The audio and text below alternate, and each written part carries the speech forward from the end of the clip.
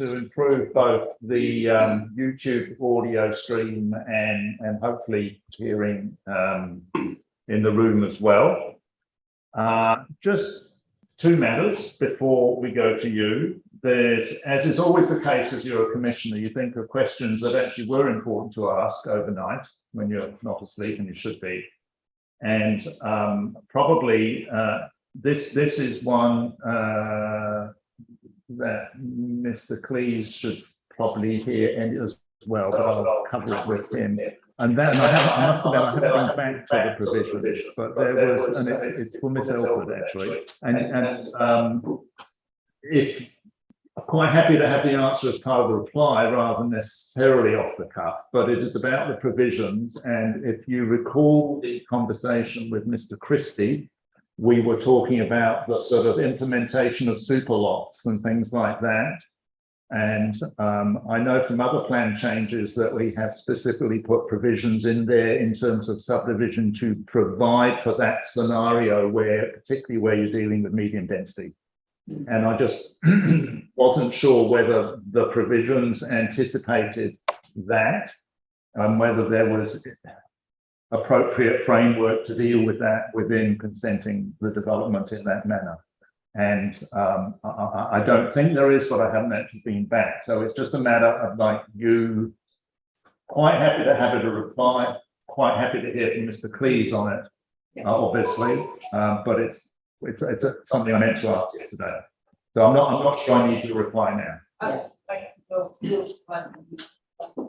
The second matter was that there is a letter from the Ministry of Education. I've only looked at it since I arrived this morning. It is on the website. It is agreeing with basically what's proposed, and from my very quick scan of it, I don't see any issues arising from it, but I've only quick scanned it on the laptop. Okay. Yeah. All right, well, those are the only two things to deal with. So it is over to you, Mr. Fraser. Now, I have obviously got some expert evidence, but your submission is wider than that, and I know you want to talk wider than that to me today. So I'm in your hand. Thank you very much, Commissioner. So I will keep the expert evidence completely separate from the rest of my submission. Right. So I'll start with the expert evidence. Yes. And I just want to explain what the role of a farm system scientist is, because there aren't many farm system scientists around. So when people training to be an agricultural scientist, they'll go to university and complete a Bachelor of Agricultural Science. There's a general course that covers most aspects of agriculture, but nothing in depth. They may go on and complete a master's degree. This will be more focused, but still in general terms, maybe plant science, for example. Then they may continue to complete a PhD. This will be very focused on a narrow topic.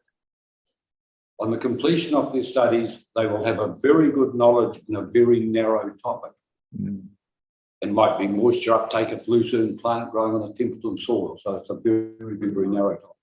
Basically, as to progress through the academia, we're gaining more and more knowledge in less and less topics as the person moves through. So they become an expert in a very narrow field.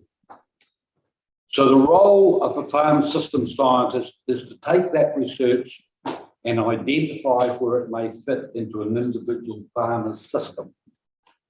The first task is to have a very good understanding of the individual farmer's needs. This means being able to listen to the farmer. There are very many very experienced farmers who will have a lot of knowledge around the location and the environment that they have farmed in over a long period. These farmers have local knowledge on the limitations and strengths of this area. Yesterday, I didn't hear any of the expert witnesses saying that they'd talked to any of the farmers in the local area. And perhaps if they had, they may have come to different conclusions. So I relied on Mr. John Smith, that is his name, it's not just a made-up name.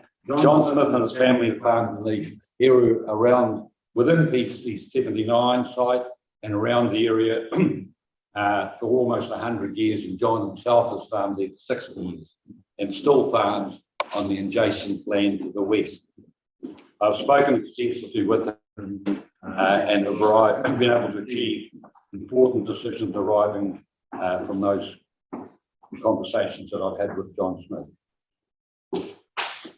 I've made important conclusions around the versatility and productivity of farming on these soils and irrigation requirements of this area.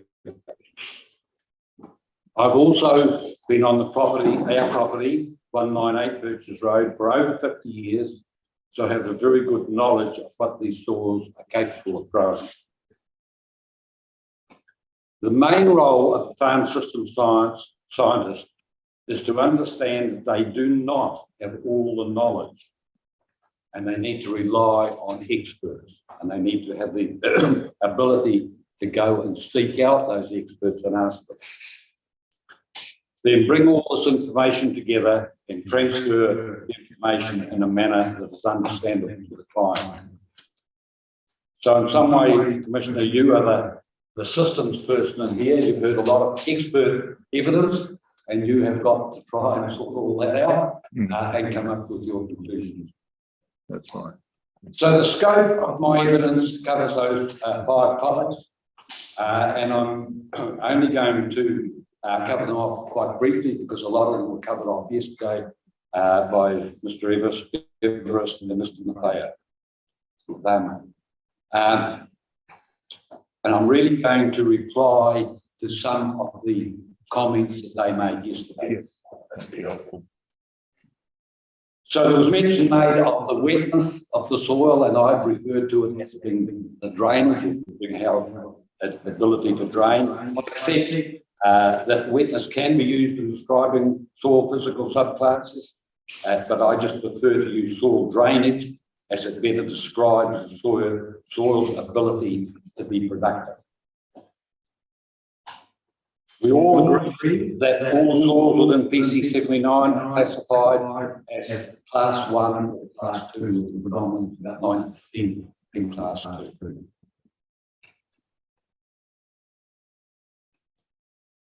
There was some debate whether it was 10% in Class 1 or 11%. I don't think that. No. Over the page, the crop yields road state up a Class 2 soils and yields up on crops within a 5 kilometre radius of prevalence. So, asking where I've got some of those yield numbers from. So there was some debate about the thickness of the soils, and apart from two small areas within the site, one the southeast corner, that's where the applicant intended to site the soil area, and a second very small area, less than 100 square metres, near the northeast corner, that retains some surface water for longer than 24 hours after a significant rainfall event. These areas, particularly the area to the north, could certainly be rectified in its soil moisture retention by just normal farm management techniques and deep river. It appears to me the site has had some previous management applied to it. It may have been 100 years ago when there was a stable there or something like that. I don't know. But it looks as though it's just been really badly compacted and there's no penetration of any rainfall events. I agree with Mr. Nazamo about the soil moisture must be available at the correct time, but does not mean that soil should be irrigated to soil capacity. Only a farmer with too much money or one that doesn't care about the environment would irrigate to capacity, as any rainfall close to that irrigation event would drain to the groundwater, and then you would lose not only the moisture but also the nutrients and affect the environment. So I'd just like to again stress the importance of these soils to our productive systems, and we talk a lot about housing supply and demand and housing people, but it's also important we must feed people. and PC79 site is very close to the Christchurch city, a large market, and we also need to feed the people as well as house them. So it's important just to think about ideally we could get off even 3 hectares of that 37 hectare site of the PC79. And if you're looking just at the potatoes, you look at 1,500 tonne of potatoes on an annual basis. You wouldn't grow potatoes year after year, but that's a lot of, that would feed a lot of people with potatoes. And that's just off that 30 hectares of the 37 hectare site. Some crops, like processed peas and spring-sown barley, you could do that, those 2 crops within a 12-month period, and Mr. Smith regularly does that. He regularly grows processed peas and then follows up with barley. Should point out what his site processing plant is within around about 5 to 7 kilometre distance. So we're growing produce very close to some plants, again, which obviously help bring our scarcity.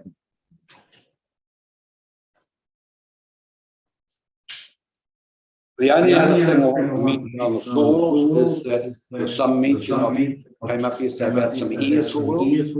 There's some shallower soils, and I can't see on any of my soil maps where the ear soils actually come into that PC79 site. It doesn't really matter that much because there's always a little bit of fudge between a class 1, a class 2, and a class 3 soil. You don't just go a straight line. And some of the shallower soils and the deeper ear soils are pretty close together.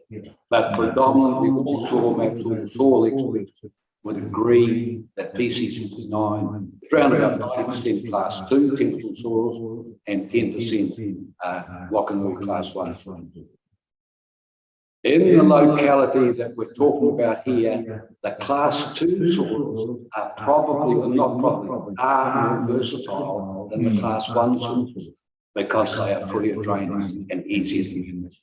So the class 1 soils can become too wet, or restrict some management practices on those soils. So generally accepted that particularly the temperate class 2 soils are probably the most versatile soils we have in the whole of Canterbury.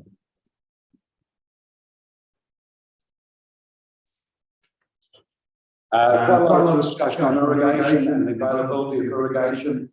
I agree that there is limited irrigation available on the 69 site at the moment, or consented irrigation available on the site. There will be, I believe that there will be water available in the future, and we may be talking about 15, 20 years, but we are talking about a potential for production here, not just a production at the current time. So when it comes to growing crops on these versatile soils, the deeper soil profiles have more water retention, just because of a deeper mass of soil to hold that moisture. So it means that crops can grow a lot better and longer into the dry period if they're grown on the deeper soils and on the shallow ear or listenable soils. So there's a bigger bank of water available if the plants start off. When they dry out just like every other soil. And particularly for crops that you're trying to grow over that summer period, you will need irrigation. But a good farmer will know the irrigation. If they don't have water or don't have a lot of water, then they could grow crops that will be growing in the spring and be harvested before that summer period.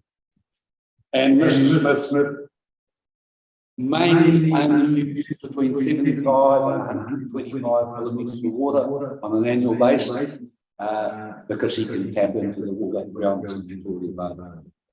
Most of the irrigation, particularly in the central Canterbury area, will be looking at 700 millimetres of water to grow pasture continuously over the 12-month period. But in the cropping zone, situation where you're not trying to grow crops over that January, February period, you don't need all that water. So the dairy farmers need grow this pasture to maximum over that.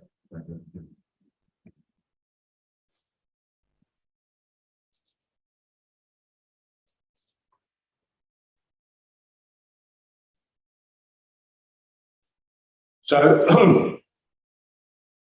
autumn and spring crops, autumn and spring crops may require little or no water to start. However, as warmer temperatures and dry weather conditions are likely to coincide with their critical growth stages in early summer, December, January, etc., irrigation may be necessary to meet the crop requirements. Now, what I've stated is that a good farmer will not be grow if he doesn't have the water available. He will grow crops that don't need or don't grow that will be harvested before that summer dry period and will get away. He won't be able to grow the maximum crops that a farmer with irrigation will grow, but he can probably get up to 75 to 80%. So irrigation development, and I think this is important because we're not looking just at present, we're looking at potential and we're looking at the future.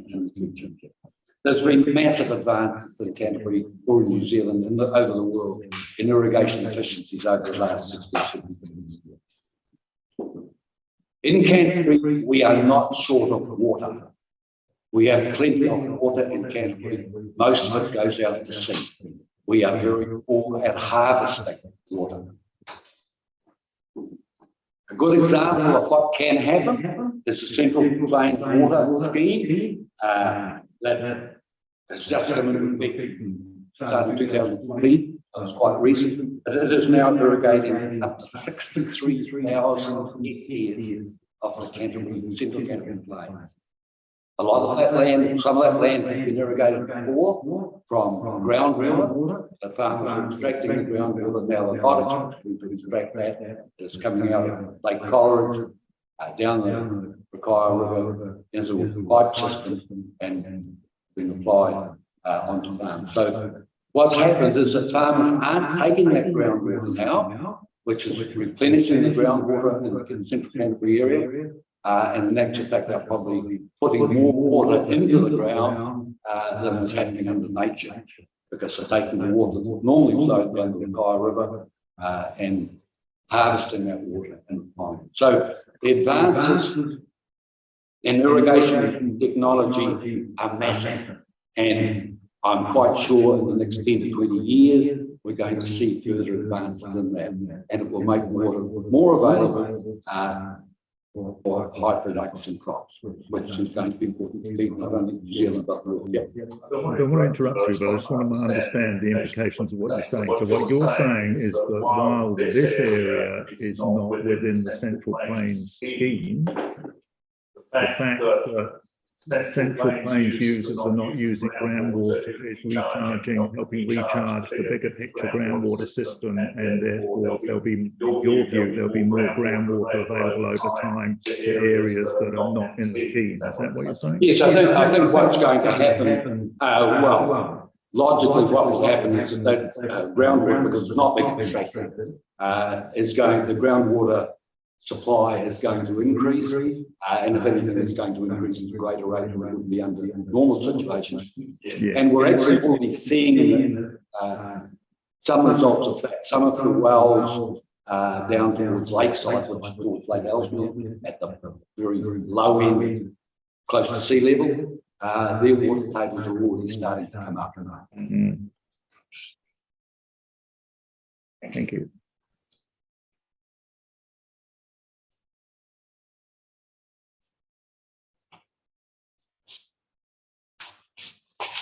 So I've just talked about the advances in irrigation technology. Alongside that, there's also a lot of work being done in the plant field as well. So the plant breeders are looking at breeding plants that will be able to have more efficient use of harvesting the water. So basically, they will grow more dry matter per litre of water used. So things, for example, even today we have plants like lucerne that will grow probably 2 or 3 times the amount of dry matter that a ryegrass plant will grow at the same use of water use.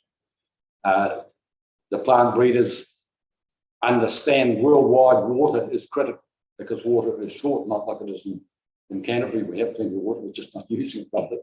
But Water is probably the gold of the future. So there's a lot of work being done in breeding plants that are more efficient at harvesting the water, and also plants that have deeper root systems that can get down and harvest more of the available water. There was quite a bit of mention about nutrients, and this Reverend in particular talked about the nutrients and what impact that could have. Rightly or wrongly, and I'm not saying it's correct, but the current legislation is that properties that are 10 hectares or less do not have to do nutrient budgets. Now, I think that that's probably something that will be looked at in the future. But at the moment, properties 10 hectares or less do not have to do nutrient budgets. So all the properties within Plan Change 79 are less than 10 hectares. Mr. Geddes' properties, well, 12 hectares, he's indicated that it's been subdivided into 3 or 4 hectare blocks. So none of those properties within PC79 would need to do a nutrient budget. One of the other points that came up was reverse sensitivity. Yes. Now, I was really struggling with this because I think the expert witnesses for the applicant have actually got this right completely around the wrong way. At the moment, there is no reverse sensitivity problems associated with the properties on PC79. But if it is developed into residential, there will be some major reverse sensitivity, because the property directly to the south, adjacent to PC79, is a 50-hectare market garden. I'm not quite sure how the residents along that boundary there would react to the sprays and noise of that. I'm sure it wouldn't be a very great outcome. So the whole reverse sensitivity will actually occur if this site is developed into housing. At the moment, there is no reverse sensitivity. The domain, which I think you visited yesterday or last evening, there were concerns when the council applied for that about reverse sensitivity from the domain to the 2 or 3 houses adjacent to the down Birches Road. So the lighting system there was designed in such a way that it would go down rather than out. And we live probably about 200, 250 metres away from some of the big light towers. We cannot see those lights from our house. The light doesn't spread out, so they've done a really, really good job. The car park lights, my understanding, are the same. And Mr. Sutton yesterday said that he could read a book from his back door. The lights, he must either have very, very good glasses with big print, because that doesn't work. The only concern, and it was the major concern when the domain was being consented, was the noise. Now, they did a lot of testing for noise along the Birches Road frontage, and it was getting pretty close to the maximum noise levels. We have had, until last night, we have had no problems with the noise, and it's not unacceptable. But last night, for some reason, it might have been the wind direction, or I think it was probably adults training rather than kids. But between 7 and 9 o'clock, the noise was quite noticeable. And for houses, those houses that was developed, those houses along Birches Road, adjacent to the domain, they would start hearing that noise, particularly to the young kids. You'd think that children would be noisier than adults, wouldn't you? No, I think that probably the people, the coaches of the kids have got more control over than the coaches with the adults. But it for some reason, I thought perhaps someone's bought them a couple of crates of beer to make a lot of noise for the commissioner. But I don't think that was the case. But it was just coincidence that last night. But I believe that houses along that adjacent to the car park area of the domain, particularly people with young kids, would start reacting to that noise. Whereas at the moment, there's only 2, 3 houses along it, and they're protected by those high hedges and trees. Yes. And the last point and this is the part of the high productive land legislation is, are there any other options available?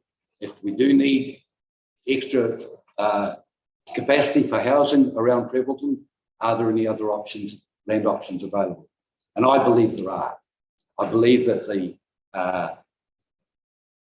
the applicant's expert witnesses have neglected an area that really, to me, stands out. And luckily, they produced this, and I want to refer to our map. So, on the second, probably the third page, it probably explains it better. The one that's got the distances there. You can see PC79 on the right-hand side of the map. That's the south end there, and it's sitting at a radius of, where is it?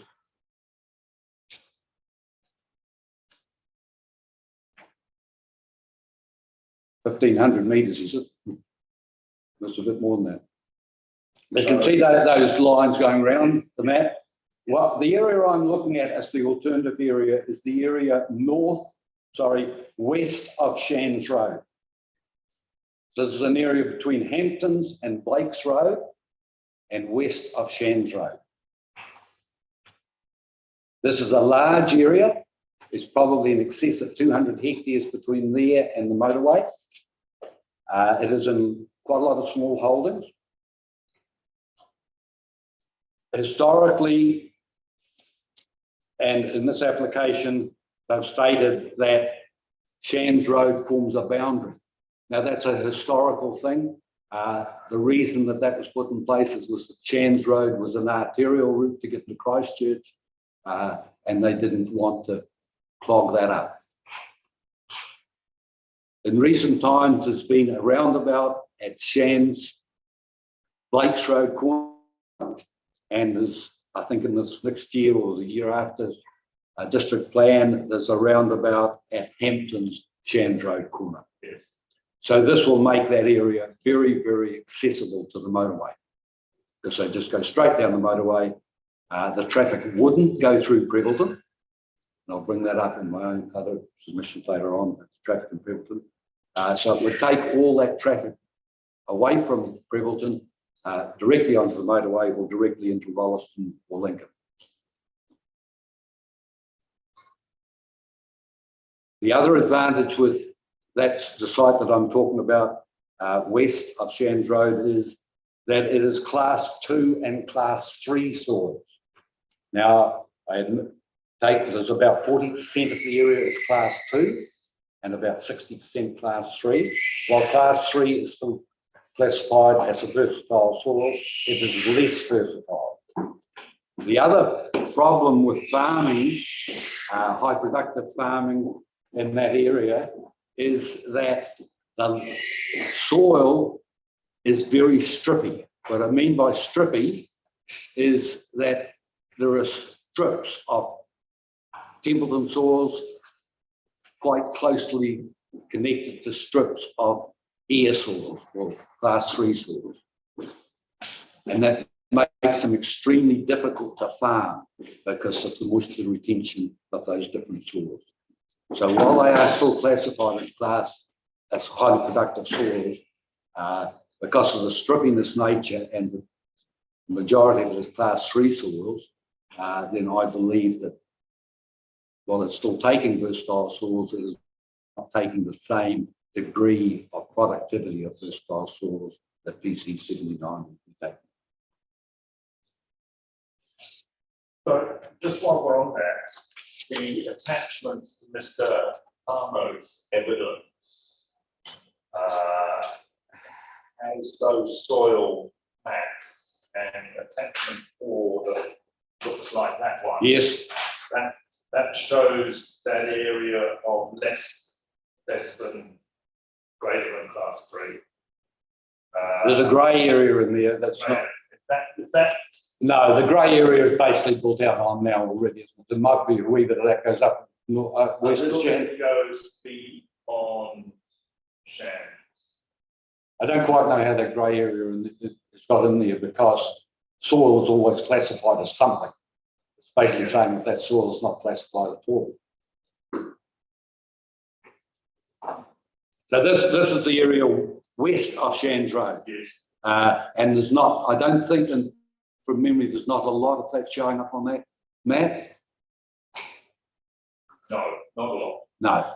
But as it gets further west, it becomes more class 3 and more strippy. Yes.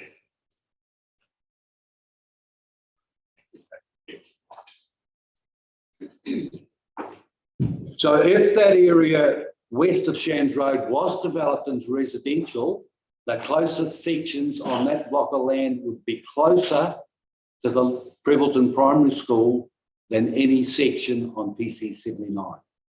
So it's actually got a better transport mode, but it is also closer to the Prebbleton School than anything on PC79.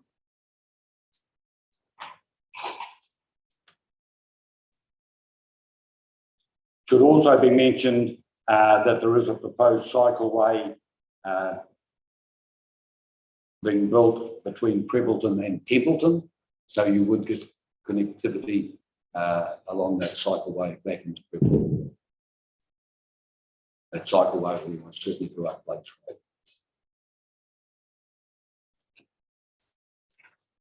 So that is basically my evidence as an expert witness. Thank you. So I've asked you a few questions as we've gone through. We had at the end of yesterday, let's just go back to your evidence. You talk a little bit about different costs and yield, which you cover potato, cabbages, wheat, fresh peas.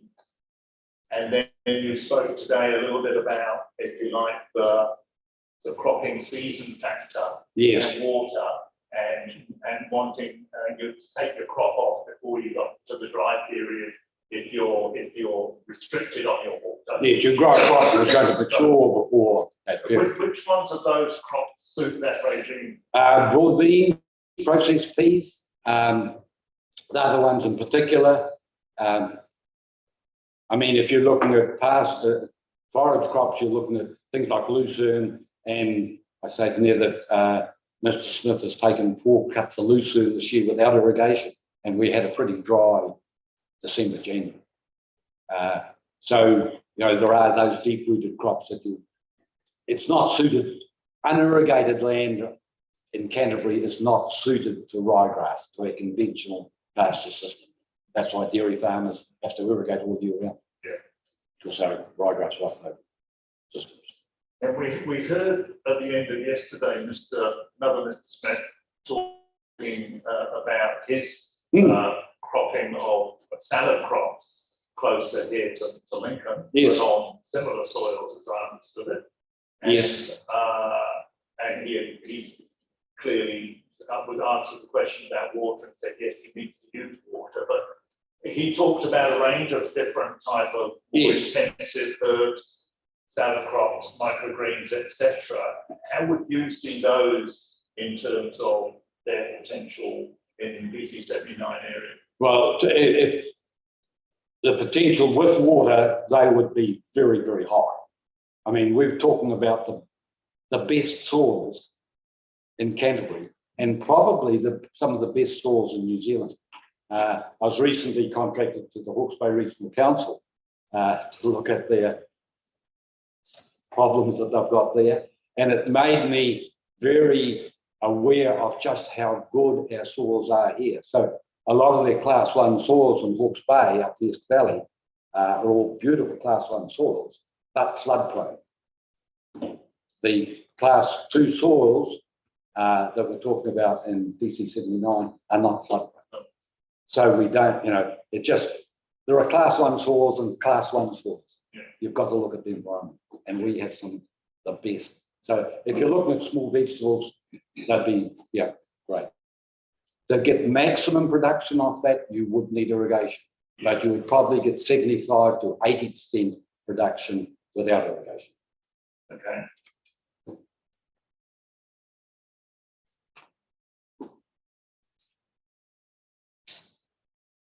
Okay, thank you. If you want to move on to your next. Thank you. I'll try and be brief and today.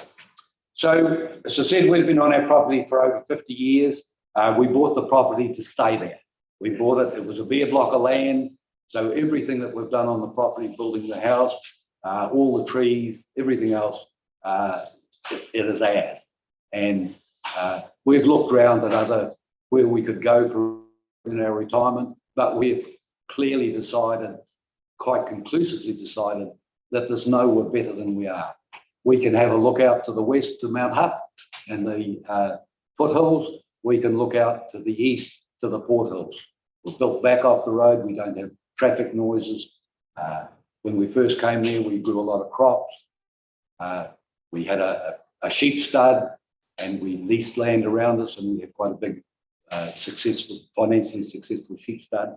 But as we got older and the kids left home and weren't going to do any of the work for me, we got into more of the just generally farming the property with sheep for fat land production, which is. But we have grown lucerne, we've grown black currants, potatoes, we've grown seed maize for the American market. So we've grown a range of crops as well over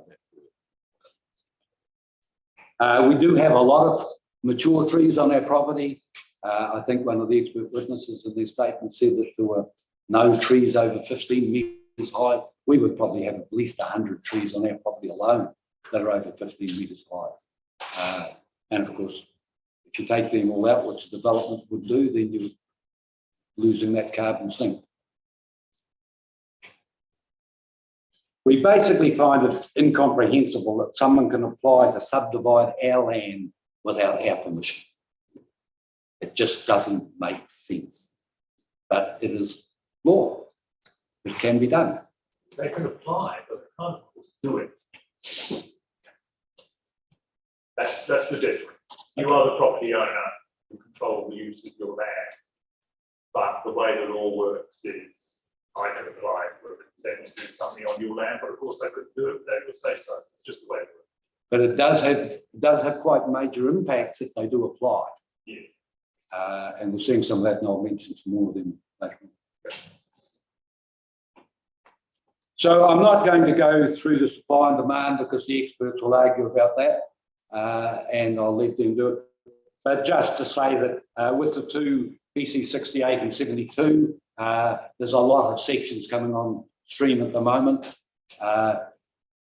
With the intensification, I believe that there's going to be plenty of sections available, plenty of allotments available in the Prevalent area, but as I said, I'm going to leave that for the experts to argue that. If we go back to the map, and we're talking about does PC79 fit in to Prevalent? And we believe it doesn't. If you look at the map where PC79 is, to the north, there's a wee grey triangle there. Yes. That's the Orion 3-hectare land that they're going to keep for future development. So they only use a small parcel. They only use a small I was parcel. looking at that yesterday. Yeah, but I've spoken with them, and they're not. They said they were not interested in subdividing, and they were keeping it for future development. Now I can't, that's word of mouth. Do you know exactly the scope of what's on there? Is it it's mobile telecommunications, there's mobile tower, but Yeah, but there's an electric substation. Yes. Yeah. So it links to the well, that's probably not a question for you, but No. Perhaps give me an understanding of how that links to the fact that Prevalent is surrounded on 3 sides by transmission lines. If you get my drift. The transmission lines around Prevalent have got a history. It dates back to the Muldoon government. So we're not going to Most things on. We're not going to go into that. They were changed. The direction of the transmission lines were changed because there were a lot of supporters of a particular party lived up Lansdowne Valley. That's right. Yeah. All right. We got And then so to the east, we have the park, Yeah. which I believe is not residential. And then to the south, we have the market garden. And to the west, we have productive cropping farms. So if you look at the first map, then stylized map with all the houses on it, Yes. you can't actually see any of Prebbleton at all. We've got a little village out on the side, out on a limb, that has no connection whatsoever with Prebbleton.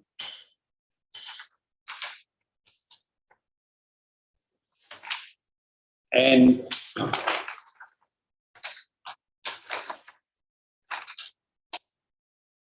yeah, I think that's probably, but it's not connected to Prebbleton anyway. It sits out on a limb, and it's not going to get connected to Prebbleton because of that Orion Park, and PC68 is 72 does adjoin across, diagonally across, but the property directly diagonally across, the Tough property, you may remember, from PC72, because Yes. they did not wish to be part of the development either.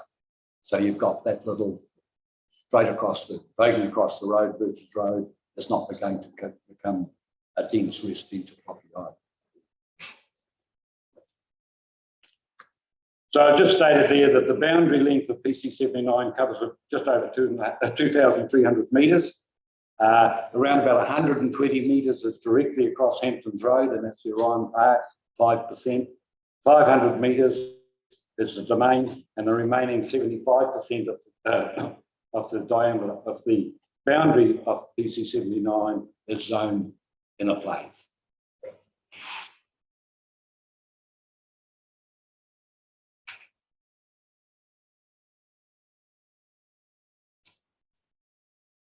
I will remind the Commissioner that in PC72, he stated that Hamptons Road forms a natural permanent boundary because the design of PC72, Hamptons Road would now become the natural permanent boundary for the township of Prebbleton. I'm not sure I would have used the word permanent, but I get what you're saying. I think I probably would have said natural boundary, but I'm not sure I'd have used the word permanent. this edge outcome is now able to be better provided by the development of the 22 hectare park, which establishes a large and permanent edge to the southern side of Prebbleton. Thank you.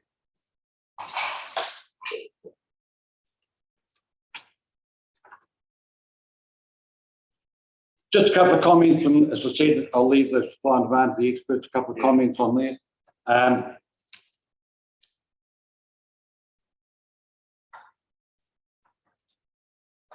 From Mr. Blackburn and the Management Limited response to further information on PC79. On page 11, he stated, the period of 5 to 10 years reasonably represents the extent of any current and proposed residential development in the district project population. For any time frame further out than this is simply subjective to too many variables with respect to changes in the market and economy. So then he goes on to say, brings us to the population growth. Unfortunately, long-term predictions, more than 10 years for population growth, are almost always wrong.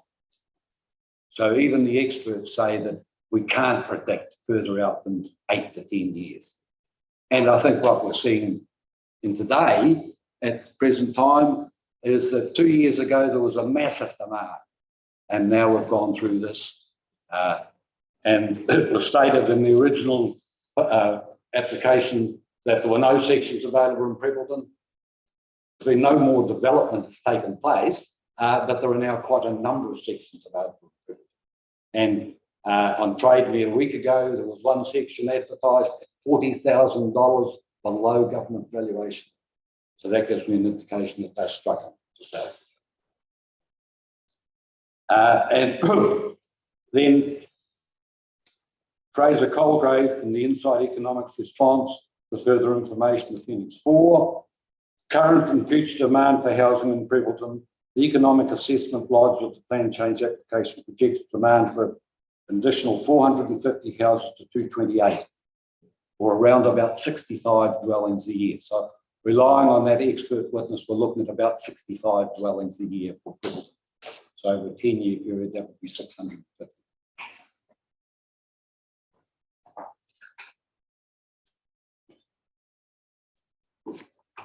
I talked quite a bit about the, had a lot of difficulty understanding how many allotments are going to be available in PC79. It ranges from 400 to 2,500, and I think we're down to, what is it, 525 now, but even then I found it quite hard to understand.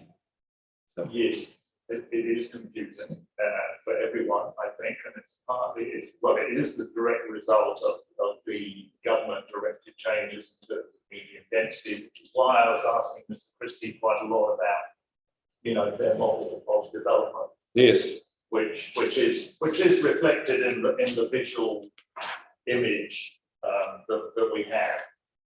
yeah, And is in the, I don't know if anyone's counted the number of things of that image, but I'm taking it as in that sort of 560-ish, sort of 500 to 600 range. yeah, and around about 400 square meters allotment. Well, and smaller. Just further evidence on the availability of sections in around Prebbleton and Selwyn district in general at the moment. In PC81, Mr. Sellers summary, the land market in Rolleston in 2021 exhibited dysfunctional market with virtually no supply or choice of uncompetitive market practices being adopted, etc.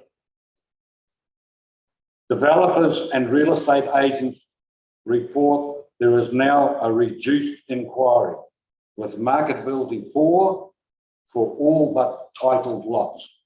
Off-plan purchases are very low, also low, I should say. So the demand has changed since this was first applied, rules first admitted. I also go on to look at the traffic, and that's really, again, very confusing. The traffic numbers that are worked with by the experts are basically flawed. For example, on if we look at Birches Road from Hamptons Road to Ledley's Road, in November 2020 there were 4,400. In May 2018, 2.5 years prior to that, there was 5,400, a decline of over 1,000 or 20%. Over a 2.5 year period, there's been a decline on traffic on Birches Road. That can't be right. We're also working on traffic numbers that are 2 to 4 years old. They need, I know it can't happen for this plan change, but for future plan changes, we need to be working with numbers that are up to date. I was able to get traffic numbers from the Selwyn District Council for June last year. They're not mentioned. Those traffic numbers are available. I noticed that the traffic counts are out. Things are out again counting traffic. So on those traffic numbers, it's quite interesting, a couple of quotes that came out yesterday. I say that the counts taken 2008 and 2020 are now almost 4 years old. Commissioner quoted yesterday, all models are wrong, but some are useful. And Mr. Cosgrove, dealing with input data that is more than 2 years old has problems. I believe both these apply to the traffic data that we're looking at. It's extremely difficult to come up with traffic model or traffic suggestions based on flawed and outdated data.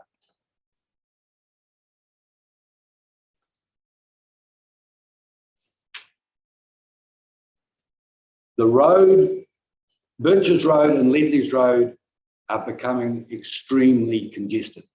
And we're not now talking about the traffic going through Prebbleton, which is even worse. With the domain, I've noticed a massive increase in the traffic on Ledley's Road. Last Saturday, all the car parks down Ledley's Road were full. The car park at the dog park was full, and people were parked on the yellow line on the south side of Ledley's Road. So this is before the main fields are even officially up and running.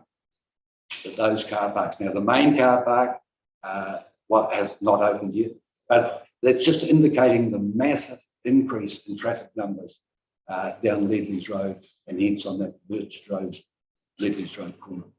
Mr. Collins states that there needs to be a roundabout go in at that, and I would fully support that, but I believe that that roundabout needs to go in before any development was to take place if PC79 is approved.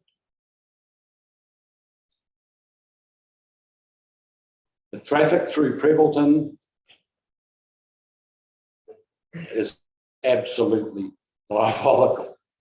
I know that PC79 hasn't resulted in that, but it is going to make it even worse. I was coming home from the city on Friday of last week at about 5 o'clock, and the traffic coming south on Springs Road on the other side of Prebbleton was backed up for 1 kilometre down past the next roundabout on Blaze Road. And that is only going to get worse. So I don't know what they're going to do with the traffic on Springs Road through Prebbleton. The Springs Road, Birches Road corner is becoming a nightmare. And yeah, so what they can do about that.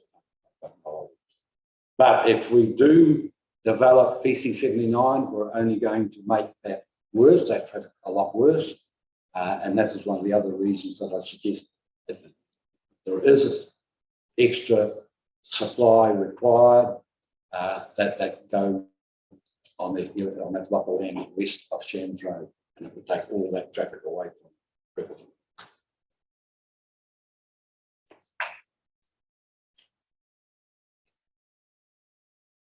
I'm going to leave it there. The rest of you've got the rest of my submission, and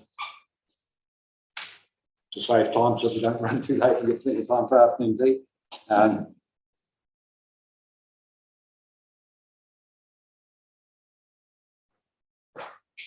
Yeah, just one other thing that really I do, sorry, the social impact evidence that was presented yesterday by Hilary Kramer, I believe is completely flawed.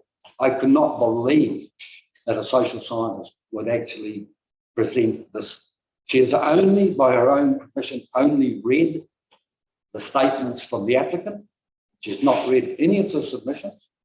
She has not talked to any of the residents on site, which are social scientists, that would be part of the job of social scientists. So it's no wonder that her report has come up the way it has, because how could it come up any different if the only people she's spoken to are those from the applicant?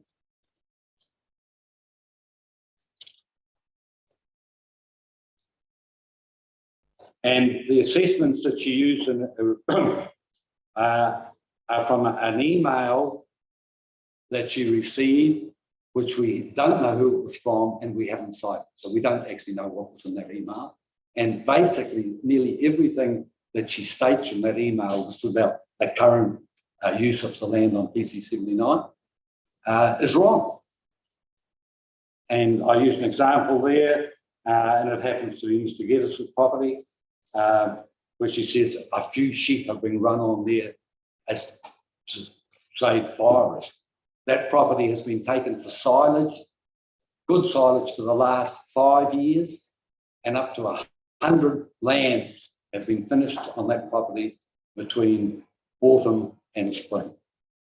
So the evidence that she's had reporting there is actually wrong. And so if she's spoken to someone, well, I don't know.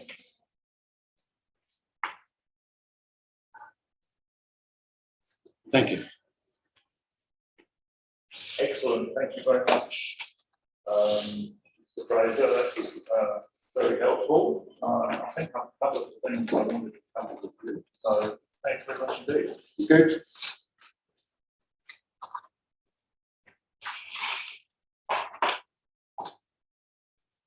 Now we move to Mr. Broadway. And Mr. Broadway has given me a copy. Thank you, you've given me that, thank you, got that. Now, Could you- does anyone else have a copy of that? Yes, you can. Mr. Gillis has got a copy. Anyone else?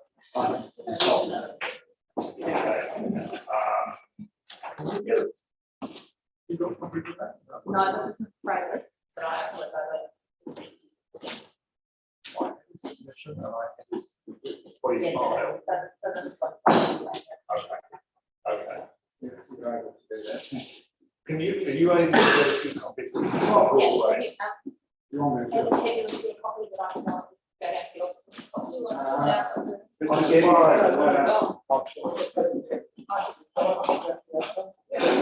Thank you very much. Wasn't- you want me to wait? no, I won't have you wait, but it won't take long to do No, that. that's fine. If you want to sit over there and make a start, and you'll have your copy back. So no, you carry on, but we are getting copies of Mr. Broadway's evidence for anyone and everyone else. So over to you, Mr. Broadway. I tell you what I'm going to suggest you do is you actually just read this to me. Read this to me, and then I'll ask you any questions. Yes. And I'm going to keep my voice high, okay? I would appreciate that. Great. Thank you very much. Well, good morning, Commissioner. My name is John Broadway, and I live at 212 Birches Road and have done for 42 years. Previously, we lived in town. I owned a butcher shop, which was quite a good business, and was a keen horse rider. We had the opportunity in 1980 to buy our property and not have to worry about renting paddocks for a horse. At the time, our boys were young and also showed an interest in riding. While owning different butcher shops, we also had a go at growing different vegetables with limited success on our property. For example, one year we grew cabbages and then go on had a go at growing yams. But running a business, working a horse, didn't leave much time for growing much. Since retiring, I've been running some sheep, mainly fattening lambs, over the winter period and over the summer period, making hay to help the pension go a bit further. Last year, we made approximately 28 bales of medium squares of hay. That's the large bales, they're 3x3x6, and fattened approximately 25 lambs, which gave us a net profit of approximately $3,000. Our rates now are approximately $4,000. In fact, they're actually $3,962.60. So in no way we are making a profit on the property. It is now really just a hobby farm. The makeup of Plan 79 is made up of 9 4-hectare lots with different owners. That's made up with possibly 3 of Mr. Geddes'. They're small units, which is difficult to grow crops, which require larger paddocks that can accommodate the big headers that and also wattage machinery to harvest. With close neighbours, factory noise and spraying, etc., is also a concern. And crops need some sort of spraying for weeds and also for insects. So that's important.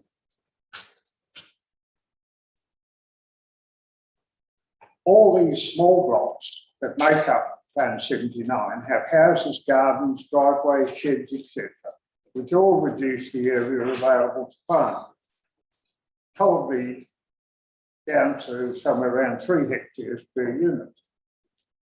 I'm take out the big gardens. I believe that Plan 79, being made up of so many different blocks, will never go back to one ownership. It would be extremely difficult, in my opinion, to get 9 different owners to agree on anything. Certainly to agree on some sort of agreement that would allow the whole place to be farmed as one farm. And also, I believe that P79 is really too small to be a viable farm, even if it was in one block. Next door, Jade Gardens, who grow vegetables on the southern boundary of approximately 50 hectares of land. They also own 2, I believe, other properties which they also grow vegetables on. It's very labour intensive, and they have a large staff, approximately 20, who arrive in cars and can be seen, easily seen, parked in the paddock. They also have extensive irrigation, which they use often. And I might add something there, and that is that they have recently put in an overhead travelling spray irrigator, which is quite large and is probably worth somewhere around about 250,000. And it's far beyond the reach of a lot of farmers, particularly on smaller blocks, which wouldn't produce enough to really make it viable. Our consent, we have irrigation consent on our property, which I believe is the only one in P79 that does have, is for 4.9 litres a second for an 8-day period, which is only enough for half of our 4-hectare property at any one time. The consent for the consent is only for our property, not for anyone else's in the area. And so we wouldn't be able to use that next door, for instance, or anywhere else. We use it mainly to prevent fire risk, keep the paddocks green. Last year, we only used it for about a week and a half. This year, we haven't used it at all yet. A few years ago, thinking of the fire risk, it was a major fire that came close to our back boundary, started to the west of us. And we were lucky it actually turned away from us. As far as irrigation water consents are concerned, none of us know what's going to be happening in the future. Mr. Fraser has suggested that with the Central Plains irrigation scheme, there will be more water available in Canterbury, more groundwater available, which may be. None of us know that. We are presently in the red zone, which consents in this area are extremely difficult to come by, well, in fact, almost impossible. That may change, of course, 10, 20, 30 years' time. I haven't got the crystal ball with me. So. The irrigation that's been suggested that might have been available, was suggested at some stage, is not on P79 land. It's in Mr. Smith's, which is on the western side of P79. Most of the infrastructure that was on P79, which Mr. Smith originally owned, has been removed or damaged in some way. And I don't believe that Mr. Smith would make that water available to P79. I've spoken to Mr. Smith on occasion, and I'm pretty certain it wouldn't be available.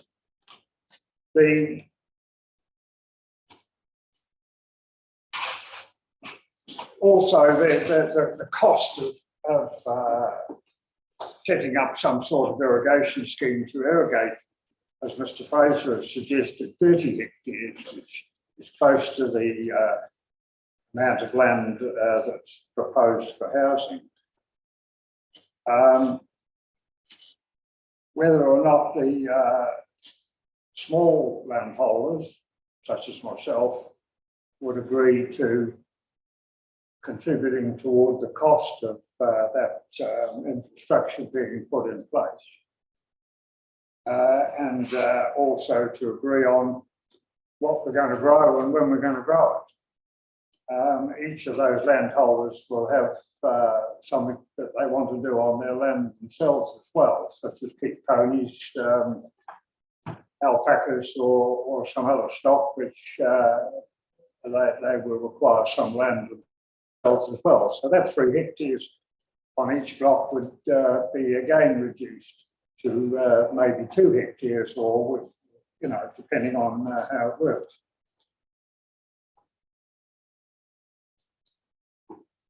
We're going to move on to a little bit there. Climate change is going to play a big part in farming.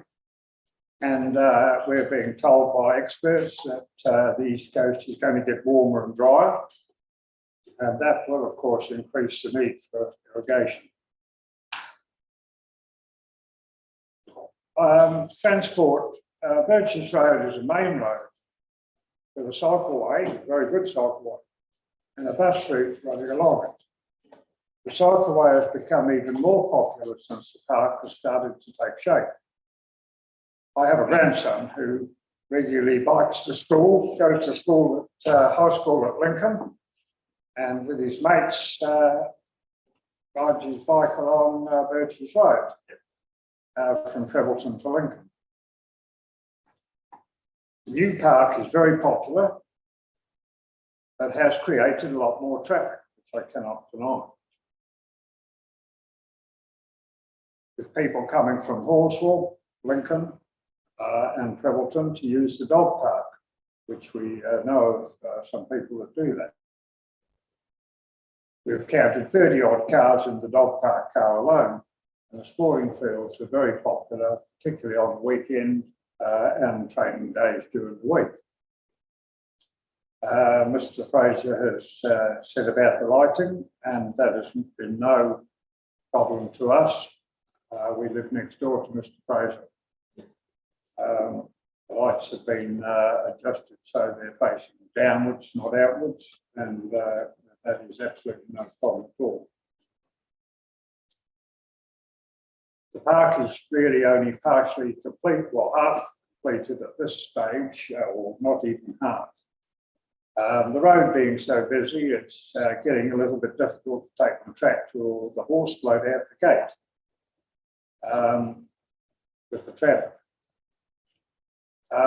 The need for road changes, speed limit changes and that sort of thing along Birches Road to Trevelton is probably going to be needed at some stage with the park, whether or not P79 goes ahead or not, because there's definitely an increase in traffic.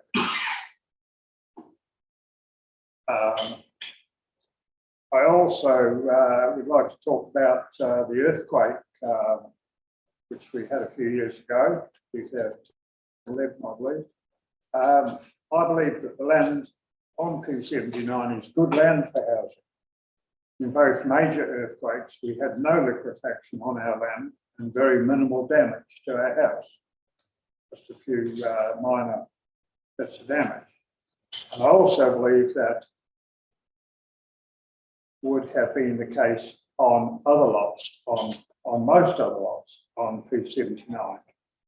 Unlike the land that is being developed in Horswell, Sparks Road area and other areas, Quates Road is another one I can quote, where housing and subdivisions are going ahead. They're being built on heavy wetland and suffered in those areas quite badly, particularly with liquefaction in the earthquakes. There was a suggestion made by Mr. Sheath yesterday that P79 is prone to flooding. He stated that last year water laid on the land for several months. This is actually not correct.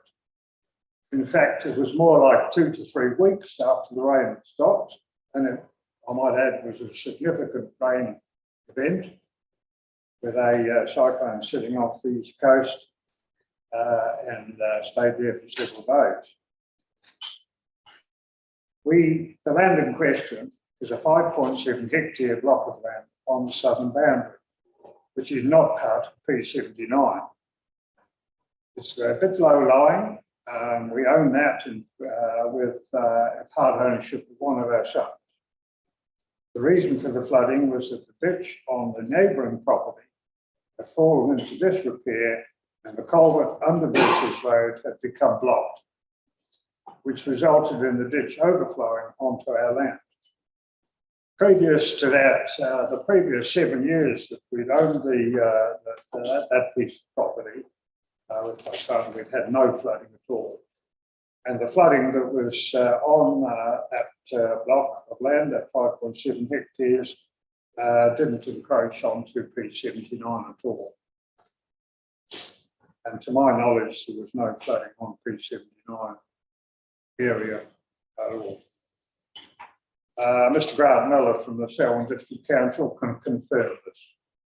He was able to get the culvert unblocked and alleviated the problem there quite significantly. Just to finish here, we originally came to live in a rural area, and we've enjoyed living in Birch's Road for many years. Brought up our children there. They both went to Prebbleton and Lincoln School, but now it's become very much urban. And even without P79 going ahead, that is the case. I would like to highly recommend that Plan 79 is rezoned, and I'm in full support of it. Thank you, Mr. Broadway. Your position on things is very clear, and you've certainly helped us with an understanding of what you've been doing.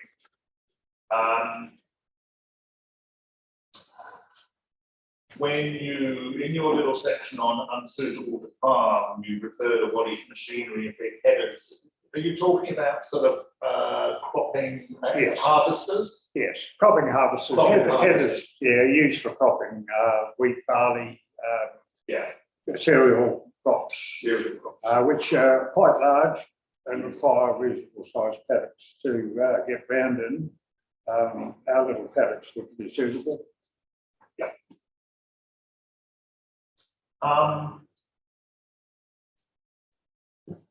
The dog park's obviously very popular, Yes. even though it's only just started. Is Prebbleton sort of short of those sort of facilities, or?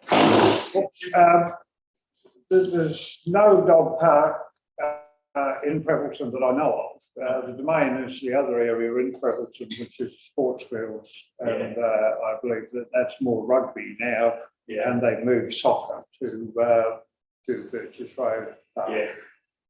I'm not sure where the nearest one is. I know there is one in Wollaston. But I don't know of one locally. Sociable for dogs and owners. Well, apparently, we don't own a dog ourselves, so not now. We have done, but so we don't use it. But when we drive past there regularly, and it's pretty popular. Yeah. Thank you, Mr. Broadway. That's very helpful. Thank you indeed. Thank you for your time. Okay. Sort of on time. Then, amazingly, Mr. Benjamin Love.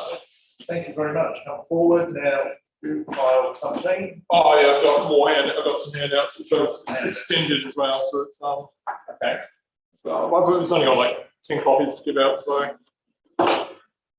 I'll apologise that some have printing issues because my printer's giving out. But yeah, it's Have you been having the same problem in mine?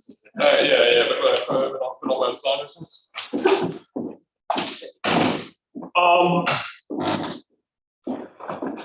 Yeah, I could probably, I probably won't.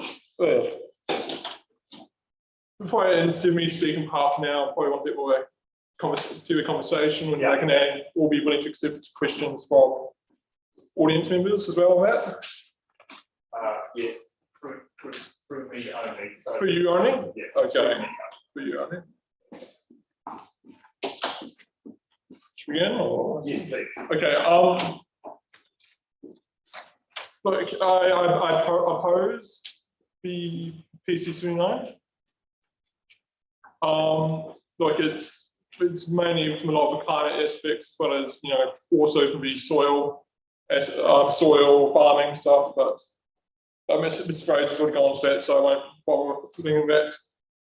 Look, the way most of Christchurch is, and the greater Christchurch metropolitan area, which also factors in Pemberton, Rolleston, Lincoln, most of the Southern area, is highly car dependent, and which is of course till for environment.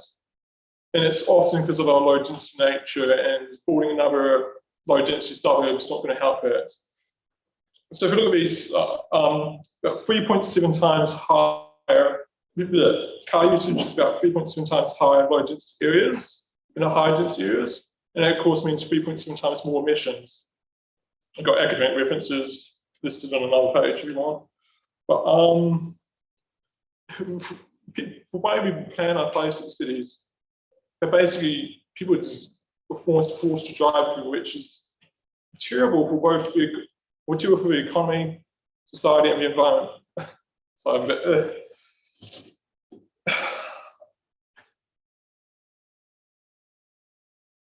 So, having a new place like Birches Villages, the PC79, that's not connected to Pemberton. I'd say Pemberton itself is just at the verge of unwalkable. So if you're right at the edge of Pemberton, it's becoming unwalkable to the town centre where you've got the shops, you've got the supermarket, you've got access to buses, car store, even in most of the drive. So I'll continue on. Yes.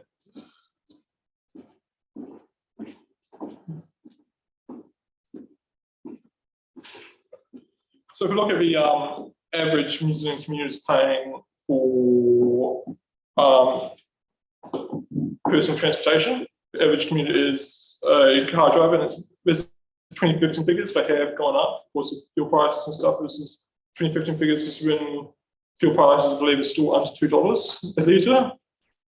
But that's $11,852 a year per person, per community. If you look at how much less, they save a couple $1,000 less if they decide to even just take a bus to work or something like that. But and if they give up a car, which of course most Christchurch you cannot live without a car because it's designed that way. It's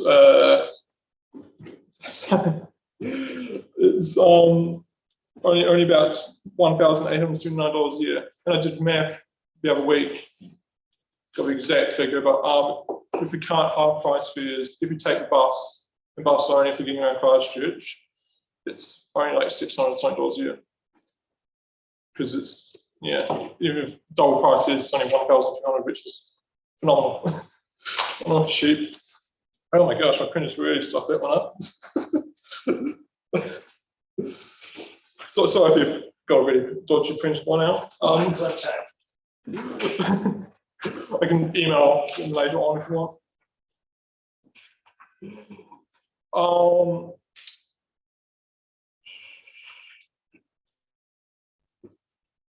So it's also the way, I grew up in suburbia. We grew up in Hawes before moving to Pemberton later on. it's like reason. I hear people saying like, "Oh, kids these days don't go outside anymore," and it is because we've given our cities to cars, and like kids can't drive cars. Kids probably shouldn't drive cars, but it's like it just creates an activity. I was a long walk away from any of my friends, which often, which is not always feasible for a child. And, creating another one of these suburbs would just create another unwalkable place for children where they should fully rely on parents to drive them everywhere, which of course adds to personal financial expenses,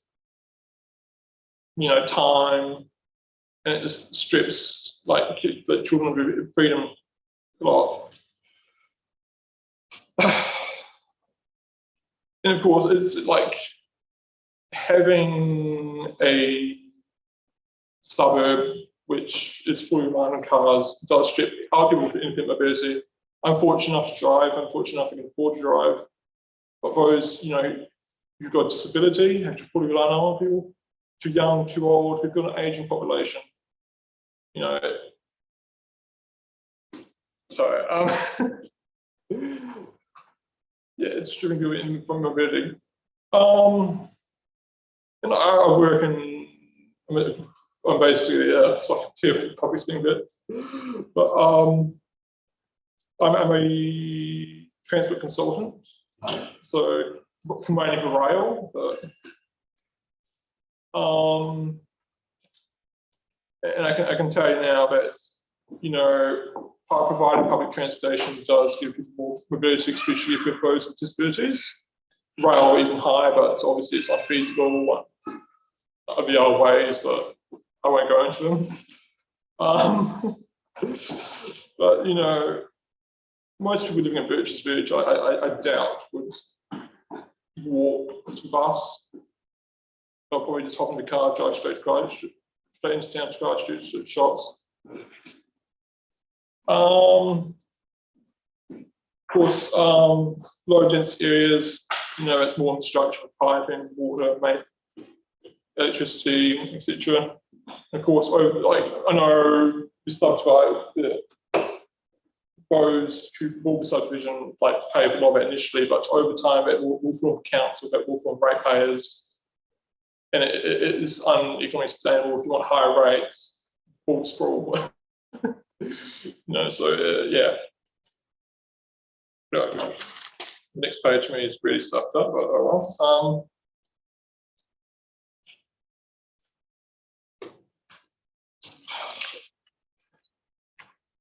Oh no, it's fine.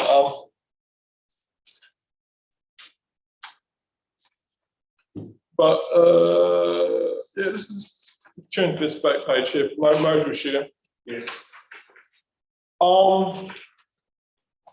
compared it to some similar sized cities, mainly because I can only really get figures from European cities with similar population of give or take a couple 100,000. Yeah, look, 84% of trips in New Zealand, in Christchurch, the Greater Christchurch metropolitan area are by car. I'm not taking those farmers and stuff because obviously people living in rural areas still need cars, but 87% of New Zealand's population lives in an urbanised area. So those 30% rich don't, and there's obviously a few factors in small townships. But a place like Christchurch and surrounding towns and villages, we should be looking at more public transportation options, as well as allowing for mixed-use zoning, so people don't have to actually drive to get to a store, and don't have to drive to get to public transportation, drive to get to a school. All kids living at Birches Village will have to probably likely get driven individually to equivalent primary, which can put that on impact on transportation congestion alone. But if you look, it's so many cities. If you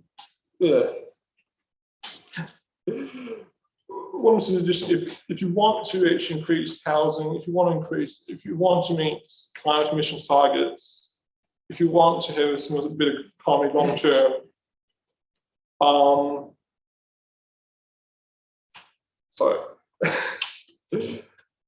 you can't continue to sprawl more car dependent suburbs. You know, you have to actively look at intensifying existing areas. And it's not building a high rise, it is even just like, you know, 3-story houses, like it should be well planned.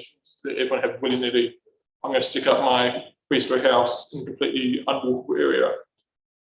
But yeah, I'm very, very sorry, but oh yeah, let's go through this map here. So grid's not always ideal. I fully admit that, but if you look at the map, the picture to the right, which they'll be very accurate to most, you know, new suburbs in Christchurch, Riverton, South and Lincoln. It's probably what Birch's Village probably look like. You know, look how limited range people can walk in 1 mile, just zigzagging through Innis cul-de-sacs. But yeah, should be told I'll probably better ask questions, so better answer questions. That's very good, thank you.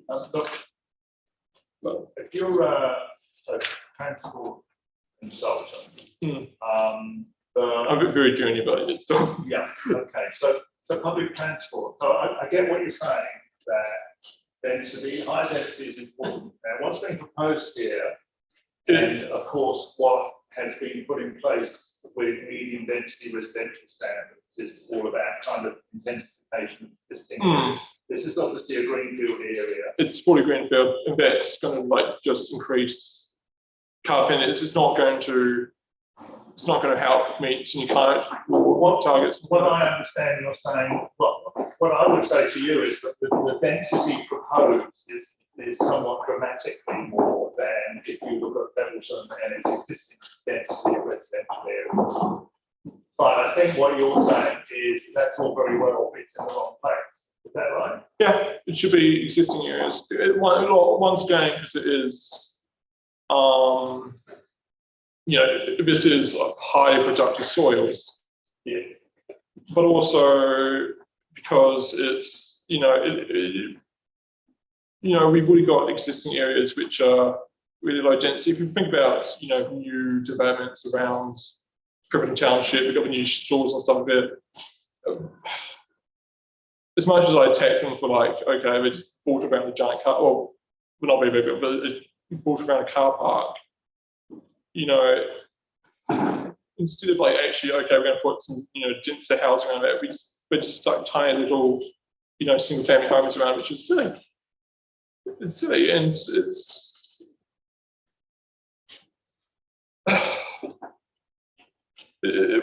having, you know, this suburb is, most people here are going to be 40 car dependent, but it's no way around it. It's, you know, it is a cultural aspect of, you know, car usage in New Zealand, and it's going to be hard to shake from a lot of people. And often you have to provide a very attractive forms of public transportation to get people out of cars. But buses are, you know, I'll take bus easily. So many people will know live within walking distance of bus stop, but then choose to drive almost the exact same route the bus takes. There's 2 bus routes that go past the site. Now, I haven't used them. So, current bus route, is it, you're talking about the 80 and the 81? Yeah. So the 81 is an express bus route which only runs, you know, it runs twice in the mornings, twice in the evenings, and it's fully express. It goes Lincoln to Riverton, and then it goes straight to the city centre. While the regular 80, which runs throughout most of the day, and 2 times I take it quite frequently. On weekends, like in the evenings, it only goes down to 1 hour frequency. Yeah. And it's numerous times for you again, it's just not showed up. So I've literally sometimes waited upwards of like 4 or 5 hours just because this bit many buses cancelled. It's not as bad as it used to be, but yeah, you know, I've been again on Saturday once again, the 8 was cancelled.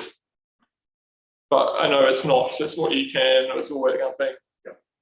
So many people will still see buses as unattractive. There is a huge benefit from rail, but there is a proposal for the Greater Partnership to look at doing the transportation corridor. They yet to claim if it's either going to be bus or transit or light rail. It should be a much good light rail because the long term, the efficiencies of having truck rail being long distance, high capacity, easy electrification because electrified overheads or ground supply systems instead of heavy battery units. There's one of the most another thing again, if it's batteries, electric cars, electric buses, they're still extremely intensive mining process, and we're still not very efficient vehicles because of the rolling resistance and the wheels. However, this is, there's entirely different thing. The corridor, if it was an initial plan, there were 3 options, and one of them was using the existing heavy rail lines, which connect Rolleston city centre to Papenhuyzen and up to Rangiora. Yeah. I can see the reasons why they chose doing the different new corridor because they want to actually intensify along this corridor, and having it through big pre-existing industrial areas would make that difficult, especially down the Blenheim area. Though, if you ask the rail community, it's a very mixed topic, but there is a system called tram trains, which essentially they have all the street running capabilities of regular light rail, but then can use existing heavy rail corridors. You get mixed answers through the entire rail community, whether they're good or bad. That I know was only briefly looked at, and you think, okay, Privilton once had rail connection up, and we had frequent services up into 1973. And that's Privilton had frequent rail, still had rail services up into 1973. Yeah. Hence the rail trail. Hence, since this rail trail ripped up, you could feasibly, if you store it, you would obviously have to build a bridge where the highway is now. The bike cycle corridor probably have to get moved that way. The tracks were to get redone. It's not very close to plantings to it. However, having a rail system could would increase significantly increase the attractiveness of public transportation for regular people. Yeah. However, getting that further down Privilton will be difficult, especially with a tram train system comes down, so and go down Springs Road through the corridor. But then again, would this ever reach Birches villages? Probably not, unless you go up Birches Road and stuff. And still then, it is the feasibility of walking distance to public transportation. It's a lot of people will be constant 15-minute cities. I do support it.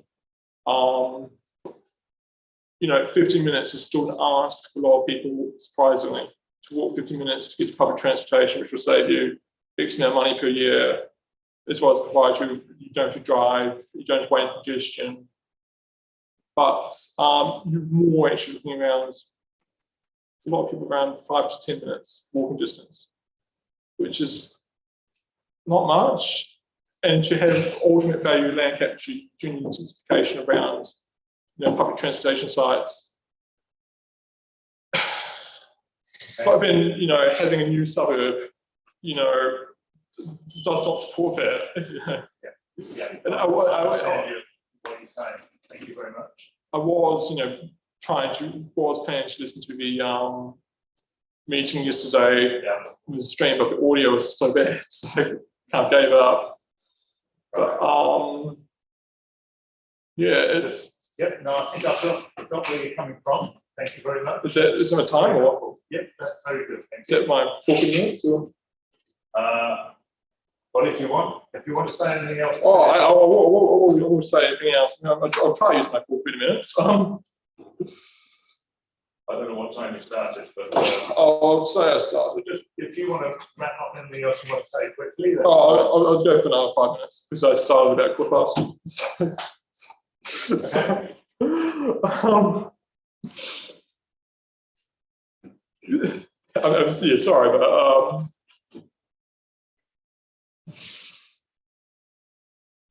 yeah. Like, what advantages do you actually see from introducing purchase villages? Like, out of curiosity, what advantages do you see from it? So I'm the one that asked the question. I know. Seriously, what advantages do you I see? haven't formed an opinion on purchase village at all yet. Just to me, the only advantages would be property developers. They're the only ones actually benefiting from it because they make good money. Whereas in long term, ratepayers who pick up the infrastructure costs, the residents will pay the transportation costs as well as rates. They'll all be affected from the lifestyle of living in a car-dependent place. Yeah. I haven't seen many concept arts for purchase villages yet. I don't know if they're probably available. So an actual concept art for it.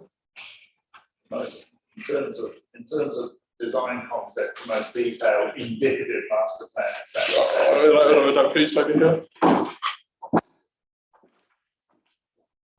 Sorry. Oh, so it's. I can see there's a lot of townhouses. But once again,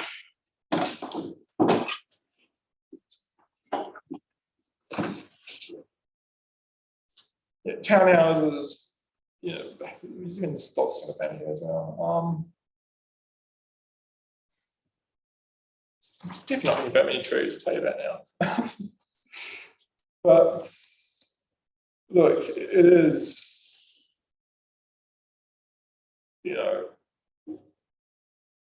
why continue to sprawl? Honestly, it's Okay. I'm going to stop you there. Going to stop you? Morning tea. Thank you very much. I think I've got your message very clearly. Yeah. Thank you. We will break for morning tea for 15 minutes, and then we are into Christchurch City Council and then Environment Canterbury, and then over to the council. Please, there was one matter I raised, I think, before you arrived this morning with Ms. Elford, and it was in relation to provisions, and I've asked her to consider whether the sort of model of development that was discussed with my partner yesterday in terms of the need for a regime for super lots of medium density housing is actually enabled in any way through the provisions, because that often is with medium density and greenfield the way you need to go. And so I've asked her to consider that, and in reply probably, but it's equally a question. So I'm just flagging that. You won't get. Okay, we will adjourn and grab some coffee, and we will start again in. Let's give ourselves 15 minutes at 10:55, unless we've got specific timings on Zoom or anything. I can fully say that's not medium density. That's still very low density in my opinion. That's very much low density. Yeah, thank you. Actually, I'll have that one there. I know, it's Thank you very much, Mr.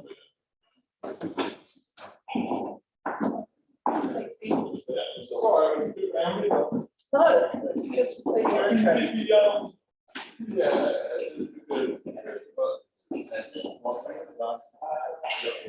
that was still very much that whole thing.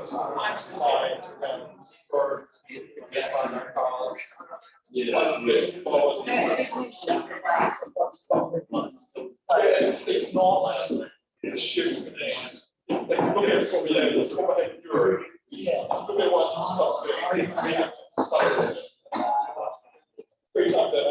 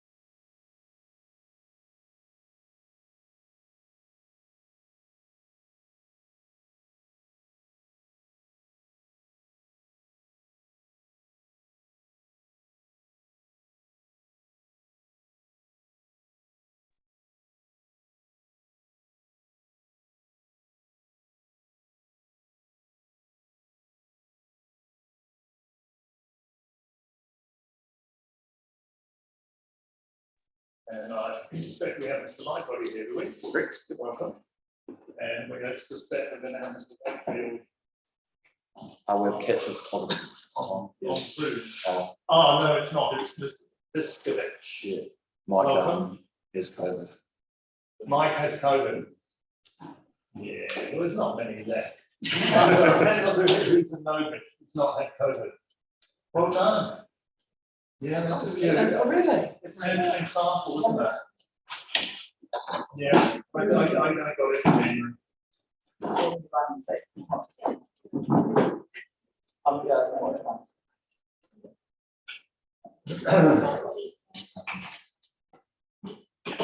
So, Ms. Biskovich, welcome.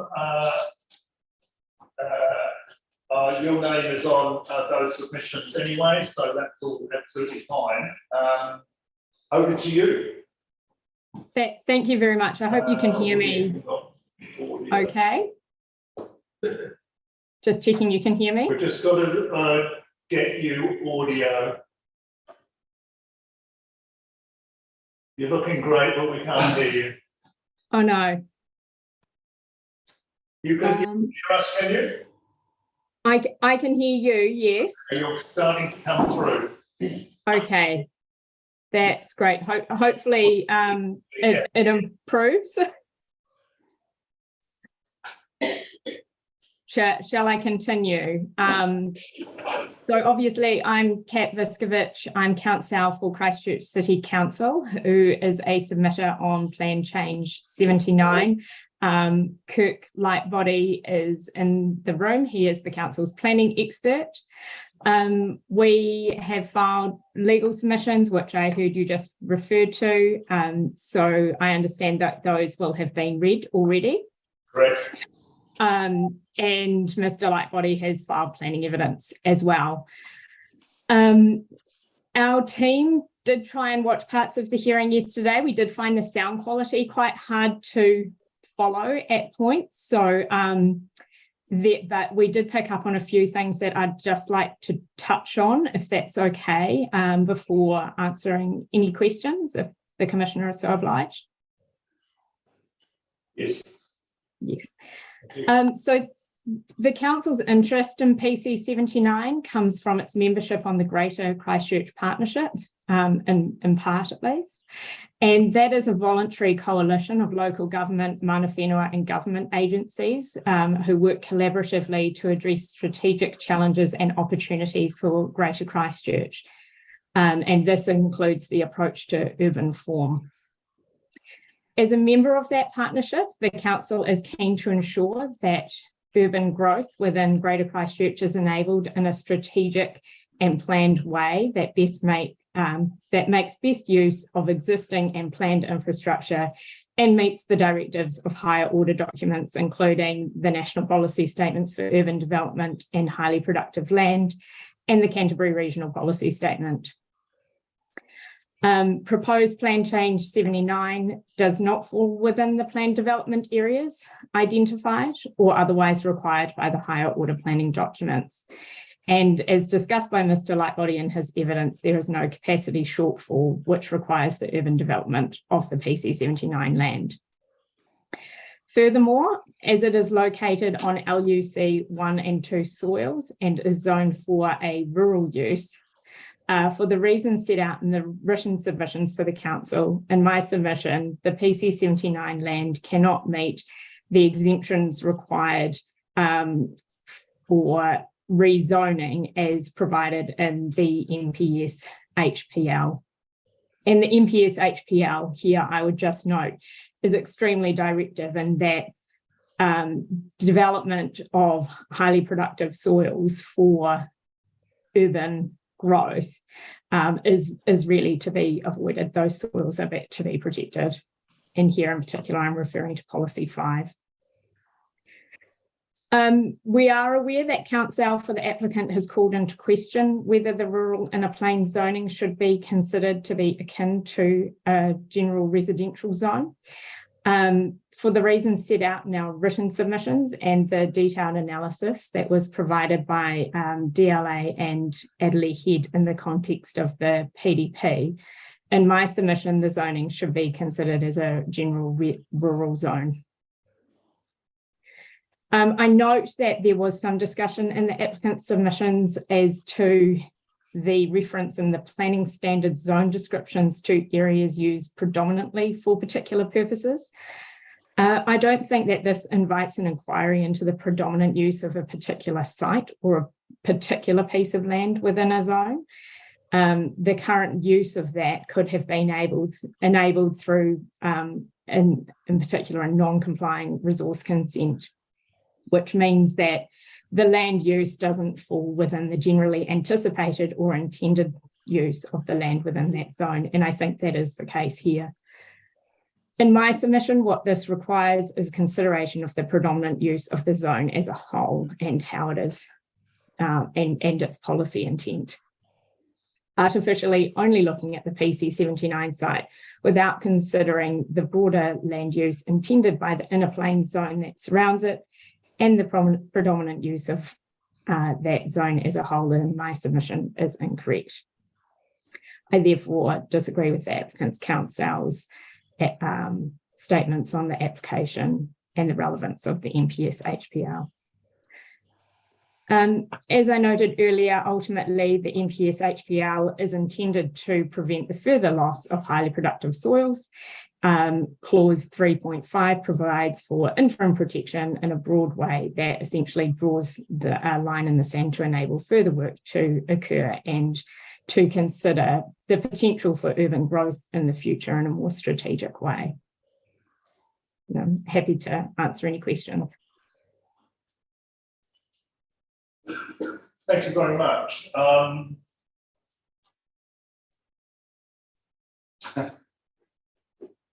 mean, my questions tend to bridge between legal and planning, as a lot of things tend to in this sort of area.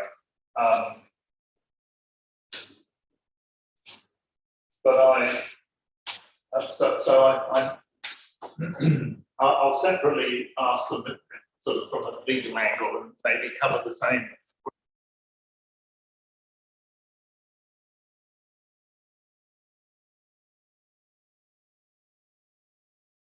Oh, you've just cut out.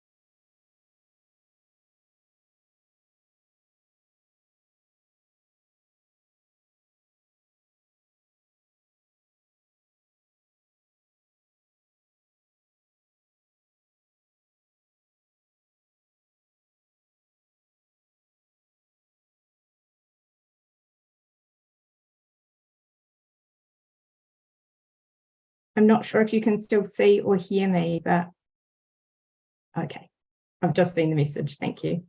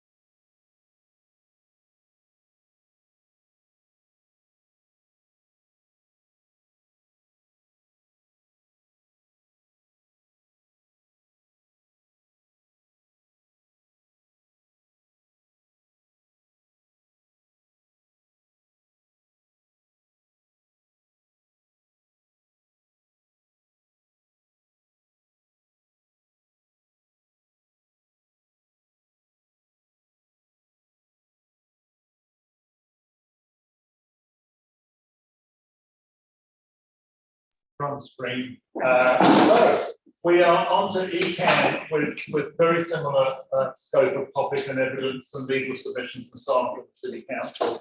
So that was a run for you. And we have, with my eyesight, Kate Dixon and Sylvian Orr. Over to you. Good morning, Commissioner. Yeah, my name is Kate Dixon, and we're here before you on behalf of the Canterbury Regional Council. With me is Ms. Orr, who's provided expert planning evidence for the Regional Council on this matter. I understand that you've already read the legal submissions, so I don't propose to go through them in detail, just to run through some of those key legal points before passing to Ms. Orr to provide a summary of her planning evidence and address any particular questions that you might have. Thank you. So as you'll be aware, the Regional Council has a number of statutory functions to PC79, including in relation to development capacity and the administration of the regional policy statement. The Regional Council, along with the City Council and Southern District Council, has been involved in strategic growth planning for many years within the Greater Christchurch Partnership.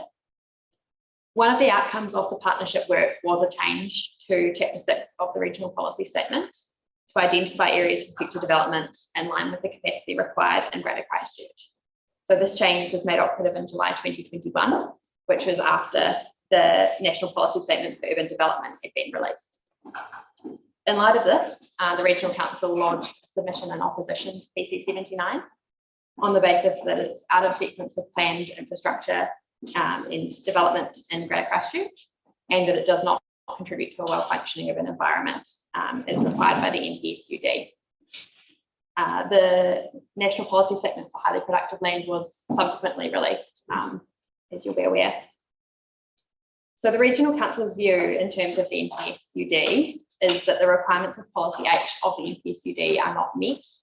I don't propose to address those in detail any further, and the reasons are also in Ms. Orr's evidence.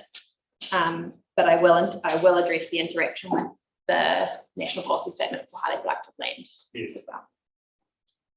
So before addressing the detail of the National Policy Statement for Highly Productive Land, I understand Council, for the proponent of PC79, takes the view that the land in question is not highly productive under the NPS HPL. I take the contrary view and consider that the NPS HPL does apply. Council for the City Council has also addressed this matter as well. The key issue, as I understand it, is whether the rural inner plain zone under the operative plan is equivalent to the general rural or rural production zone referred to in the NPS HPL, such that it falls under the transitional definition of highly productive land. The Regional Council's position is that the National Policy Statement for Highly Productive Land applies to the rural inner plain zone, consistent with the opinion expressed in the previous legal opinion provided to Southern District Council in respect of the proposed plan, which is referred to in the Section 42A report. While the planning standard zone descriptions do refer to areas used for particular purposes, in my submission, this requires consideration at a zone level rather than on a particular site-by-site analysis. I understand that's the same position that the City Council has expressed before you today as well. Both the NPS HPL and the planning standards are dealing with areas at a zone level, which means that the assessment should also include the inner plain zone at a zone level and what that as a whole provides for, rather than on a particular site-by-site basis.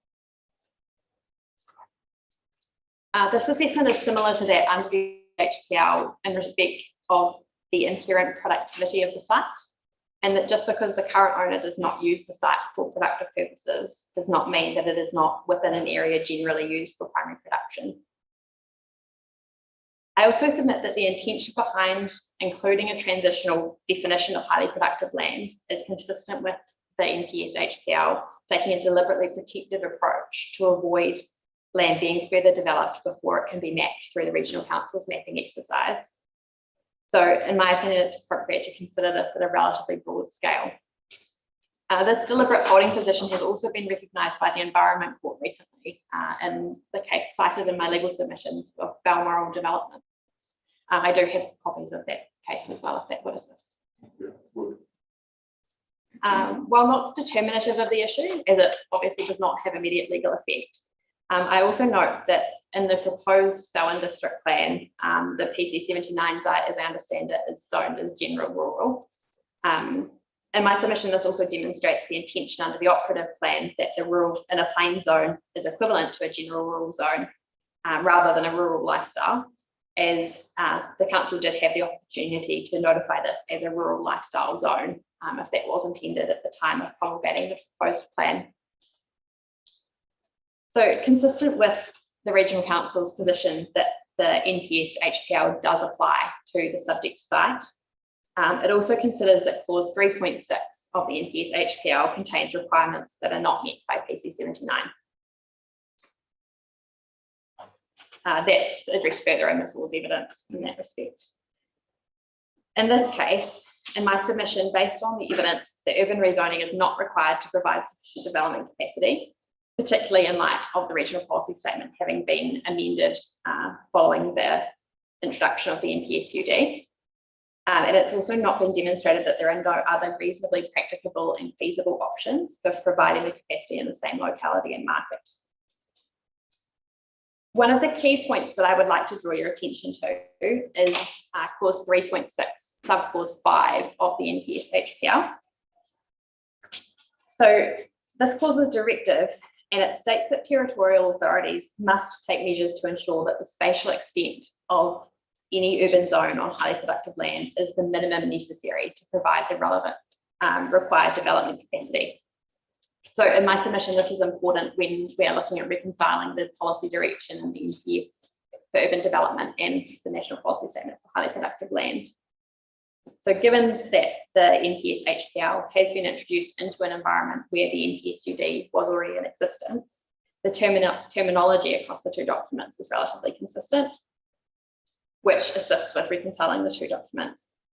While the NPS HPL recognises that there may need to be some development on areas of highly productive land in order to meet the requirements of the NPSUD, the circumstances in which this rezoning can and should occur are, in my submission, limited.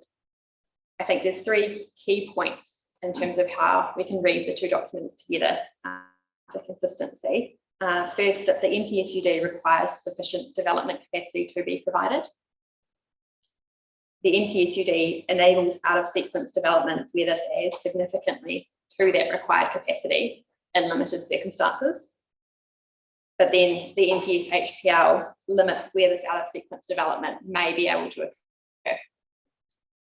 The extent to which an out-of-sequence development can provide significant capacity is necessarily limited by the NPS HPL, in particular that clause 3.6 subclause 5, and which requires that only the minimum spatial area necessary can be rezoned to facilitate urban development. So in my submission, the extent to which this proposed plan change can add significantly to development capacity is somewhat inconsistent with the requirement in the NPS HPL to rezone only the minimum area necessary to provide the required capacity.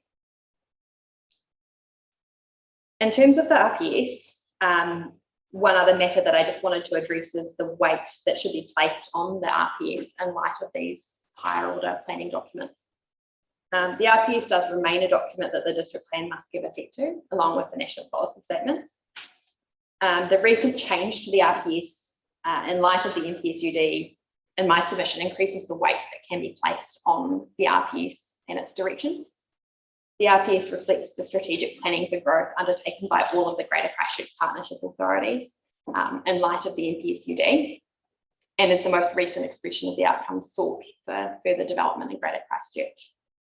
And in light of your discussion with Mr. Lightbody earlier, in terms of the RPS direction, I just would like to add that it is still recognised as directive, but that change in July 2021 was made with the most recent capacity assessments in mind, and did update MAP A and the RPS in line with those capacity assessments. And at that time, the RPS was, given that it was changed in an environment where the National Policy Statement for Urban Development was in existence, was required to give effect to that National Policy Statement. So that was all I was planning to address, but I'm happy to answer any legal questions. Otherwise, I can pass to Ms. All for her summary.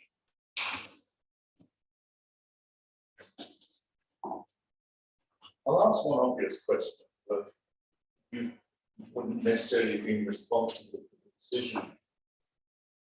But he can obviously have the opportunity he can oppose and change 70 would be decided, what's 74? 72 and 68, yeah.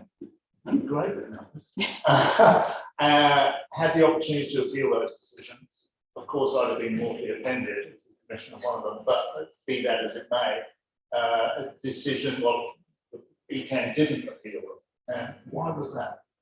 I don't have any particular input into that conversation, unfortunately. You never asked that question, though. I appreciate you might not have had any input into that decision, but do you have any understanding as to why that would have been from your dealings with ECAN? I don't have any particular input or anything further I think I can add in that respect. That's right.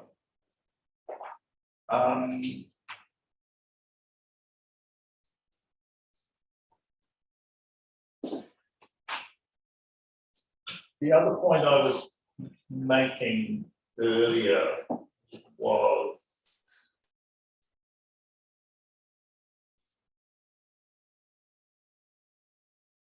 about this policy in the regional policy statement that I quoted about self-sufficient growth towns, which include Pebble. And change one didn't make any additional growth proposals on that. It was all in Rolleston.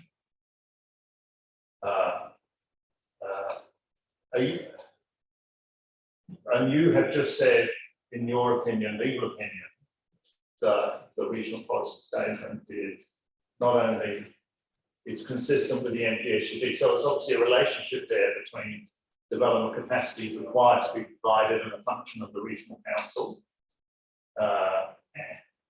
There's two dynamics to that.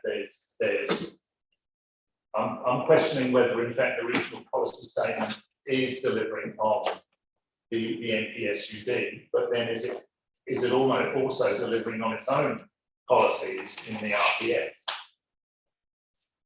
I think the first thing that I would note in that sense is that the capacity assessment that was undertaken that informed change one to the RPS was undertaken with the councils that participate in the Greater Christchurch Partnership procedure. So the capacity assessment was done in respect of Greater Christchurch as a whole in terms of where development should be located, rather than, I understand, at a more granular level of particular townships. And my understanding is that as part of that process, it was only those areas in Rolleston that were identified as being required for that further development as part of that process, which is why they are the ones that are reflected in Map A. In terms of policy 6.2.2 and the self-sufficient growth of those towns, I think that needs to be read consistent with the rest of the policies and objectives in Chapter 6 of the RPS, in terms of those that include avoiding development outside of those particular identified greenfield priority areas. And in that sense, what is self-sufficient growth may be necessarily limited by the fact that there is limited areas identified for further development within Frebbleton. I mean, I know that Pebbleton went through around that period a huge rate of growth, which sucked up very quickly what had been provided for in the district plan, or the district plan up to that point. But yeah. And there may be an argument that there is still some infill capacity, albeit not necessarily going to be taken up within existing residential zone areas. And then, of course, you've had 2 private plan changes since then. But I mean, in a regional policy statement level, I put my hand up earlier and said, you know, I was involved in that chapter 6 going into the regional policy statement by direction of the minister. You know, as soon as at a regional policy statement level we can go to actually identifying areas of land, you are going to a granular level of detail, which is what Matt A did at that point, rightly or wrongly. So you kind of go both ways a little bit. You know, it's as soon as you go to that, so well, hang on, you've shown these specific sites on that day, Christchurch City, Waimak, Selwyn, and you still said Preble can have self-sufficient growth, but you've left that effectively to another process, is the inference. And in this case, it's kind of been linked to the vagaries of private plan changes. And in that sense, I think that's where the relevance of the recently approved plan changes do become relevant, and that the capacity that they provide must be taken into account in terms of the capacity of this proposed plan change, and that there wasn't necessarily capacity identified through that regional planning, regional policy statement process as being required in this particular area, but that those additional plan changes which now have been approved do provide further capacity over and above what is already in existence within Prebbleton. And so then to that extent, I think there has to be some consideration given to the capacity that is provided through those plan changes, and whether anything further is indeed required given those directions within the policy statement. We've had, you know, a plethora, unprecedented growth, obviously, in Selwyn, fastest growing area of the country. Queenstown, I think they quote, but I'm not even sure that's entirely wrong. Faster than that, and it's truly remarkable as a planner looking on from a distance, working in other parts of the country. It is truly remarkable.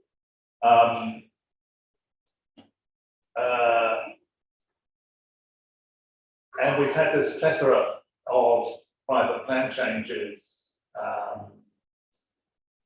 encouraged by policy aid in part, but also triggered by demand and supply.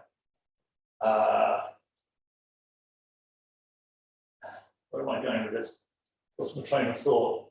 But some of which have been approved, some of which have been declined and appealed. In various states, and you've got a proposed district plan which is dealing with that in a Selwyn sense, variation 1. It's a very complex sort of planning environment we're dealing with at the moment. And you've got a commitment to a spatial plan coming, or something of that nature, future growth strategy, whatever it's going to be called, in terms of NPSUD, your obligation to something called the future growth strategy, which from the last hearing I did, which was last year, was expected to be a draft out in the public consultation arena, I think in February of this year. So where are we going, and where and when are we going with what in that regard? I'm not sure I have any particular updates that I can give you in respect of the future development strategy and when that's expected to be released. I understand that's being worked on as part of the partnership work. Obviously, the requirement in the NPSUD is for each tier 1 authority to produce a future development strategy. But my understanding is that that will be produced as, amongst the Greater Christchurch Partnership. In terms of where we're heading, I think there's another key overlay which I don't understand has been addressed in any of the previous plan changes in light of the NPS HPL having been introduced since those plan changes 68 and 72 were considered. And in my opinion, I think that as we've talked about, the policy 8 of the NPSUD has been necessarily limited by the requirement to protect those highly productive areas. So I think the future development strategy will need to grapple with those issues. But I'm not sure that I can add anything further in that respect. But in the meantime, you've got all these private plan changes, and most of them, not all of them, a number of them have to confront the now National Policy Statement Productive Land, not all of them. This one does, well, arguably it doesn't, but this one, at least it's an issue on the table to be determined whether it does. And that the effect of that and the tests of that you were talking about at 3.6.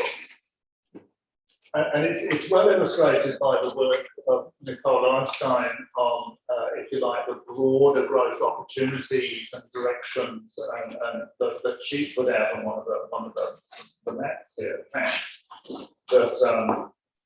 illustrated by that almost forces,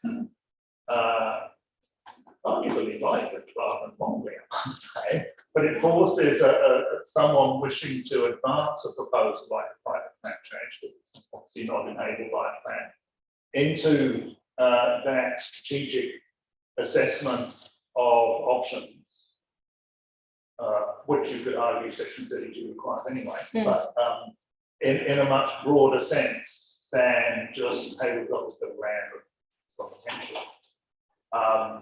Which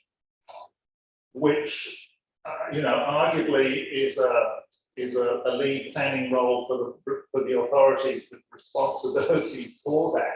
And so we've had this kind of hiatus a little bit, where it seemed to me that, you know, the regional policy statement is being the lead vehicle for this in this part of the world, not so much in other parts of the world, but it hasn't been keeping up with what's needed to be kept up with in that regard, and putting responsive policies aside for a minute, it would probably happen anyway, just because of that rate of growth. It's just been, demand has been so exceptional. I think Does he can sort of see that urgency and see that position? I think the urgency is absolutely appreciated by the council, but I think there's sort of, as you'll be aware, there's only so fast that these planning processes can move in terms of any potential changes or updates to the regional policy statement, and how that might be addressed. But I think in terms of consideration of this plan change, given that the requirement is to give for the district plan to give effect to the national policy statements and the regional policy statements, it'll be a matter of weight to be placed on each of those documents through that decision in light of their recency or their directiveness, I think would be the key considerations in that respect.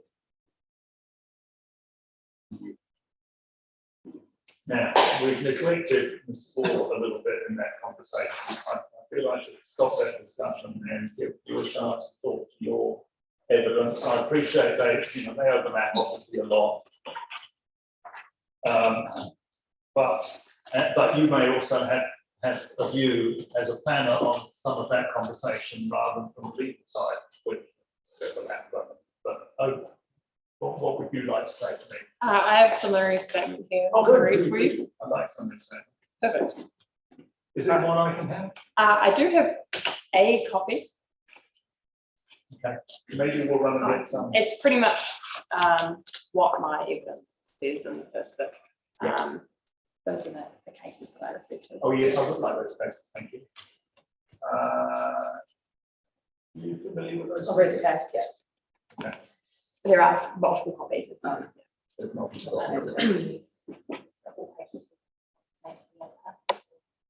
It's primarily what the beginning of my evidence says, just having the policies a bit more full so that they read on their own, and then a little bit of response to what was happening in the hearing yesterday. Okay. Yes. But I'll let you start anyway while that's happening. Thank you, Commissioner. So Canterbury Regional Council have sought that private plan change 79 sought by Birches Village Limited to the operative Selwyn District Plan seeking urban rezoning be declined. The request seeks to rezone the majority of the subject land from rural and plains to a proposed new zone, living medium density and business one under the operative Selwyn District Plan. Canterbury Regional Council consider that Plan Change 79 does not give effect to the Canterbury Regional Policy Statement. In addition, the proposal does not give effect to the National Policy Statement on highly productive land or meet the urban growth directions of the National Policy Statement for urban development or the operative Selwyn District Plan. Having reviewed the plan change request, supporting material, and Mr. Jonathan Cleese's Section 42A report, it is my opinion that the relief sought by Plan Change 79 should be declined. Firstly, because as per Policy 8 of the NPSCUD, and therefore Clause 3.8, decisions on unanticipated or out of sequence development capacity contribute to well-functioning urban environments, which as per Policy 1, have good accessibility, including by way of public and active transport, and support reductions in greenhouse gas emissions. These tests of Policy 8 and Policy 1 are not met. Secondly, Policy 5 of the NPS for highly productive land directs that urban rezoning of highly productive land is avoided except as provided in the policy statement and as per Clause 3.6. The exemption tests to allow the rezoning are not met, as they must require the highly productive land to provide sufficient development capacity to meet demand, as well as no other reasonably practicable and feasible options for providing at least sufficient development capacity within the same locality and market while achieving a well-functioning urban environment. In addition, the environmental, social, cultural, and economic benefits of rezoning need to outweigh the long-term environmental, social, cultural, and economic costs associated with the loss of highly productive land for land-based primary production. Thirdly, the following objectives and policies of the Canterbury Regional Policy Statement, particularly in Chapter 5 for land use and infrastructure, Chapter 6 for recovery and rebuilding of Greater Christchurch, and Chapter 15 for soils, are not given effect to. These include Policy 5.3.12 to maintain and enhance natural and physical resources, contributing to Canterbury's overall rural productive economy in areas which are valued for existing or foreseeable future primary production by avoiding development and or fragmentation which forecloses the ability to make appropriate use of that land for primary production and or results in reverse sensitivity effects that limit or precludes primary production. Objective 6.2.1 is the development being enabled within Greater Christchurch through a land use and infrastructure framework that avoids urban development outside of existing urban areas or greenfield priority areas for development unless expressly provided for in the Canterbury Regional Policy Statement. Objective 6.2.2, that the urban form and settlement pattern in Greater Christchurch is managed to provide sufficient land and achieves consolidation and intensification of urban areas and avoids unplanned expansion of urban areas. 6.2.6 is also to provide for Greater Christchurch's land requirements for the recovery and growth of business activities in a manner that supports that settlement pattern in the previous objective. Policy 6.3.1 is to give effect to the urban form for Greater Christchurch identified in Map A and ensuring that new urban activities only occur within existing urban areas or identified greenfield priority areas. 6.3.4 is to ensure an efficient transport network that supports business and residential recovery is restored, protected, and enhanced so that it maintains and improves the movement of people and goods around Greater Christchurch by providing patterns of development that optimize the use of existing network capacity and ensuring that where possible, new building projects support increased uptake for active and public transport and provide opportunities for modal choice. Policy 6.3.5 is for the recovery of Greater Christchurch to be assisted by the integration of land use development with infrastructure by ensuring that the nature, timing, and sequencing of new development are coordinated with the development, funding, implementation, and operation of transport and other infrastructure. And finally, Objective 15.2.1 is for the maintenance and improvement of the quality of Canterbury soil to safeguard their modi, their life supporting capacity, their health and their productive capacity. So having listened to the expert evidence presented yesterday, just a couple of comments there. Yes. So firstly, I agree with Mr. Famo, the soils at paragraph 35A of the summary statement, that in order to consider clause 3.61 of the NPS HPL, subclause 2 must also be considered. However, it is my opinion that in an alternative options assessment, the same locality and market that should be considered when determining subclause 2B and 2C of this clause should extend to include the inner plains townships of Selwyn district within Greater Christchurch and not be limited to Prebbleton alone. As per clause 3.63A, the same locality and market refers to the location of an identified demand through a housing and business assessment.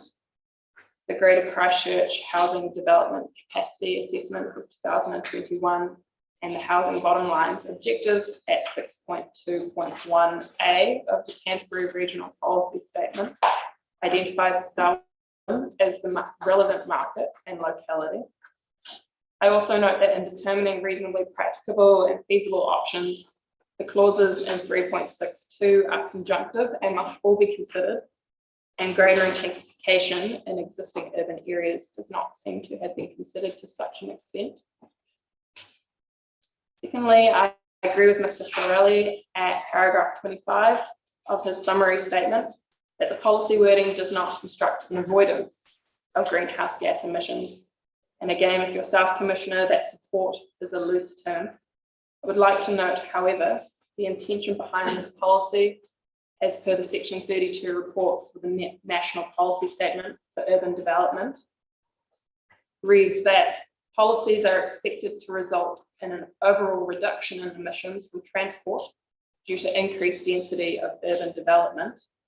It is expected this will occur in or near centres or areas with high employment opportunities and where it is well serviced by public transport. For the reasons set out in my evidence, it's my opinion that the proposed development is not well serviced by public or active transport and is largely reliable on the use of private vehicles. And finally, Ms. Sally Alford in her summary statement at paragraph 34 indicates the need for Canterbury Regional Policy Statement policies to be read in the context of changing national direction. And as was said by Kate earlier, in September last year, a new objective for housing bottom lines for the Greater Christchurch area was inserted into the regional policy statement to give effect to the national policy statement on urban development. And as such, it is my opinion that the Canterbury Regional Policy Statement complements the national policy statement in its current form. Policy 8 of the National Policy Statement for Urban Development still opens the door for unanticipated or out of sequence development.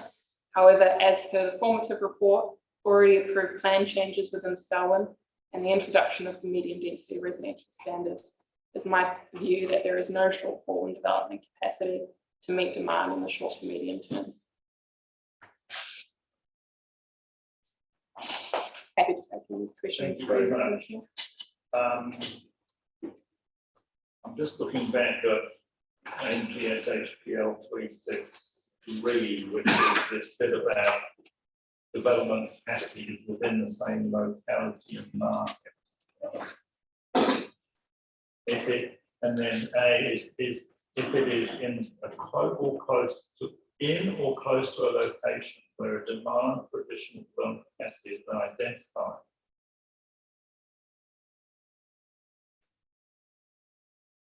In a housing and business assessment. I've always found that a bit difficult, to be honest. Close to is like relative. Because if you haven't identified demand for additional development capacity, which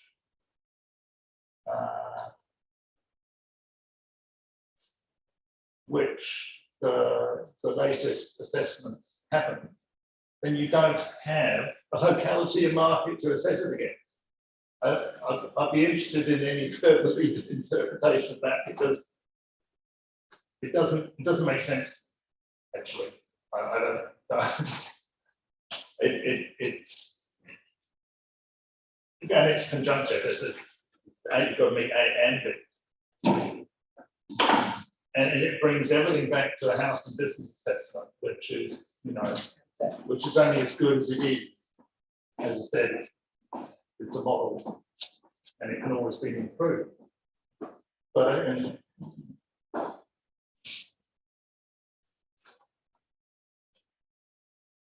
perhaps you can put me right. Perhaps I'm wrong. Could you?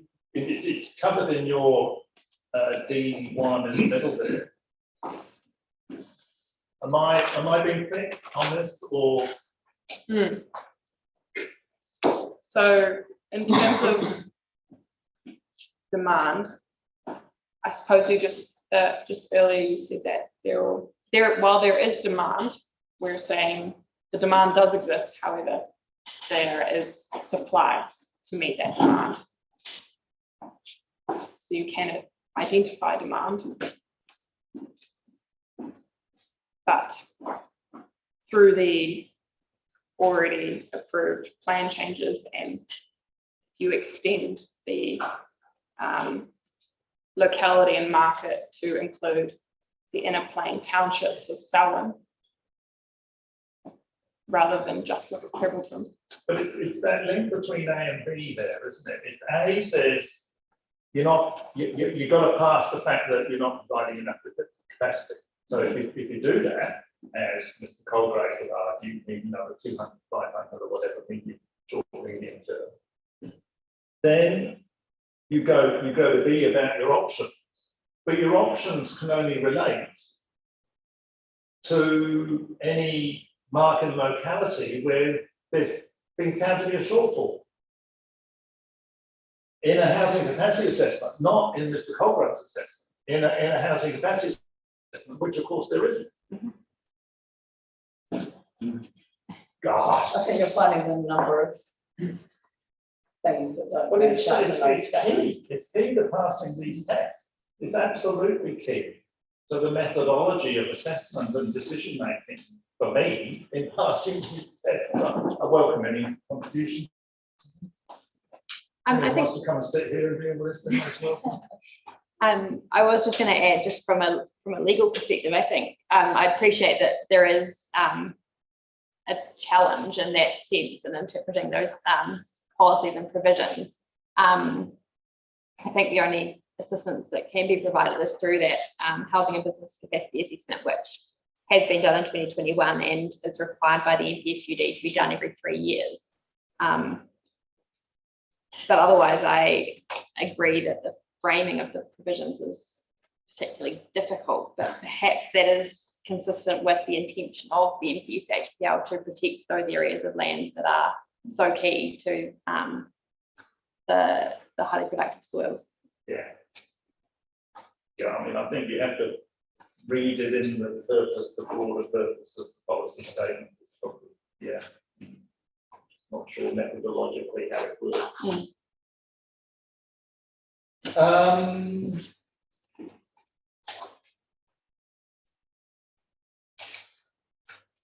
I think on that note, I would also look to question Mr. Colgrave's numbers as to why he used examples like a 22-year average, and then his reasoning for using an average greater than what was found over the 22 years. He chose between 10 and 12.5%, and he didn't provide any commentary around why those were the numbers he chose.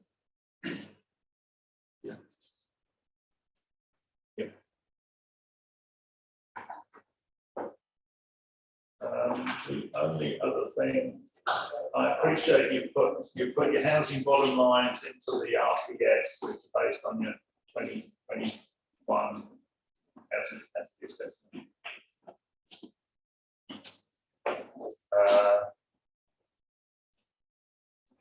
22, 23, 24. So we're nearly up to a review of that, which will be part of the growth strategy methodology process. That would be my understanding.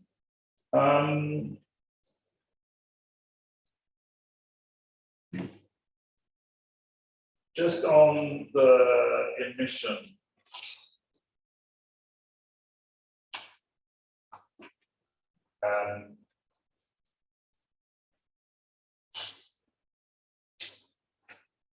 If we've got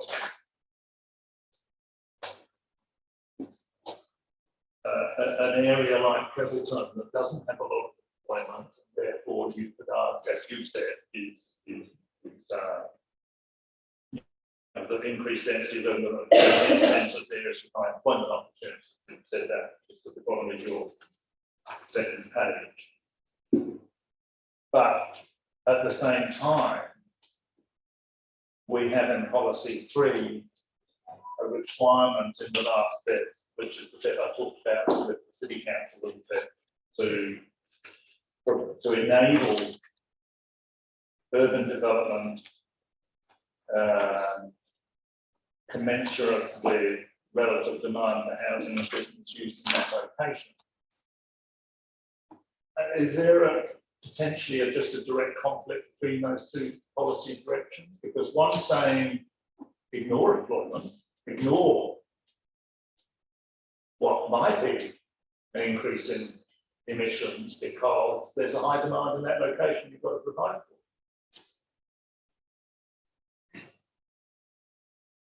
I'm only raising it because you kind of sort of say, well, no. I think what you're saying is no. We as in terms of providing enabling growth should be maximising proximity to employment nodes, etc., in order to support greenhouse gas reduction. But I'm just not sure whether the MPSUD allows you to do that. This was the discussion I had with Mr. Colgrave yesterday a little bit about, well, are all bets off? You just got to provide it all. And or is it just an inherent conflict you've got to grapple with within the NPSUD? Another one. The other one was the HPL. In my opinion, you would then go back to the first objective for New Zealand having well-functioning urban environments and then supporting reductions in greenhouse gas emissions being an aspect of well-functioning urban environments. Yes. So, yes, that's right. It is. So it's a good answer. Yeah. Yeah. So what you're saying then is the sort of well-functioning urban environment kind of overrides or put it this way, the demand needs to be addressed, needs to be provided for, but in a manner that provides for a well-functioning urban environment. In other words, a bit above. yes, exactly. Which might tend to take you to a larger locality market. God. Thank you. That's very good. Thank you both of you. Well understood. Thank you, Great. Commissioner. How are we going for time?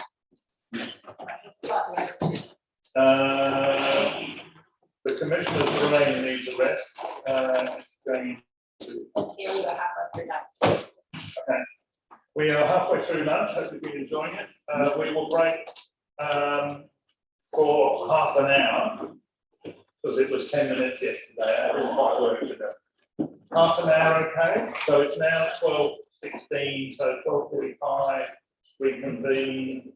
Mr. Cleese and his team of founded millionaires and women. And 12:45 instead of 12:30. But not thinking. Now, I mean, just a signal while we're doing this. In terms of right of reply, Ms. Booker, you are obviously open to deal with anything verbally you wish to do so today, verbally, but effectively, I said in minute 1, I expect a reply in writing. Correct. So I've been working on that for us. Okay. But I'll get a reply. Yeah, that's what you're assuming. So will you want to take any time today? I'll have a think, but But it'll be just to brief. work through it. Yeah, it'll be brief. And Yeah. I might this first things I'm going to deal specifically with and reply. Fine. Yeah, that would be helpful. Okay, that's good. All right, we're adjourned until 12:45.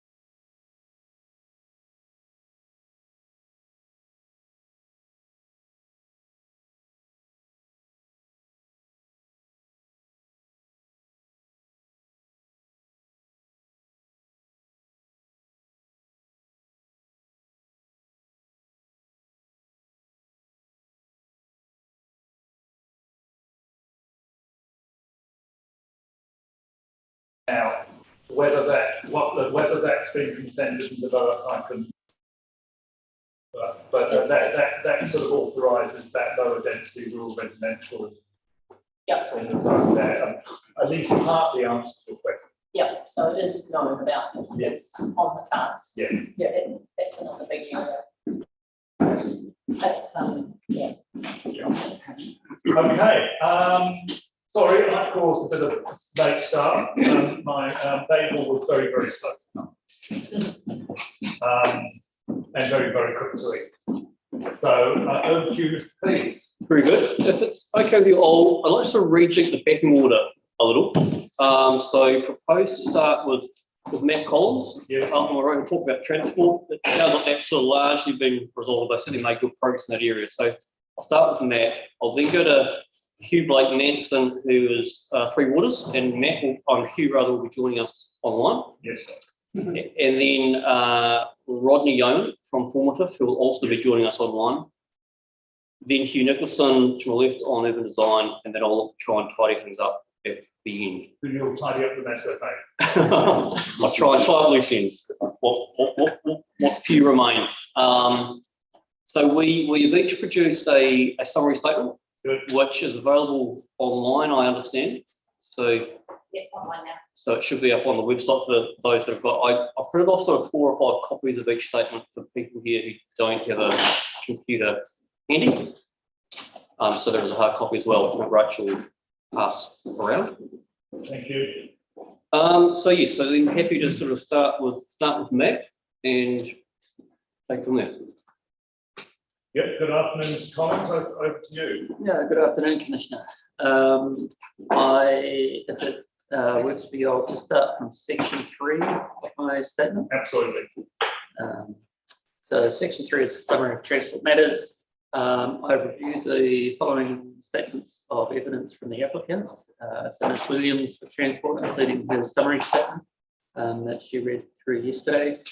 Ms. Alford for planning, and my review of that has just been limited to Appendix A, which have proposed amendments to the district plan.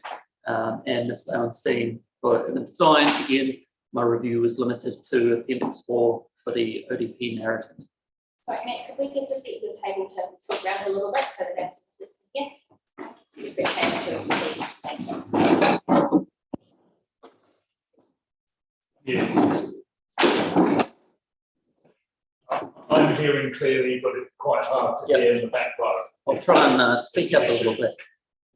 I've reviewed the following evidence from submitters, Christchurch City Council, Environment Canterbury Regional Council, Thomas Fraser and Benjamin Love.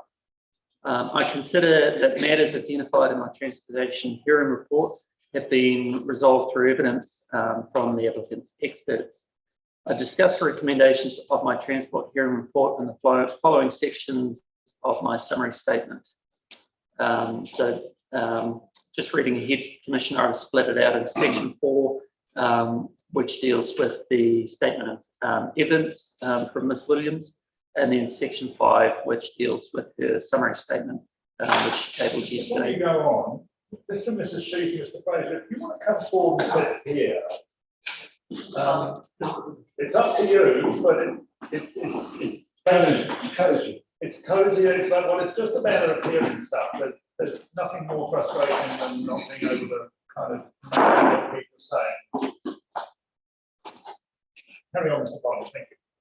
So picking up at paragraph 4.1, I recommended that a planning mechanism was included which specified a 600 dwelling threshold at which an updated integrated transport assessment would be required, including an assessment of Birches Road, Hamptons Road, and Birches Road, Springs Road intersections. This has been incorporated in Rule 12.1.3.48 XB in Ms. Alford's evidence. I recommended that the ODP identify, correction, I've made a mistake there. I recommended that the ODP identify that the Ledley's Road, Birches Road intersection must be formed as a roundabout and includes safe crossing facilities for the Little River Cycle Trail.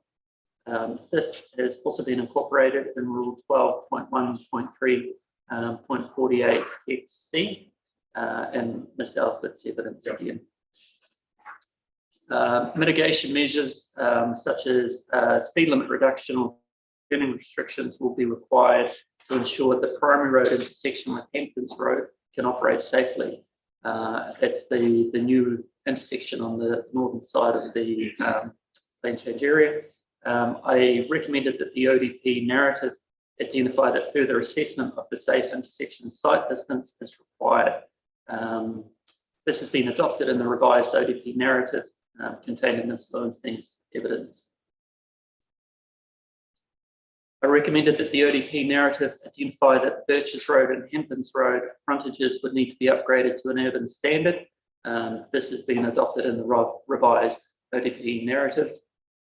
I recommended that the ODP plan and narrative should be amended to indicate an additional north-south road within the site.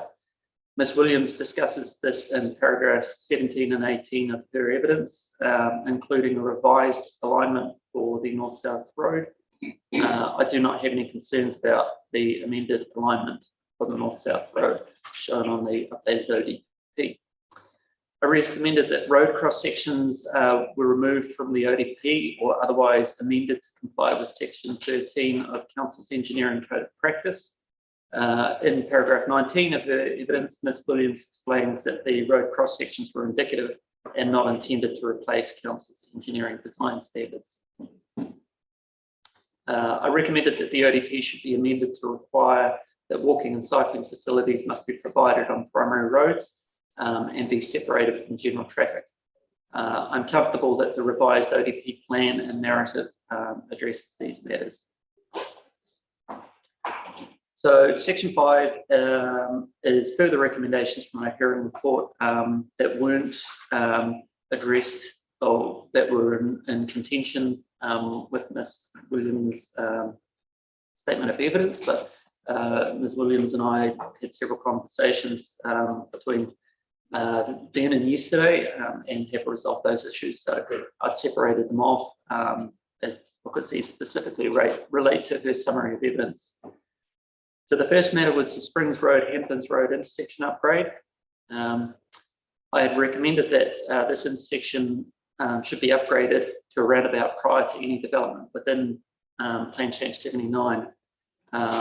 Just for context, this intersection forms part of Council's Prevalton Arterial Safety Improvements Program, and I understand that it's scheduled to be upgraded in 2024-25.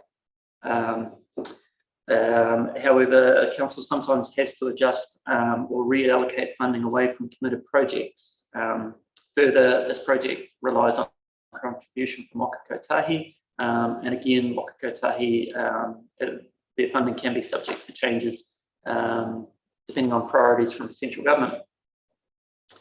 So should the intersection upgrade be delayed, then unconstrained development within Plan Change 79 would exacerbate growth effects that are already being experienced at this intersection. Following discussions with Ms. Williams, I consider that up to 100 dwellings could be constructed within Plan Change 79 prior to the intersection upgrade without causing significant effects. And Ms. Williams supports that in her summary statement. So I might just jump forward across the page, Commissioner. At the end of my statement of evidence, I've included a table just to sort of help map out where I see the transport infrastructure upgrades that are needed. So you'll see the second rows, the transport improvements, it's saying none, so no external transport improvements are needed.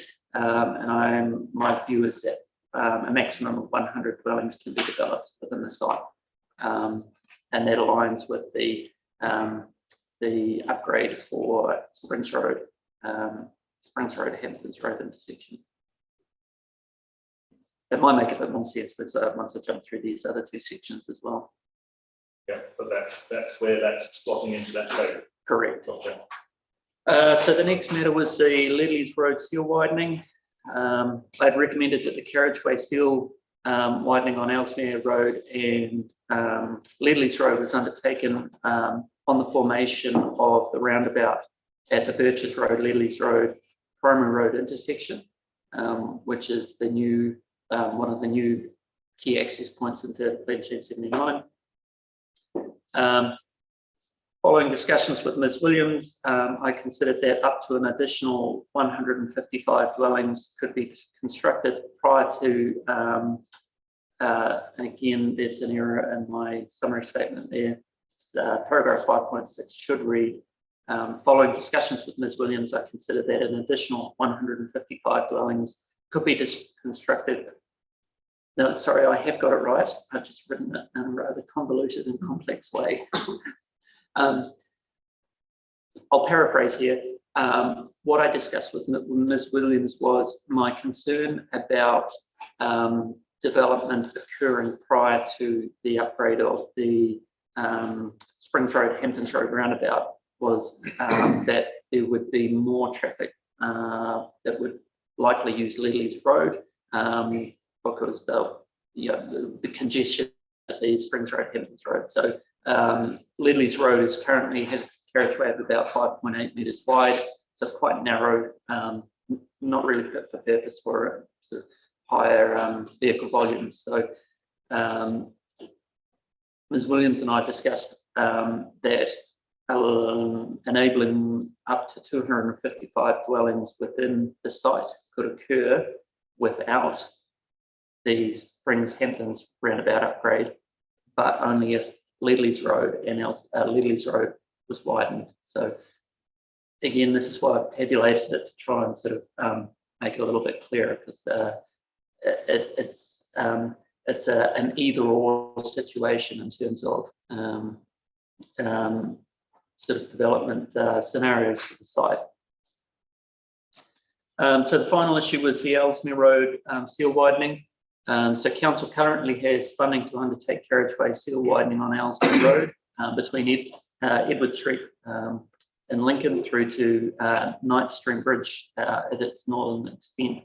I understand that this program for 2024-2025, and this project is in response to increased travel demand on that corridor. I consider that my arguments and conclusions in paragraphs 5.1 and 5.3 of this summary statement apply, and that's just in terms of council sometimes has to reallocate funding from committed projects. I consider it appropriate to ensure that staging within PC79 aligns with the seal widening on Ellesmere Road, and I consider that up to 100 dwellings could be constructed within PC79 prior to the Ellesmere Road seal widening between Ledley's Road and Knight Stream Road without causing effects. And this is one area that, and on reflection, another thing I was thinking about at 3 o'clock in the morning that Ms. Williams and I didn't discuss was the Ellesmere Road seal widening. So we did discuss the Ledley's Road seal widening, and we did discuss the Springs Hamptons intersection, but we haven't discussed the Ellesmere Road. I don't think that that's going to be an issue, but I'd just like to flag that as something that she may have to provide further comment on.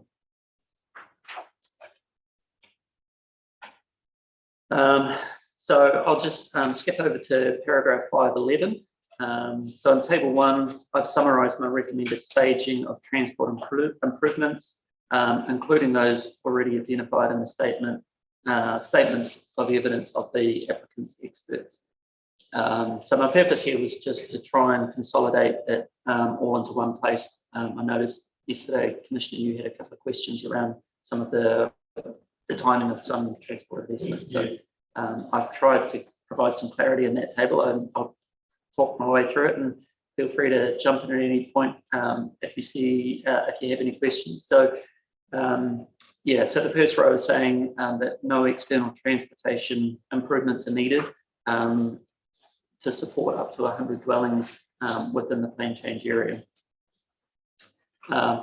So the Birches Road and Hamptons Road frontage upgrades, I'd anticipate that they'd just be delivered in conjunction with development, any development fronting those roads. It's not I don't think it's specifically referenced in the ODP, but that's fairly typical. That's fairly typically how it's done. A developer might do a stage of 50 dwellings, and they might do that section of frontage when they do it. Sometimes they might do a full length, but yeah, so that's when that will roll out. The next road down is the Ledley's Road, Purchase Road roundabout.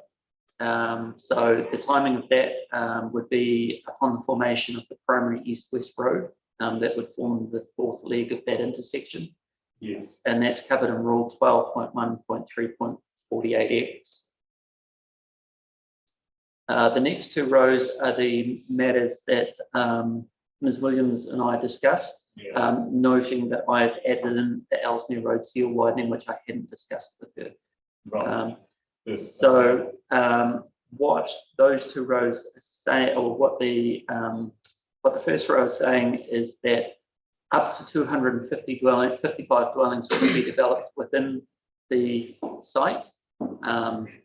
In the instance that the Hamptons Road, Springs Road roundabout hasn't been upgraded by council, but the developer has delivered the seal widening on Ledley's Road, and I'm saying including an additional item in there, and that's the Ellesmere Road seal widening by council.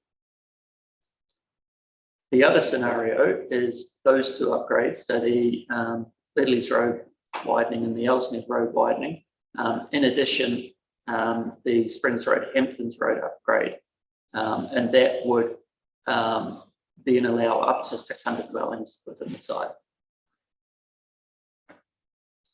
And then above 600 dwellings, that's when the rule for an additional ITA would apply, and that's covered in Rule 12.1.3.48XB. So the only addition that I'm saying is needed is an additional planning mechanism to cover the 255 dwelling cap for the Ledley's Road, Ellesmere Road seal widening. And I'll leave it to the planning minds to decide, because I think it would need to be an either or situation to allow that 255 dwelling scenario or the 600 dwelling scenario, because it depends on when that Springs Hamptons intersection comes online, which is being delivered by council, not by the developer. So, yeah. So I think so what we've got here is a kind of relationship between what goes in the outline plan, which is outline development plan, which is the funding and implementation responsibility of the developer, and what goes in a rule trigger, which has thresholds in terms of class of consent and so on. And that sort of makes sense in terms of what you said there. Is there, in terms of seal widening, is a bit of a loose term to me.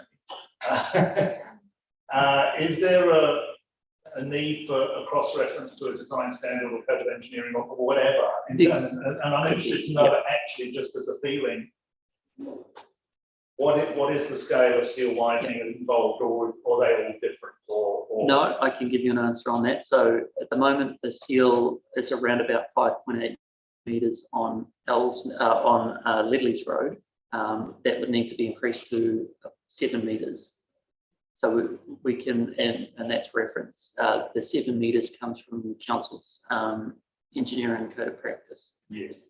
So the seal widening on the Ellesmere Road, I think, I don't have detailed understanding of that project, but I would expect it would vary. And I'm just casting my mind back to Plan Change 80, where we talked about the complexities of referencing a council project from the long-term plan into a plan change ODP or a rule. And I'd have to cast my mind back and remember what the decision. My experience is that long-term plans can be rather general and sometimes not sufficiently project specific, which is what I think you're referring to. Not that I'm familiar with the Selwyn LGP at all, but yeah. So I think It might be one that we need to discuss on how the best way is to reference that. Yeah, I mean, if I check on from a planning perspective, so there's, as I understand, there's a package of work that is already programmed by council, and that needs to be done regardless of whether it's approved or not. So like Springs Hamptons roundabout needs to happen regardless of this program. So there's no expectation that the plan change components will be funding those works. No, no. And Ellesmere Road widening's the same. Has to happen anyway. It's simply that until those works have been done, we don't want to be feeding more vehicles onto the road beyond the thresholds that Max explained. With the immediate site frontage road upgrade, so it's an immediate frontage road next to the site, that forms part of the ODP and part of the subdivision consent process for that, and whether that immediate Ledley's purchase intersections are roundabout or not, likewise forms part of the ODP, because those upgrades are only needed if this is approved. Yeah. The Ledley's road widening, likewise, as I understand it, is only needed to have it still widened if this is approved, because it's funneling a whole lot of new traffic that would divert on the south side of the district park to get across to Ellesmere Road as a less congested route. But without this plan change, there's not a whole other vehicles that would be using Ledley's Road. So the Ledley's Road widening is the only upgrade that there would be an expectation that it would be funded by the plan change components.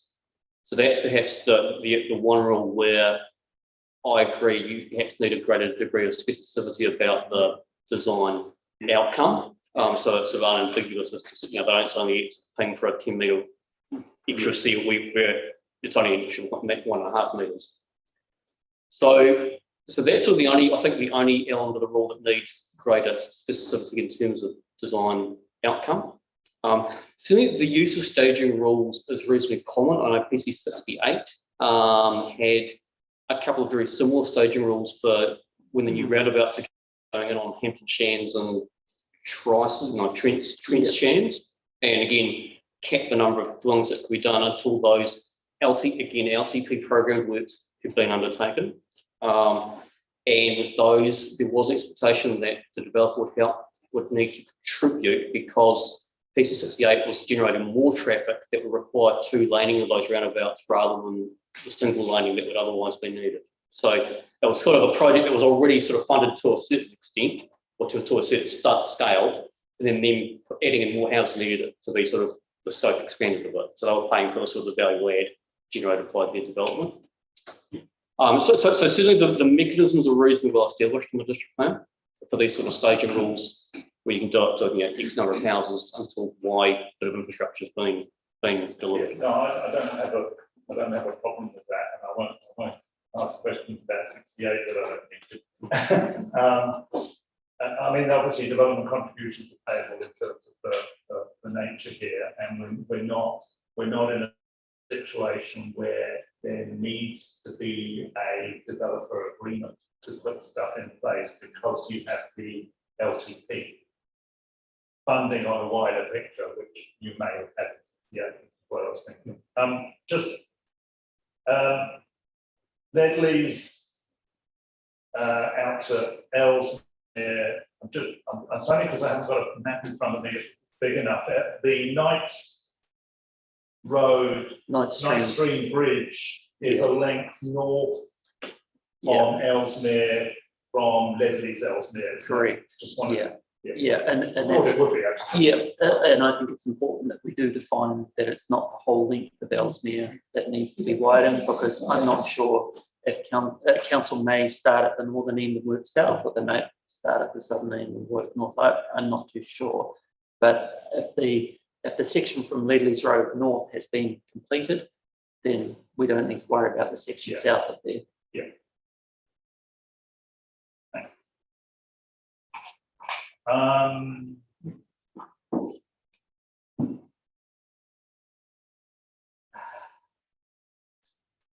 Hamptons and Birches in 4.3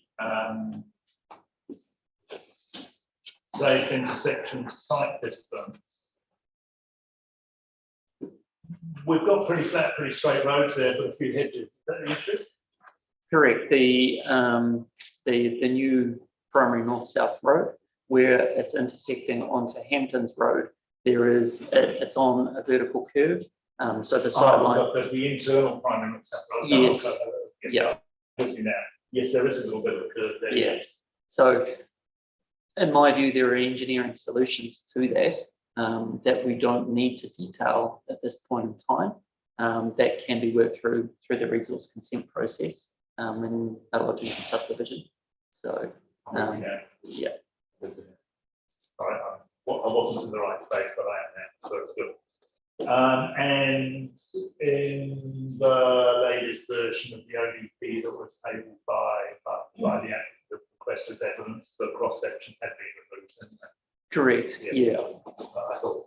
Yeah, I don't think they were actually a part of the ODP. I just wasn't sure when I was reviewing the lodged material. They had cross sections included behind the ODP plan, and I wasn't clear whether they were part of it. No, that's right.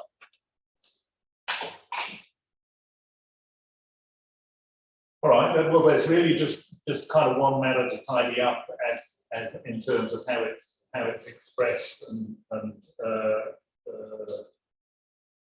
in the rules. Other than that, it's all fairly tidy. So well done. That's good. Thank you very much. So I did have a thought at 3 o'clock this morning that I'd missed out one row in that table. And I think there needs to be a row in that table, and it aligns with my paragraph. Let me have a look at which paragraph. It aligns with paragraph 5.5. So in paragraph 5.5, I've recommended that the widening of Ledley's Road was undertaken when the Purchase Road Ledley's Road roundabout was formed, and I'd missed that in this table. Oh yeah. So I think it just needs another row that says the transport improvement would be the Ledley's Road Ledley's Road widening, and the timing of it would be on formation of the roundabout of Ledley's Road Purchase Road, because at that point that's going to be the likely point when additional traffic is going to be funneled down there.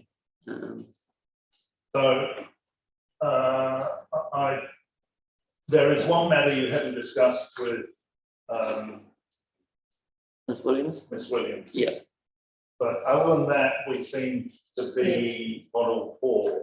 And what I might do is just encourage Ms. Williams to have a quick chat to you and provide some wording that we can consider in terms of. And I think, yes, I think if there's a little interaction and sort of agreed wording comes back in the reply, that you're happy with, that will make sense to me. Okay. All right, that's good. Thank you very much indeed. My pleasure.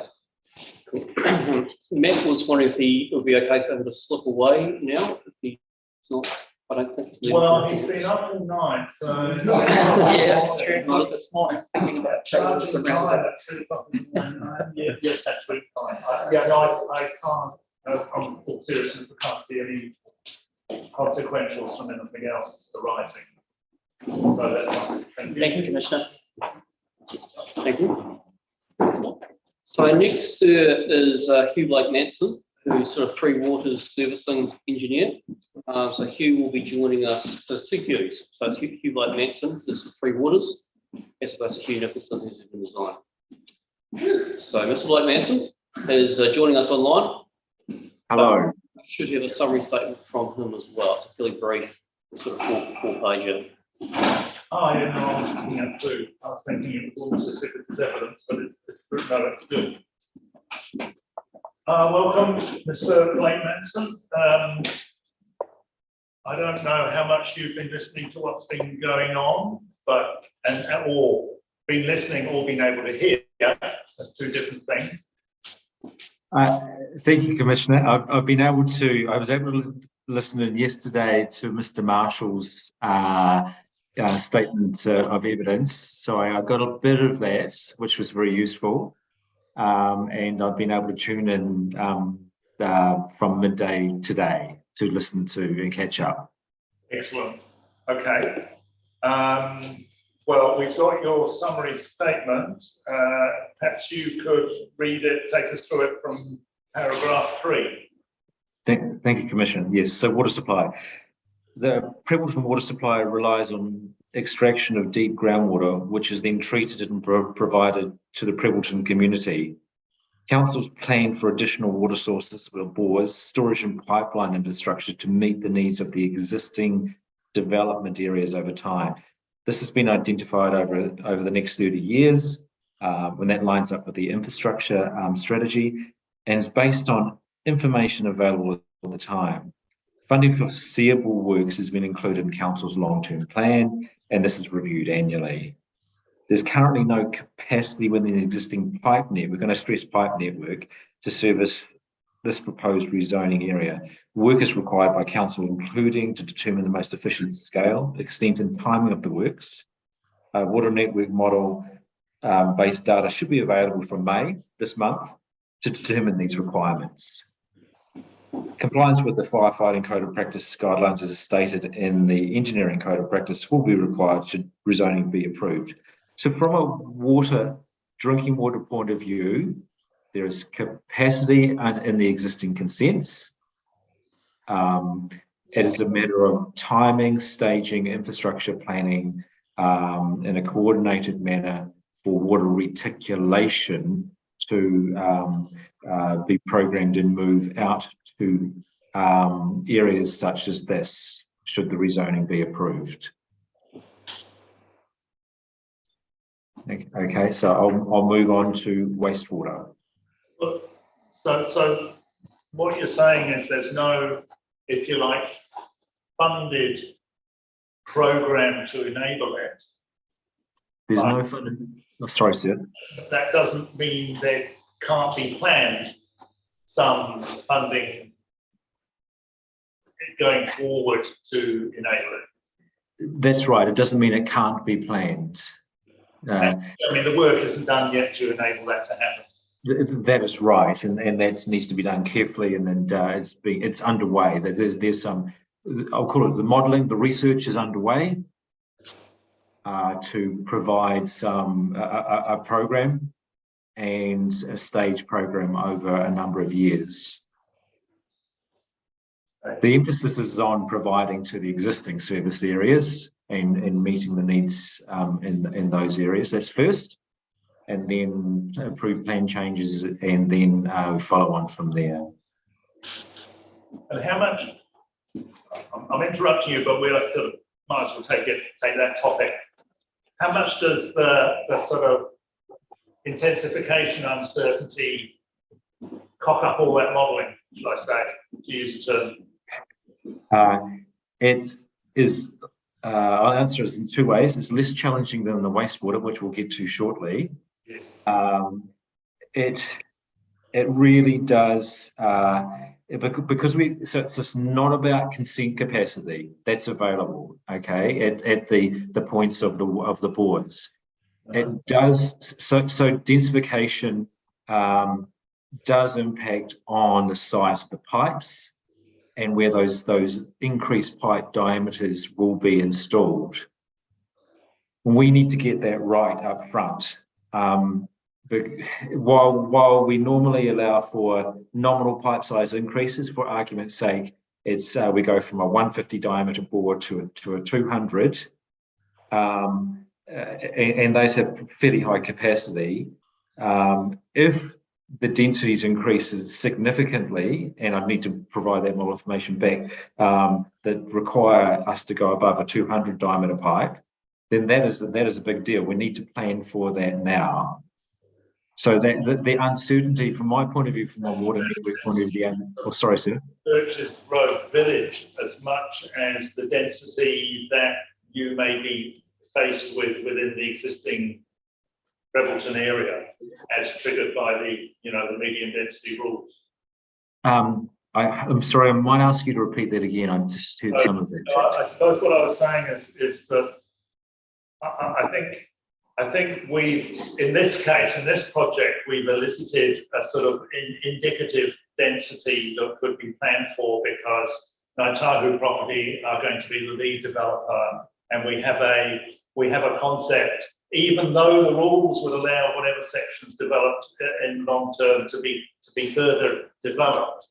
there is a more comprehensive approach to this than a lot of standard cases, which gives you, I think, a more firm parameter to work with.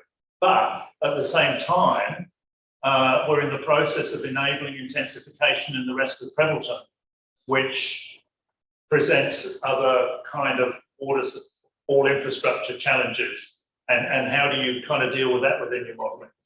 Okay, so we deal with that by installing bores and transferring water consents. So installing new bores, and then indeed in the first iteration of the model that I've seen, and it's very preliminary, additional bore will be required, and to service the approved plan change areas. So that allows for distribution of wells. Therefore, you can pump water and pressurize it within the new intensification areas, the new intensification areas.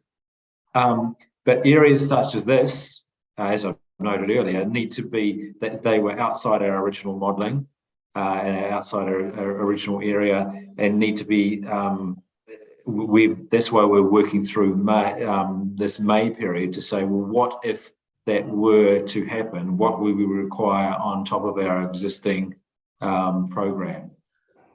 And council's philosophy has been about what I'll call a distributed well system. So the wells are out near the high intensity intensification areas.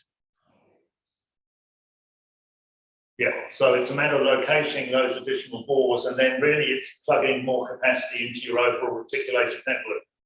Yeah, pipe sizes, making sure the pipe sizes are the right size to meet that long-term demand, whatever that will be. Okay. So, wastewater. Thank you. I'll start at 7. Council's applied a first come, first served approach to access to the wastewater network, and by association, Pines Wastewater Treatment Plant. An alternative to this approach is a unified, agreed approach from all applicants, where land development and feasible council infrastructure work is undertaken in a planned manner. Recently approved PC68 and PC72 in combination take up the capacity in the existing network, including allowance for infill in existing serviced areas. Capacity could be reached between 2030 and 2036, which would trigger further infrastructure works, including improvements to the terminal pump station in Prebbleton. Wastewater is treated and disposed of at the Pines Wastewater Treatment Plant in Rolleston. The Pines Wastewater Treatment Plant is designed to be progressively upgraded to accommodate up to 60,000 PE of incoming flow, that's person equivalents, with plans to increase the treatment capacity up to 120,000 PE, being Pines 120. The current connected catchment in 2021 has a population equivalent to approximately 42 to 40,000 PE, and that allows some industrial waste flows that are coming from the likes of Izone and Rolleston. There are plans to expand the irrigation area to cover 302 hectares, and we're currently irrigating 189 of those 302. This equates to servicing for more than 120,000 PE, or more than 100,000 PE if the largest irrigator is not in operation. So wastewater is highly treated, and then it is discharged through an irrigation system to pasture at the Rolleston Pines.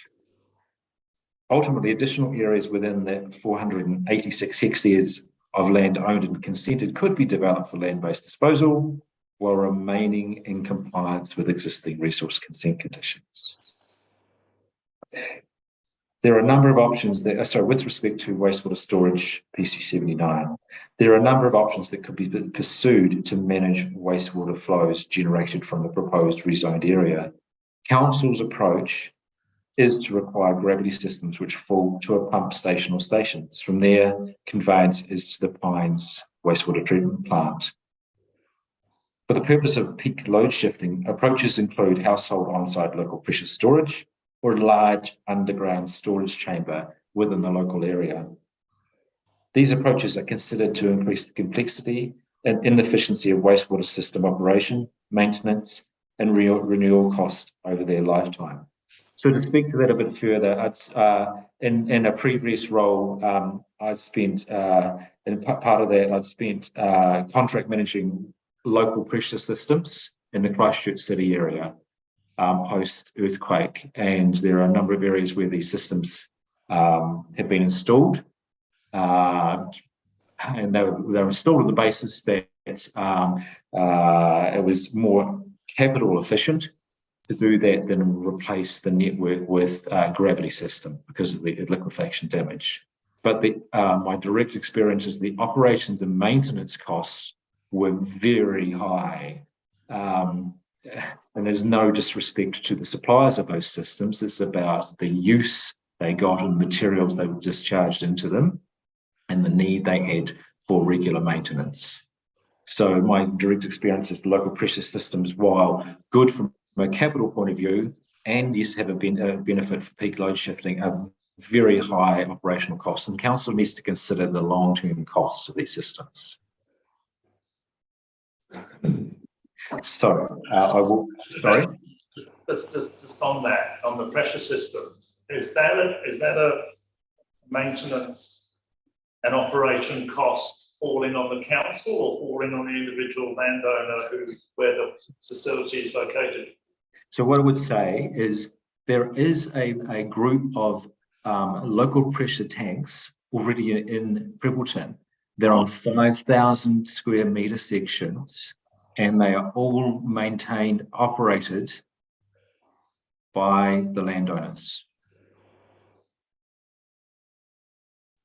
So council has no policy. Well, that might be the first dip in the water from council from a policy point of view, but it has no policy as such in its policy manual on local pressure systems. Forgive me. Was that council endorsing that as putting your toe in the water type of thing? All I can say is I was not at council, and so I don't have the background to that. What the rationale, what their rationale was at the time of the process they went through, and then said yes, you can do this. So I can't talk about that. I can say that it's a solution, but it's not one that council operates and maintains. So your position is that you would prefer to see a additional rising main and pump through to the Pines to take an additional load of growth capacity rather than storage or pressure options? Yes.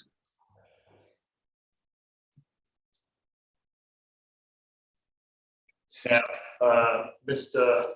Who's that witness from the Marshall. Mr. Marshall talked about that, looking at the numbers, the cost numbers associated with that, and I was remiss about not actually asking for a bit more information around that at the time. But you know, that's a pretty big capital cost, that new rising main link. It's quite a long way, isn't it? Yes, it is. There's no doubt it's a large capital cost, sir. But this is the generational. I look out over the generation, the lifetime of the assets, and go, what is the actual full life cycle cost of these, rather than the capital cost by itself. Yes. Now, I had the pleasure of doing a site visit to the Pines not long ago as part of another private plan change plan change hearing. So I'm more familiar with how it works and what it's like than I would otherwise be. So that's good. Okay, let's move on to the next bit. I think you're on paragraph 14. Correct. Yes. So wastewater conveyance. The applicant's land is outside the current Pribbleton Township wastewater service area. This proposed rezoning area would require that a new rising main and terminal pump station be installed to Pribbleton. This is programmed to be available from 2063, and that is correct. It's not a typo, being based on council's township growth projection data. And that program is subject to review from May 2023. So we needed to, and as prudent, to produce a capital program based on growth projection data, and hence dates and timings result from that. Stormwater. The applicant has stated that it intends to discharge stormwater to a constructed stormwater management area. Resource consent for the stormwater discharge from Environment Canterbury by the applicant will be required before any subdivision consent can be approved.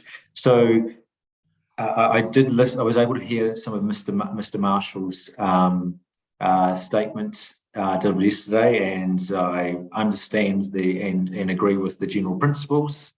The detail would be provided at an appropriate time to confirm the method of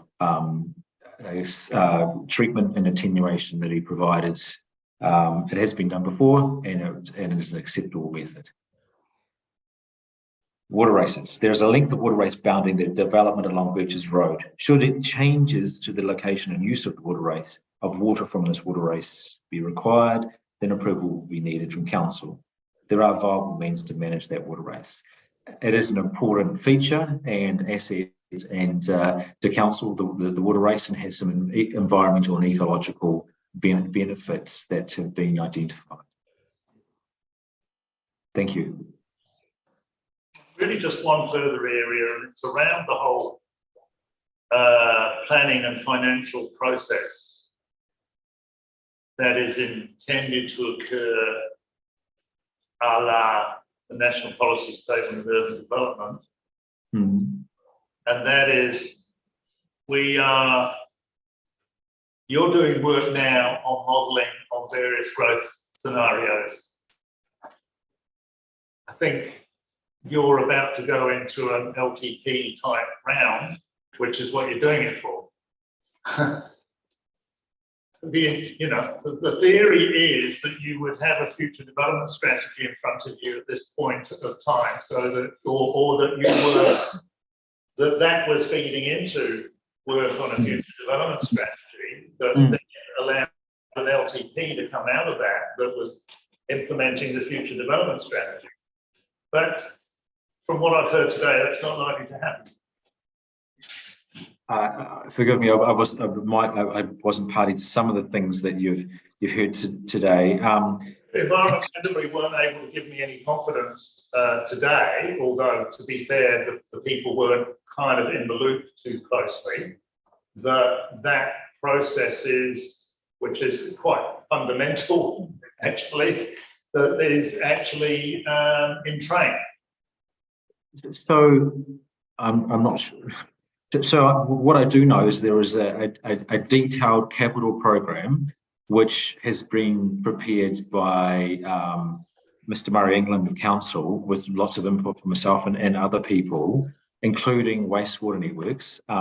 That, as it happens, was done for the Department of Internal Affairs through the Water Entities Program.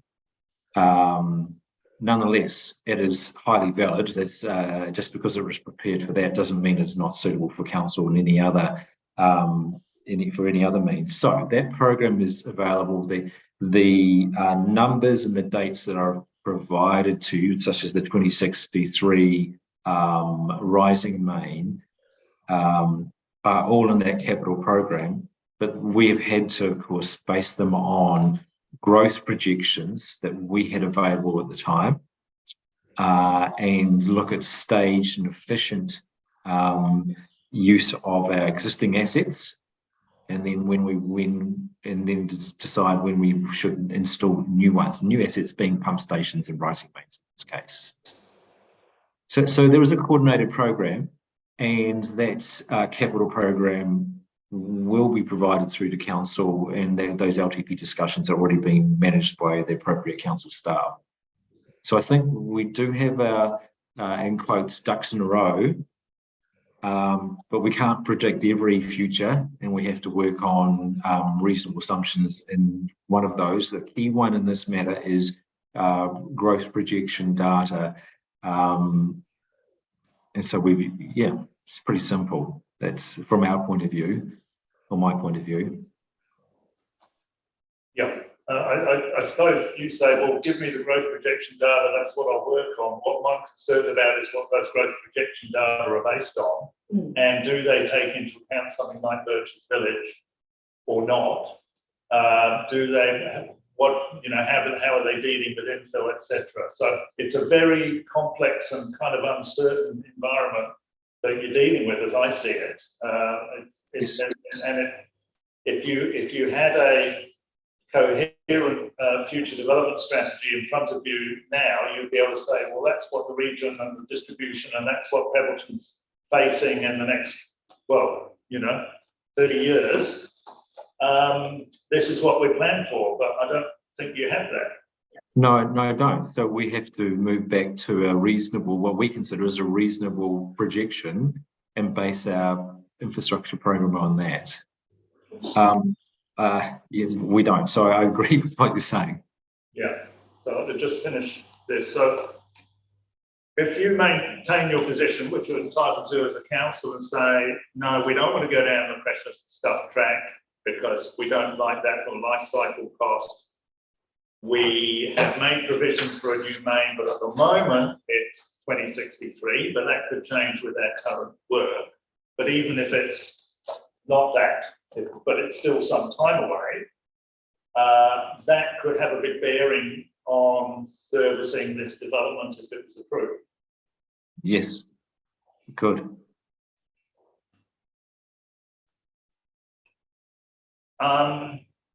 Now, Ms. Booker has a question which I'm going to allow her to ask you, which is not normal protocol, depending on what the question is.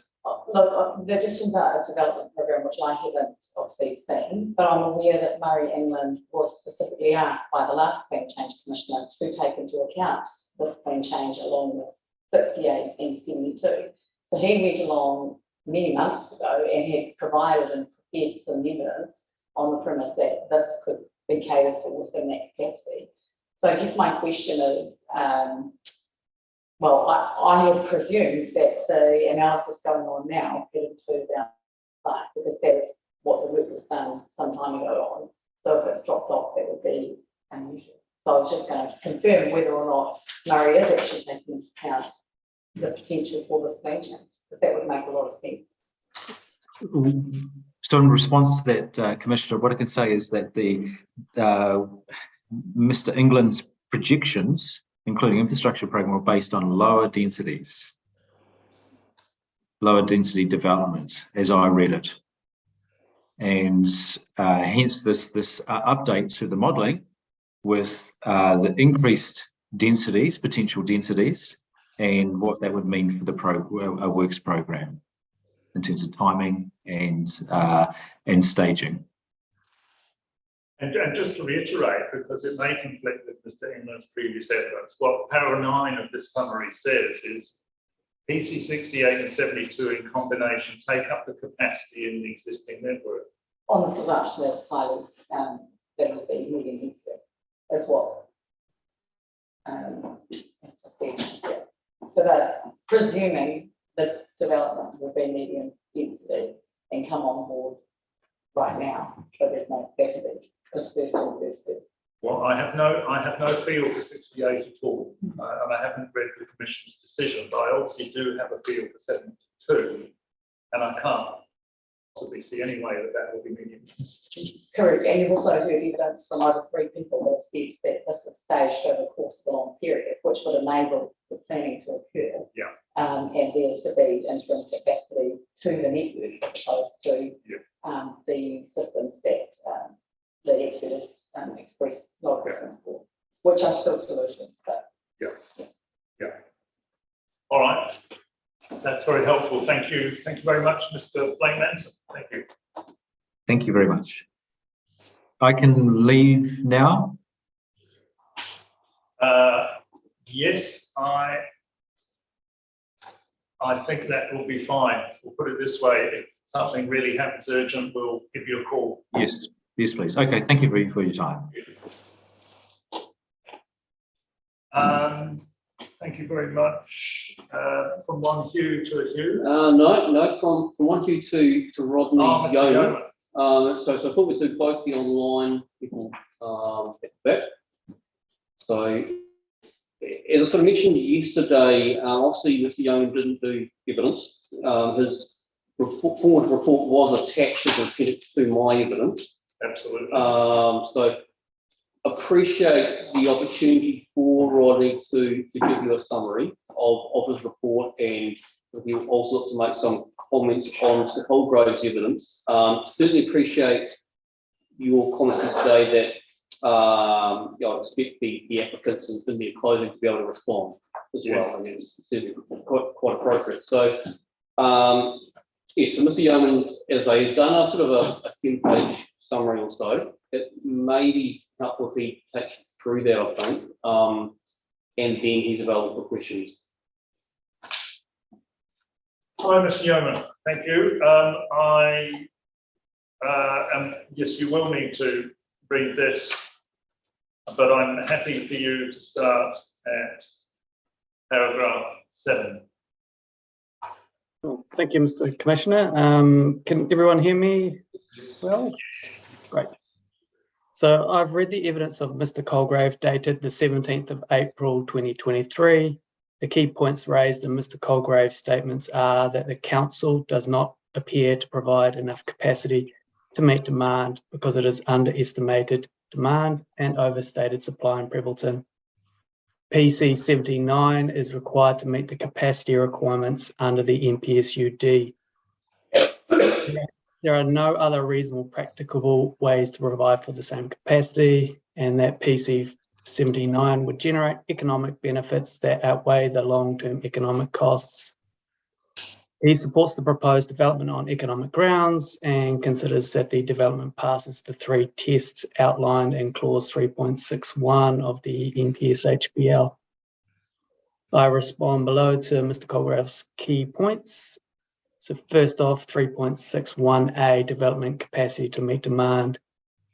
First, clause 3.61 requires that urban rezoning of highly productive land give effect to the NPSUD by providing sufficient capacity to meet demand.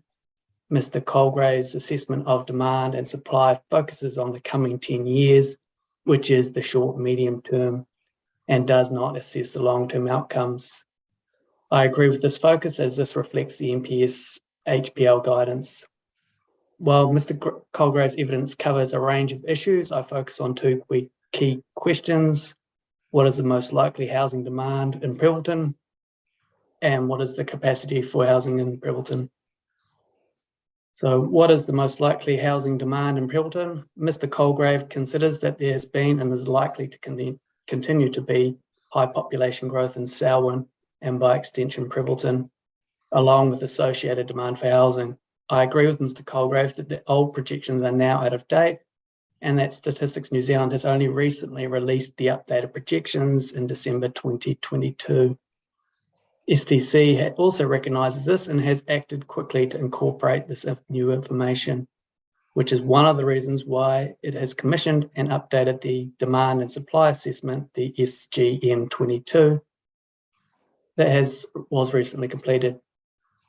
However, in my opinion, it's debatable whether a high level of growth will be maintained in the short medium term, because there are many factors pointing towards a recent decrease in housing demand, which includes the recent drop in population growth, the recent drop in new dwelling consents, negative economic growth, a large drop in new mortgage lending, increase in interest rates, ongoing changes to demand preferences towards higher density, and a recent decline in sale prices. Taking these factors into consideration, it is likely that the demand in Selwyn and Prebbleton in the short medium term cannot be expected to continuously reach the high projection. I consider that it's a conservative position to adopt a high projection, and I agree with Mr. Colgrave that council should plan for high growth and that the SGM 22 incorporates this within the model. However, Mr. Colgrave considers that for Prebbleton, there is a demand for 1,255 to 1,569 dwellings in the short medium term. His estimate of demand is more than double the level of demand that was suggested in the initial market assessment included in the PC 79 application by Mr. Blackburn. Okay. This new very strong growth estimate is based on his opinion that PC 79 was zoned that Prebbleton would attract a large share of demand, which he considers will be between 10 and 12.5% of total district demand. His estimate of demand is very high in the context of Prebbleton and would mean a growth of 125 to 157 dwellings every year on average for the coming decade. The town has only achieved or exceeded this level of growth in 2 years over the last 3 decades. That is in 2013 and 2016. This means that the incidence of very high growth has been rare at only 6% of years. I consider it's not reasonable to expect that this level of growth would be achieved consecutively for 10 years, as suggested by Mr. Colgrave. If his demand is achieved, then the town would grow by 70% to 90% over a decade, which is a very significant rate of growth in a short period of time. While not impossible, I consider that it's unlikely that growth will reach the level suggested, which would represent a substantial shift in demand patterns within Selwyn. I note that the NPSUD requires councils to plan for expected demand, which is defined in terms of most likely, and the guidelines suggest that demand be based on recent development patterns. While there is a chance that demand reaches Mr. Colgrave's estimates, I do not consider that this is expected or most likely and does not represent the most recent development patterns. I prefer the SGM 22 projections, which show a growth of 420 over the short medium term, which is consistent with the level of activity that has been observed in Prebbleton.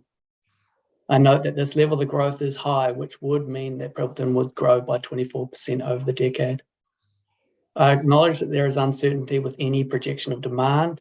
Therefore, I make the following further comments. I consider that it's reasonable to expect demand for new housing in Prebbleton to be within the range of 300 to 500 in total in the short to medium term. I also consider there is a small chance that demand for new dwellings would reach or exceed 1,000 in total in the short medium term.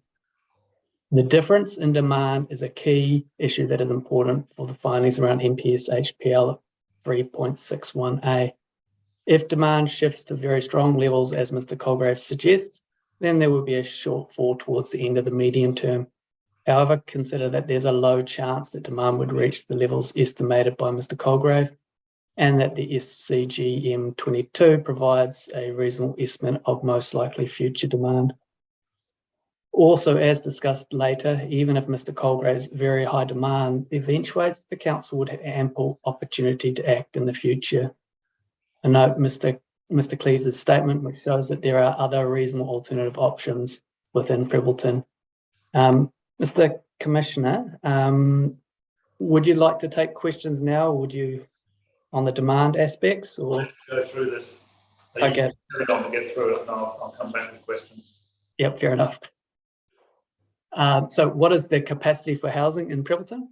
Mr. Colgrave considers that there is capacity to provide 1,000 new dwellings in Prebbleton in the short medium term, and the SGM 22 estimates a capacity of 1,579. He considers that there is a number of matters that indicate the SCGM 22 overstates available capacity and therefore being unreliable. I disagree with Mr. Colgrave's conclusions of unreliability. However, given this is a summary statement, I can't respond to every issue raised, and I focus on the main source of capacity in Prebbleton, which is provided in the new greenfield areas. Most of the capacity in Prebbleton is in 2 greenfield areas, PC68 and PC72, both as estimated by Mr. Colgrave at 85% and the SCGM 22 at 68%. The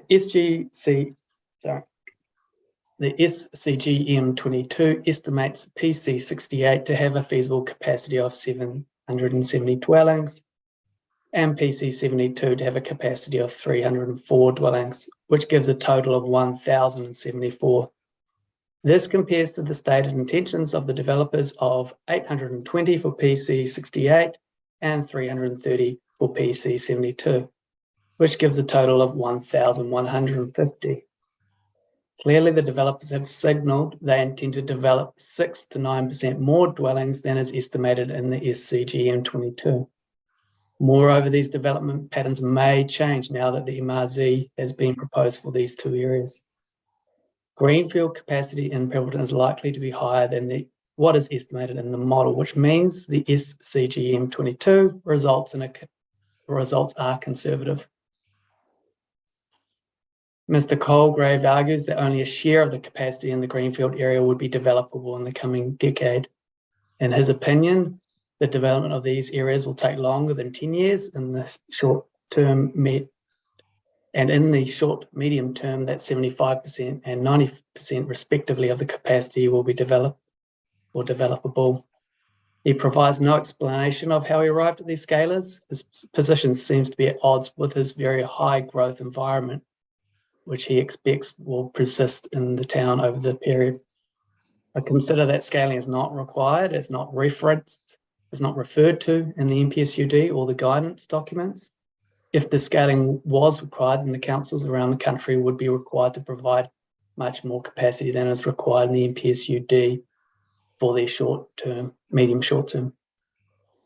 This would be contrary to the MPS HPL, which requires the minimum amount of HPL land is provided for urban development. Therefore, I disagree with Mr. Colgrave's assessment, which does not reflect the nature of the market outcomes. Broadly, if there's sufficient demand, as Mr. Colgrave contends, then development of greenfield areas would eventuate more quickly. I consider that the greenfield supply provided in Prebbleton will be sufficient to meet expected demands in Prebbleton over the short, medium term and beyond. Specifically, the capacity of 1,150 new dwellings in PC68 and PC72 is likely to be greater than the expected demand of 440 in the short, medium term in the SCGM home.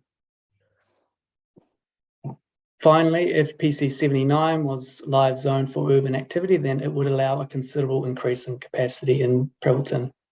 Expert evidence presented for PC79 suggests a capacity of 530 residential lots under the proposed zone.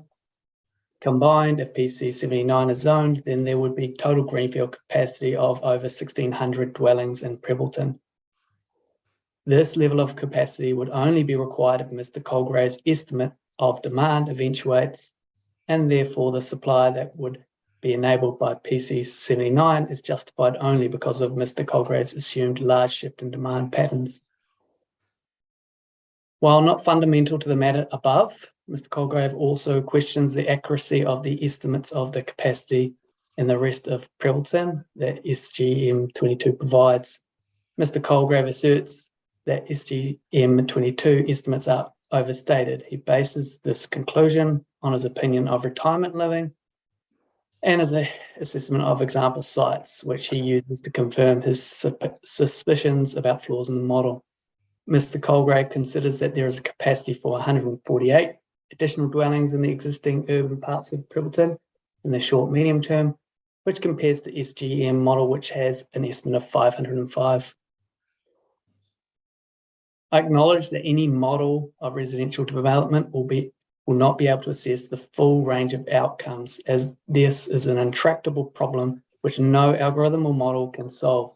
Invariably, the modelling of capacity and commercial feasibility will require simplifications, which mean that the outputs will result in some capacity being deemed infeasible when it is feasible and vice versa. As an example, the Selwyn Capacity for Growth Model 22 estimates that the Somerset site has a capacity of 217 dwellings.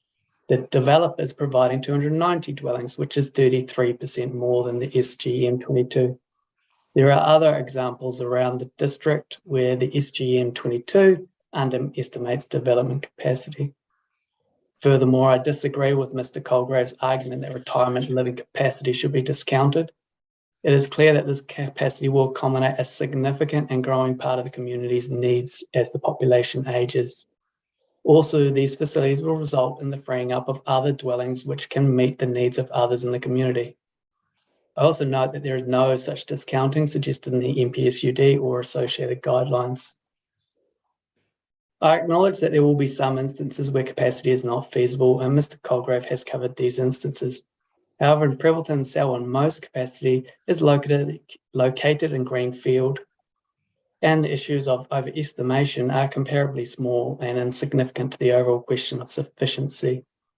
There will always be overs and unders in the results. However, this does not mean the overall modelling is incorrect. I consider the SGM22 as a model, and like all models, it cannot be perfect. Taking into account Mr. Colgrave's discussions and the nature of the model, I consider that the model is likely to underestimate the development that can be expected in Prebbleton, and the table below shows the differences between the short-term capacity, with the SGM22 estimating 1579 and Colgrave's scalar estimate of 1000. As discussed above, if the SGM22's demand projection is adopted, then there would be more than sufficient capacity in the short medium term under either the SGM22 or Mr. Colgrave's estimates of capacity. Even under Mr. Colgrave's capacity estimate, there would be more than double the capacity that is needed to meet expected demand. There is only insufficient capacity if Mr. Colgrave's very strong demand estimate and his low supply estimates are adopted. That's shown in the bottom corner right cell as negative 255 to negative 569. If the SGM's estimate of supply is adopted, then there would be sufficient capacity to meet his demand. I do not agree with Mr. Colgrave's very strong estimates or his factoring of capacity and his findings that there is a shortfall of 255 to 569 dwellings in Prebbleton.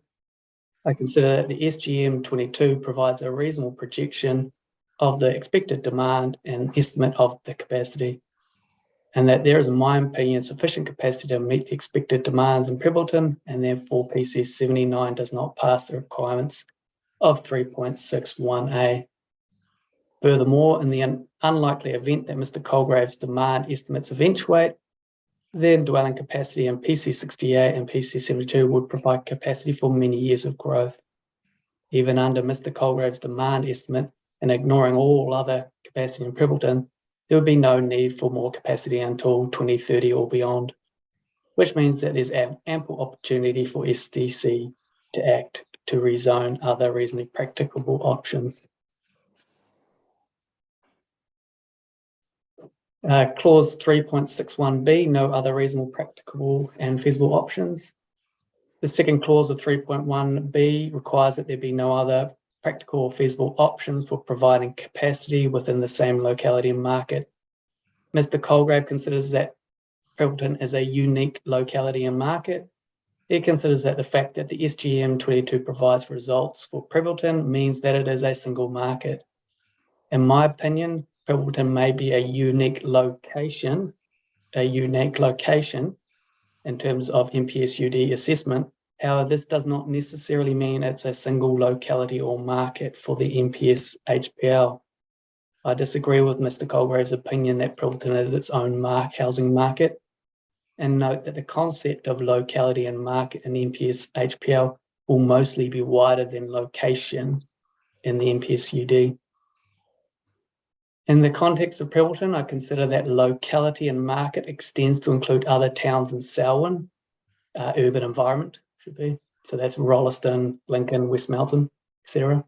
And potentially areas close to Christchurch, Templeton and Hallswell. These other locations are close and would provide dwelling types that are similar to Prebbleton and may be considered as being in the same locality market. I note that there have been two recent decisions which have both found that locality market is wider than a single town, and in variation 2, Greenfield zoning Dunedin and Plan Change 73 Waiuku. In both situations, the Commission has considered that locality and market covered an area with multiple towns and townships, along with an area adjacent to the main urban area.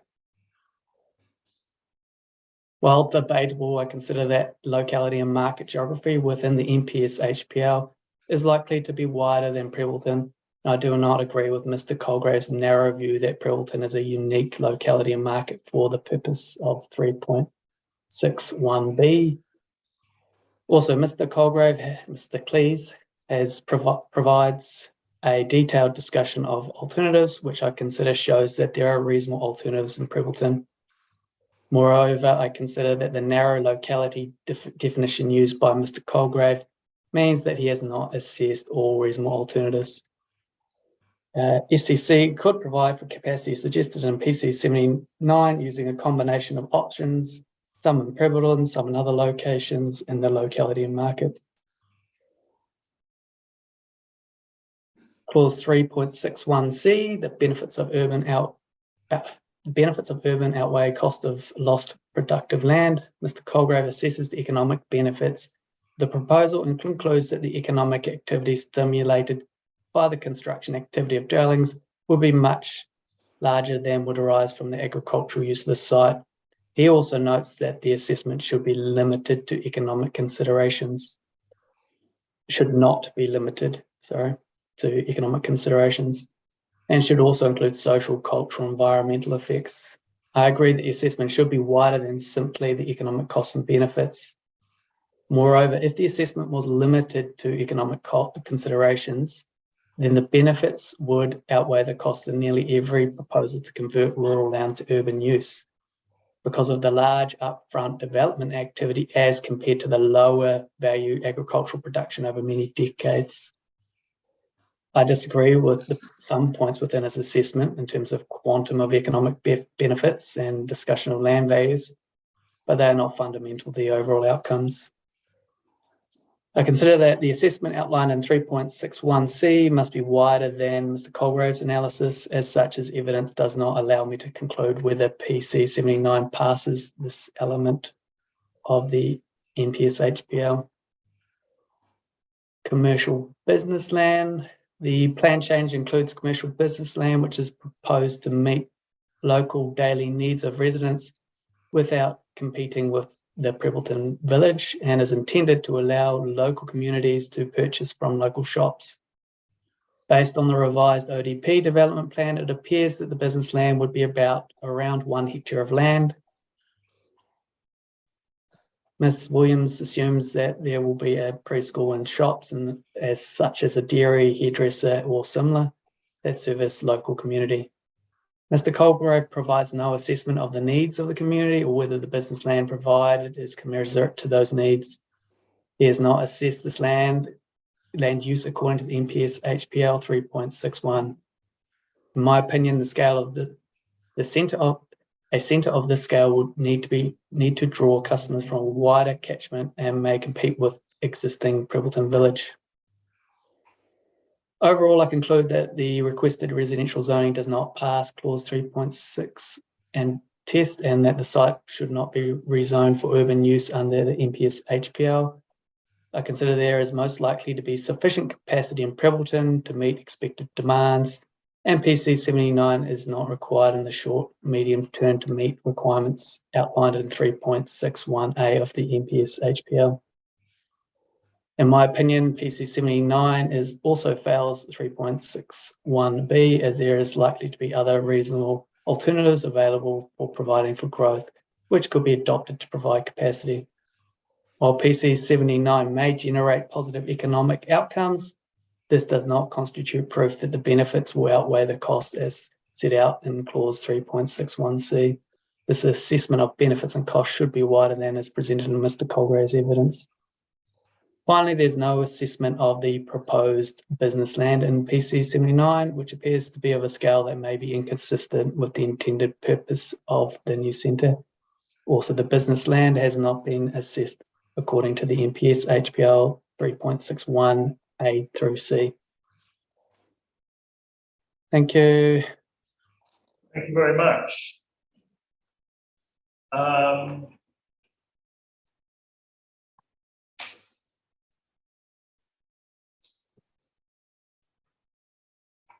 Right, where do I start?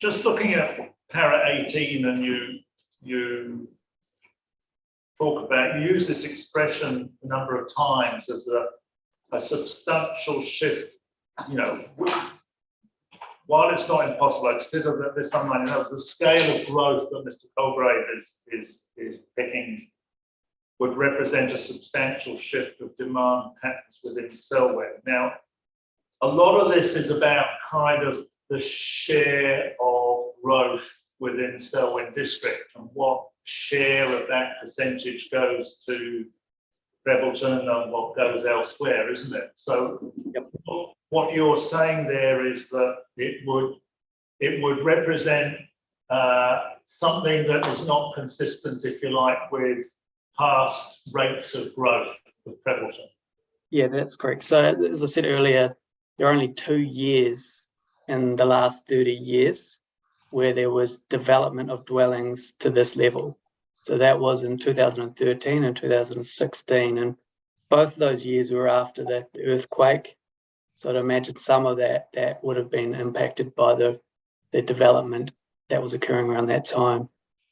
So I suppose taking that 2 years, that's equivalent to a 6% chance. Okay, so if you take a dice and you roll the dice and you'll get a 6, say. Now roll it again to get another 6. Do that 10 times. You can see that the probability of doing that 10 times in a row is very low. And that's effectively what his projection is saying. He's saying we need a very high level of growth and each year for the next 10 years to reach the level that he requires. And so that's why I don't think it's reasonable to expect that would be an outcome. And you're putting that alongside the current kind of climate, which is not conducive to feasible development, as at least a bump in the road or a hollow in the graph. So that discussion is based on the past, what I was talking about there. There is definitely, as I said earlier, there is a lot of bumps in the road at the moment, and the amount of development for Selwyn, the GCP, New Zealand, there is definitely some negative outlooks there in terms of what could be achieved in the future. So I think that's an additional issue, but in my mind, for Selwyn, they should be planning for that high growth. And so that's why I'm still saying, look, accept that there's probably going to be a downturn in the next few years and that growth will be much lower than what it has been in the past. But from a planning perspective, you should be planning for that longer term outlook of higher growth.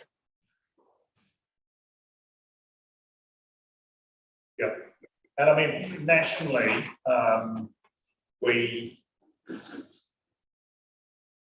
we've been in an unusual migration environment in the last few years, which from what I read in recent figures has suddenly changed, and our net inflow has massively increased just recently, but that's obviously very short-term type.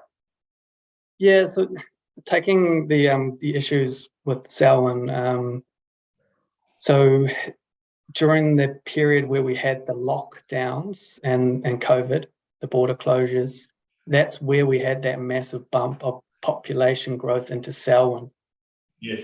Broadly, what we were seeing is an increase of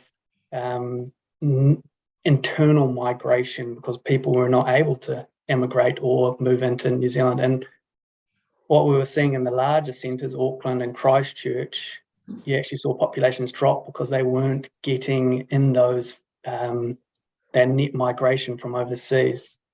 But for Selwyn in particular, what we saw in 2020 and 2021 was very large amount of population growth. And in 2021, population growth was around about 5,400. It has now dropped right back to 3,400, I think it is at the moment, so in 2022. So we've already seen in Selwyn quite a sizable drop back in terms of the amount of population growth. It's still very high though. I would make that point, that is still a high level of growth compared to the rest of New Zealand and other districts. But we're already seeing that drop back, if you like. Yeah. On the capacity side, Mhm. My understanding is that just your para 28, where you say Mr. Colgrave argues only share the capacity in greenfield development in the coming decade. My understanding of his evidence of that is based around, if you like, the current development model, ownership model and implementation model, in that of those two plan change areas, which does seem to give people some options to go slower than others, or possibly not at all. And therefore he sees the kind of varying owner interest matters as, that's my understanding, as being an influence on how fast and possibly even ultimately how much yield comes from those. Now that was, and the proponent has drawn a contrast of that with PC79, which will sort of have a single developer and be more reliable in terms of what actually proceeds. So that's my understanding of that. Is that fair from your point of view? Oops, you've gone silent on us. Sorry, we can't hear you, Rodney.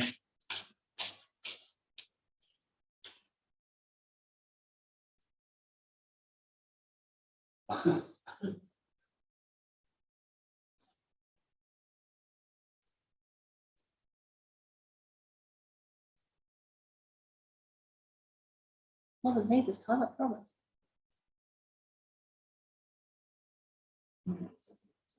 No more questions to Mr. Young.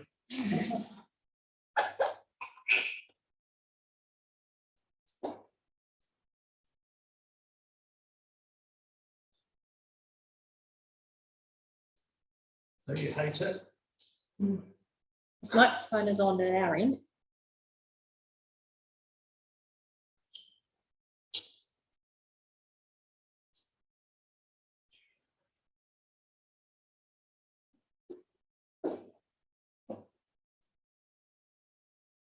He's our last one on the Zoom, isn't he? Thank God for that.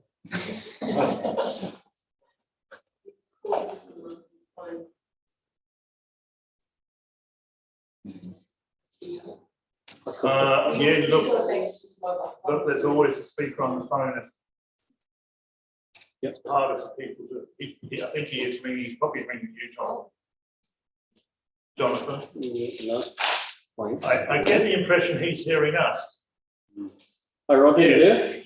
Yeah, you're hearing us, but. Okay, yeah, we can't hear you. So, but I think the problem's at our end. What we're going to do is put my phone beside the commissioner, and he'll talk to you over my phone. We can see you okay, and it might just be the rest of us struggle to hear you a little bit. But talk loudly and we'll see how it goes. I'll try and convey the essence of the answer. So, Rodney, can you hear me? Talk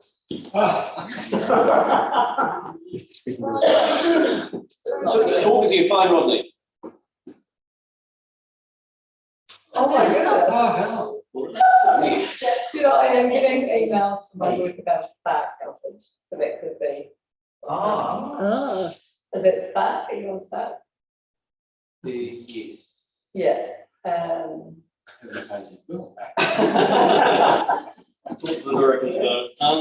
Spark having a major backing. No, Spark has been on other matters I saw overnight. Rodney, can you hear me now?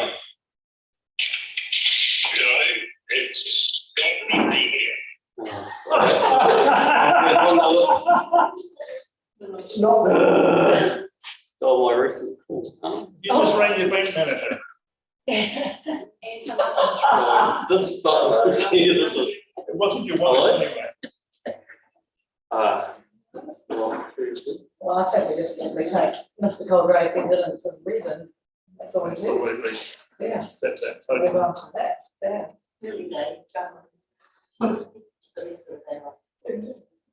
Yeah, I can. Just trying to keep you on speakerphone. I just speak like this and could do the same thing.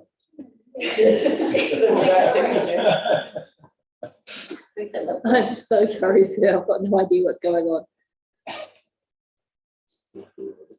I think we're on that. I think we're on that. That's the capital space. Was very fun. No, I haven't got any more space, but nice. Mobile going out as well as. Yeah.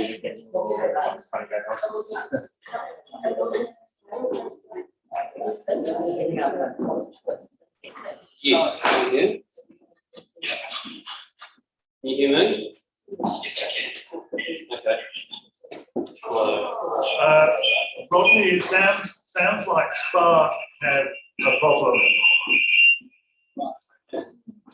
which may or may not be the cause.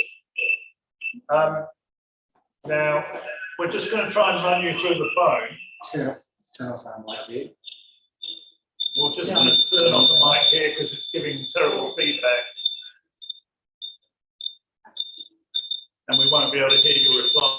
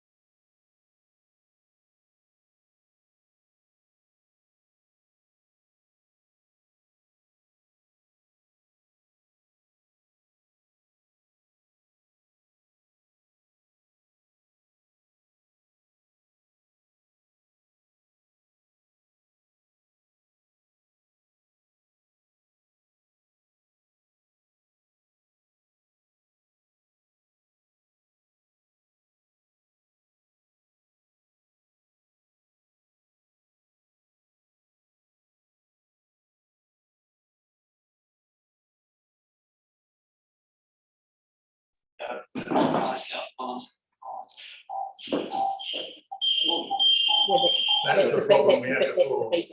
It went all. So the question is whether Rodney can hear. How we're doing? 2:38. A bit longer than planned, but that's only fair and reasonable. Mr. Nicholson, welcome. Thank you. On to you. Good afternoon, You want to Commissioner. Shall I proceed now? Yes, yes, please. Yes, but yours is a less an issue. It's more than Mr. Please thing. So if we lose Mr. Yeoman for a bit, I don't think that really matters. I don't think. I'll just start at paragraph 1.2 of my summary. Yes. I request that where necessary, the Commissioner relies on my opinions that step out in my written statements. Any joint witness statements, of which there are none with regard to this plan change request, and my verbal evidence given at the hearing.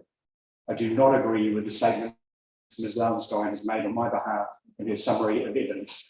Right. I note the applicants made a number of changes to the proposed ODP in response to a Section 42A report.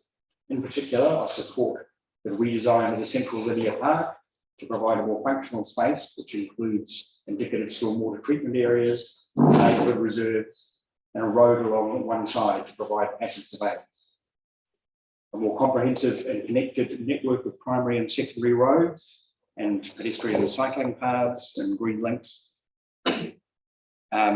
The movement of the commercial area southwards off the land where the owners have submitted an opposition to PC79 and opposite the car park for Kakadu Park with a safe pedestrian cycle crossing point on Birches Road. And I note that proposed secondary roads and green links give access to the commercial area for PC79 residents. I note the street edges along Hamptons and Birches Road are identified for urban upgrades, including pedestrian and cycle facilities, and that the boundaries of the rural neighbours have a landscape strip to reduce the potential for reverse sensitivity. Also support the potential integration and expression of Maori cultural values. There are two outstanding matters with regard to the ODP. Firstly, I consider there should be a second pedestrian cycle crossing facility included at the northern end of the site across Hamptons Road. Secondly, I note there are two landowners within the PC79 site who have submitted an opposition to the plan change. For clarity, I prepared a drawing showing the proposed ODP with the two properties removed to give some idea of the potential impact if they do not develop their properties. And I'll refer you to figure 1 at the end. While I agree that the ODP could be redesigned around these missing lots, I consider this would be a less than ideal outcome. I haven't seen an image of that, but it's consistent with what I was thinking and having been to the site and so on. So I think the reserve and the roads could be relocated around the end of the lots, but it would be, you know, I mean, I guess it leaves a missing tooth for you, isn't it? Missing teeth. And certainly it removes one of the properties that has the most adjacency with the existing township. Well, the question arises with this, which is now clearer with this having overlain it, is whether you can actually deliver on the infrastructure concept and the design concept and the spine and so on. So without some of that there. I mean, just with me looking at it, I imagine that you could relocate the spine, you know, to the west and around the block, and so I don't know that it precludes it. It simply weakens the overall concept. Question: does it raise any other technical issues, which none spring to mind in my mind? So I agree with you. Yeah. Okay. With regard to the definition of an urban environment in the NPSUD, as Lowenstein suggests, for Prebbleton specifically, this means there is an expectation to accommodate a population of at least 10,000 residents through primarily medium density residential zoning. Whilst the current population of Prebbleton is approximately 4,500 people in 2018, the Inner Plains townships in Selwyn function as a single complex housing and employment market. As such, the NPSUD definition of urban environment is considered to apply to the Inner Plains townships, including Prebbleton. My understanding is that while the population of the combined Inner Plains townships exceeds 10,000, there is no expectation that each individual township will have a population of 10,000. Ms. Lowenstein presents a growth scenario based on my urban analysis of the compact urban form of Prebbleton. She goes on to say, in collaboration with my colleague, Mr. Compton Moen, I've studied all the moving parts and developed a growth map based on the existing and projected growth pattern under this updated planning framework. Whilst this growth map is not without merit, it has no standing in terms of current statutory or council planning processes. It is one possible outcome of future growth in Prebbleton, but there are a number of other options which should be investigated and may take precedence, including retaining the township's current urban form. In particular, I note that PCs 68 and 72 are largely undeveloped, and that there are a number of areas within the current urban form of Prebbleton that are also being investigated for residential use. I can refer you to, if we look at Figure 2 shortly in more detail. If further capacity is needed beyond these areas, I do not agree with Ms. Lowenstein that the areas to the north, east and west of Prebbleton should be discounted without further investigation of the relative costs and benefits. Lowenstein discounts the rezoning of rural lifestyle blocks, saying they would not be able to facilitate 15 households per hectare development. While I agree that the outcomes of rezoning rural lifestyle blocks may be of a lesser density and lower amenity, I consider that it may still be an appropriate strategy that provides additional capacity without encroaching on productive farmland. So if we look at Figure 2 now, Figure 2 compares the current urban form of Prebbleton with the growth map prepared by Ms. Lowenstein and Mr. Compton Moen. The current urban form includes 4 enclaves of rural land that are either wholly or partly surrounded by residentially zoned land within the urban growth boundary. These are being considered as part of variation 1 of the proposed SDP. And now, are you familiar with those? Do I need to point them out? So I can see 3. Why can't I see 4? And in the to the east, nearest to Christchurch, actually, so within that kind of line of the pylons, is a rather convoluted dotted line, which is so that's within the urban growth limit currently, and in fact that's the area Mrs. Chief was referring to. Well, I'm not sure what map we're looking at of those two. I'm completely confused. So we're looking at the top one. Yes, but there's and two not maps. top one. No, sorry, the Top half we're looking at, and you'll see pieces. you'll see in the main, if you like, not shaded, but in the main urban form of Prebbleton, there are 3 areas that are not shaded. But the 4th one that I was querying is actually the rural residential land, zoned rural residential, and that franchise actually that you're talking about. Back to you, Mr. Nicholson. Yes.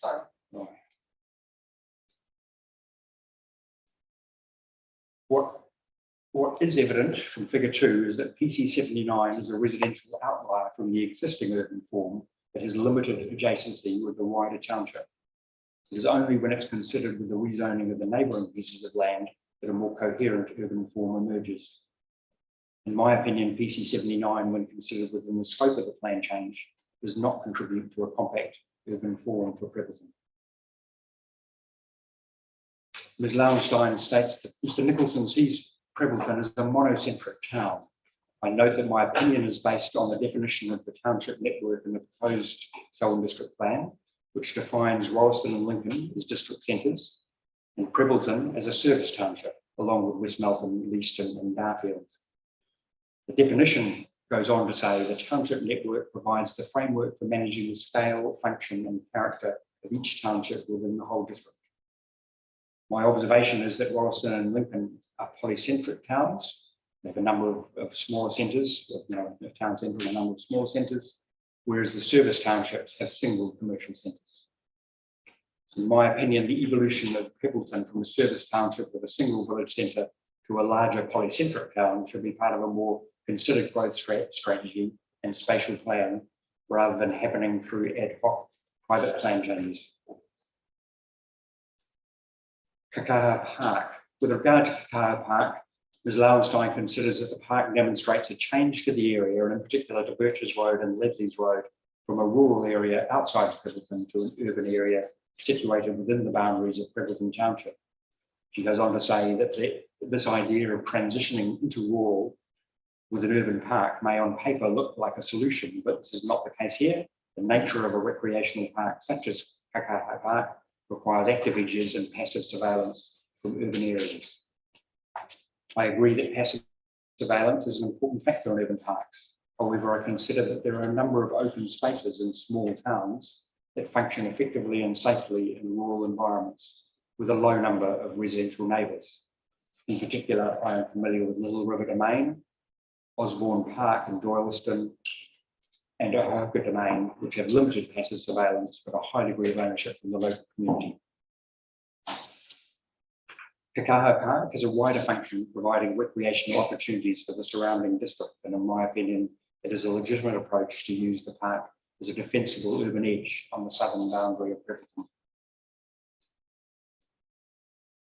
Ms. Lauenstein describes the Little River Rail Trail as a safe cycle link to Christchurch, offering an alternative commuting mode. While the rail trail runs down the opposite side of Birches Road from the PC79 site, I note that the separated cycle path disappears and is replaced with painted on-road cycle lanes along Birches Road between Trices and Springs Road and along Springs Road between Trices and Blakes Roads. The painted on-road cycle lanes are adjacent to parking lanes on two busy arterial roads and do not provide an attractive or high amenity cycle route from PC79 into and or through Prebbleton. In my opinion, the connectivity of PC79 with the existing Prebbleton Township remains at a low, moderate level of connectivity. This reflects that while the internal connectivity provided by the ODB is good, PC79 has limited adjacency with the existing township, and the external connections are primarily reliant on Birches Road.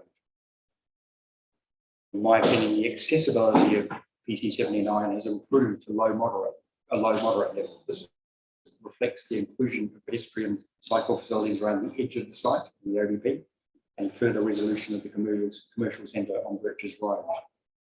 I note, however, that PC79 has poor walkability to the town centre, and the quality of the cycle trail along parts of Birches and Springs Road is low amenity. Most employment, retail and higher educational opportunities require travel into Christchurch. Thank you, and I'm happy to answer any questions.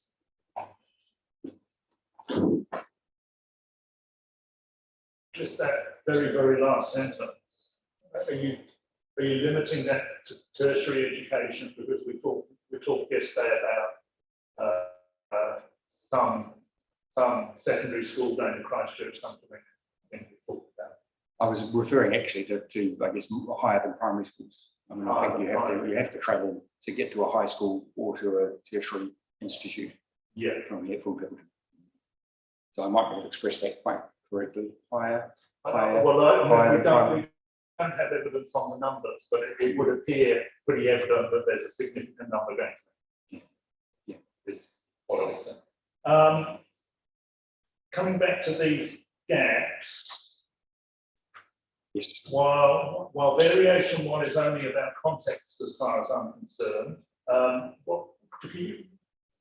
when you say these are being considered as part of variation one of course is putting the NDRS provisions, objectives into the proposed plan to all residential zones. But are you saying there's something different being considered in variation one for those? So Rachel, I might just require the process where we're looking at the bits of land around Lincoln, is that variation one, or is that the rezoning for the proposed district plan? I think it might be the rezoning for the proposed district plan. The rezoning for the proposed district plan has been included. The variation one stuff, I don't know if we've published it. But this is these four enclaves yes, that you've identified. Because variation one, it's more than just the raw package for NDRS. It also looks at zone boundaries, and So the council has included some areas within variation 1 that are currently rural, but are inside the growth, the map A areas. So there is a rezoning component, and likewise a number of submitters have also, just like the party, the PC 79 components here have submitted on variation 1. Yes, no, you're certainly allowed to add new residential zoning as part of that process. I get that, Yes. and that's what submitters who said, me too. Yeah, I'm and so relying on, but this is existing residential zone land. no, these are rural. These are Rural land. residual rural bits that were left over through the. So PC68 came along to rezone rural, but didn't go right up to Sorry, Trench that's Road. my misunderstanding. Yes. I thought these were No, already zoned residential. No, You're they're- saying that those enclaves that are shown on the top map are rural zone. rural zoning Yep. or rural residential? Rural. So we're talking 1, 2, 3, and the one out here. Rural. Is that right now? Yeah. So They- that's so RRS 9, that one there. Yes. So that's rural zone with an urban growth overlay. Oh, okay. Rural zone. Yeah. But we still have to go to. Yeah, so they all have submitted, with the exception of infill 1. This link here, Yes. they all have submissions on variation 1 requesting enlarged zone. So they weren't part of the original As proposed notified. variation 1. They are matters being considered by way of submission. Yes. In Cribbleton, PC 68 and PC 72 were included as new residential land Yes, in the yes. notified variation Yes. 1. These are me too's.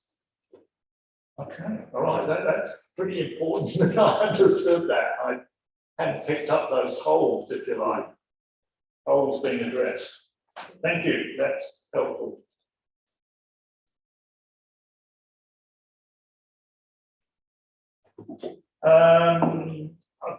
I think the rest of that is sufficiently clear to me, but I'm pleased that, clarify that, because that's, I feel it's something I should have been aware of and wasn't. So, you always get those moments, don't you? Okay,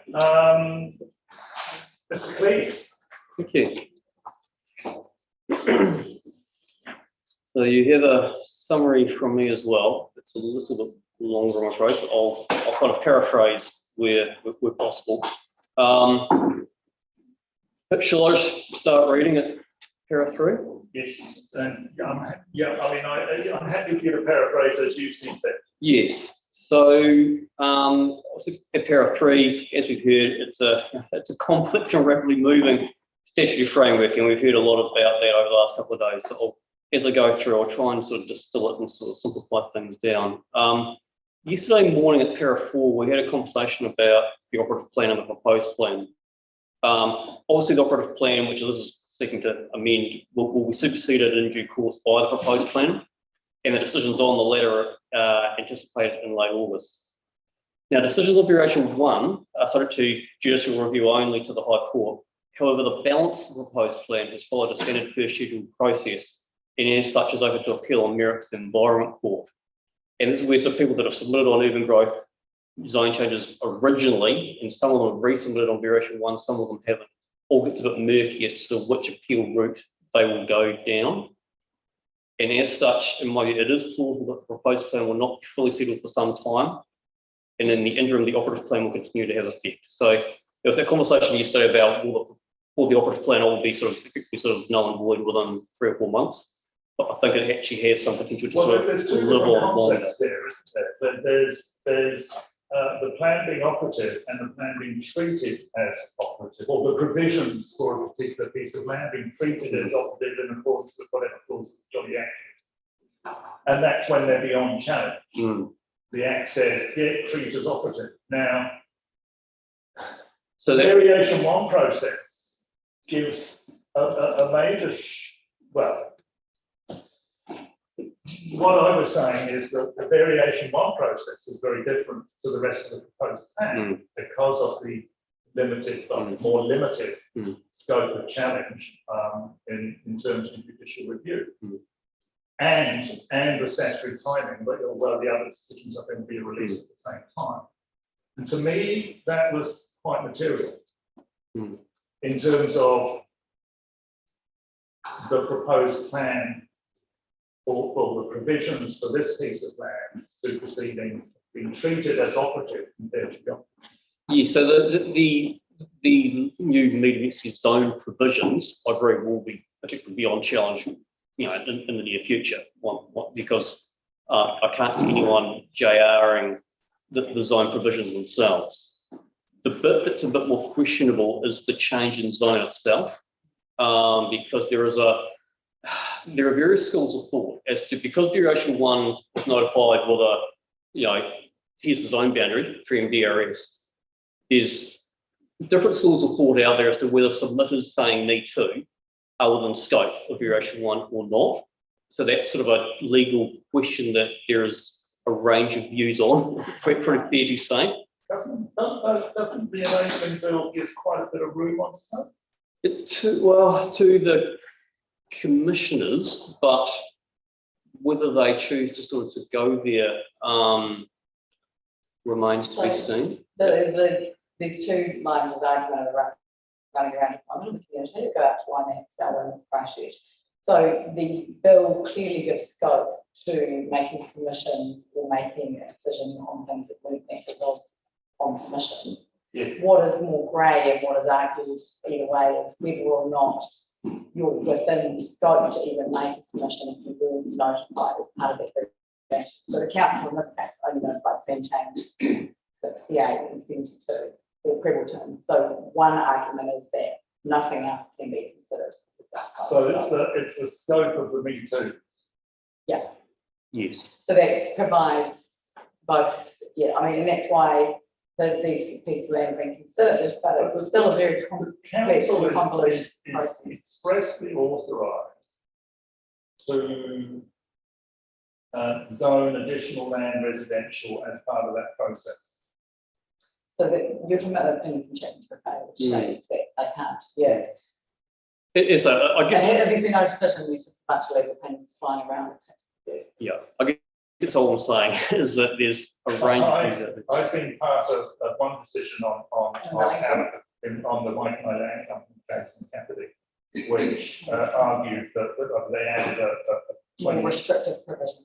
Well, they added a 20-acre area of mostly urban land as a site of significance to Maori through variation 1. And because there was already a direct referral to Environment Court on a consent within that area, they managed to get the court to consider it as a preliminary matter on that direct referral.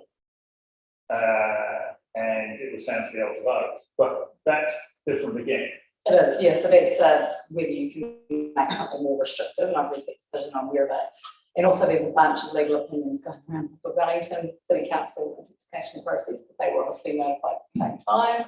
And so, I don't know, maybe 4 or 5 different legal counsel who take slightly different views on how it's all going to be applied there as well. I think I'm sure I agree with the reporting officer that we are in no way clear on what the future looks like and the length of time that we're going to spend arguing on these legal matters. Yes, I guess I expect the zoning provisions themselves to be settled quite quickly. It's the geography of where that applies that's got the question mark over it. Issue is the Me Too. So yes, so in essence, for you, sir, I suggest your job is actually relatively simple. It's simply look at the operative plan that you've got in front of you, and in PC79, in essence, simply ask the question of whether the purpose of the RMA is better achieved by retaining the site's existing rural and plain zoning, or by rezoning it to a living MD zone and business 1 zone sorted by the plan change proponent. So when you boil it all down, I think that's sort of the key simple question for me. And then the proposed plan and variation 1 process will sort of take whatever course they take.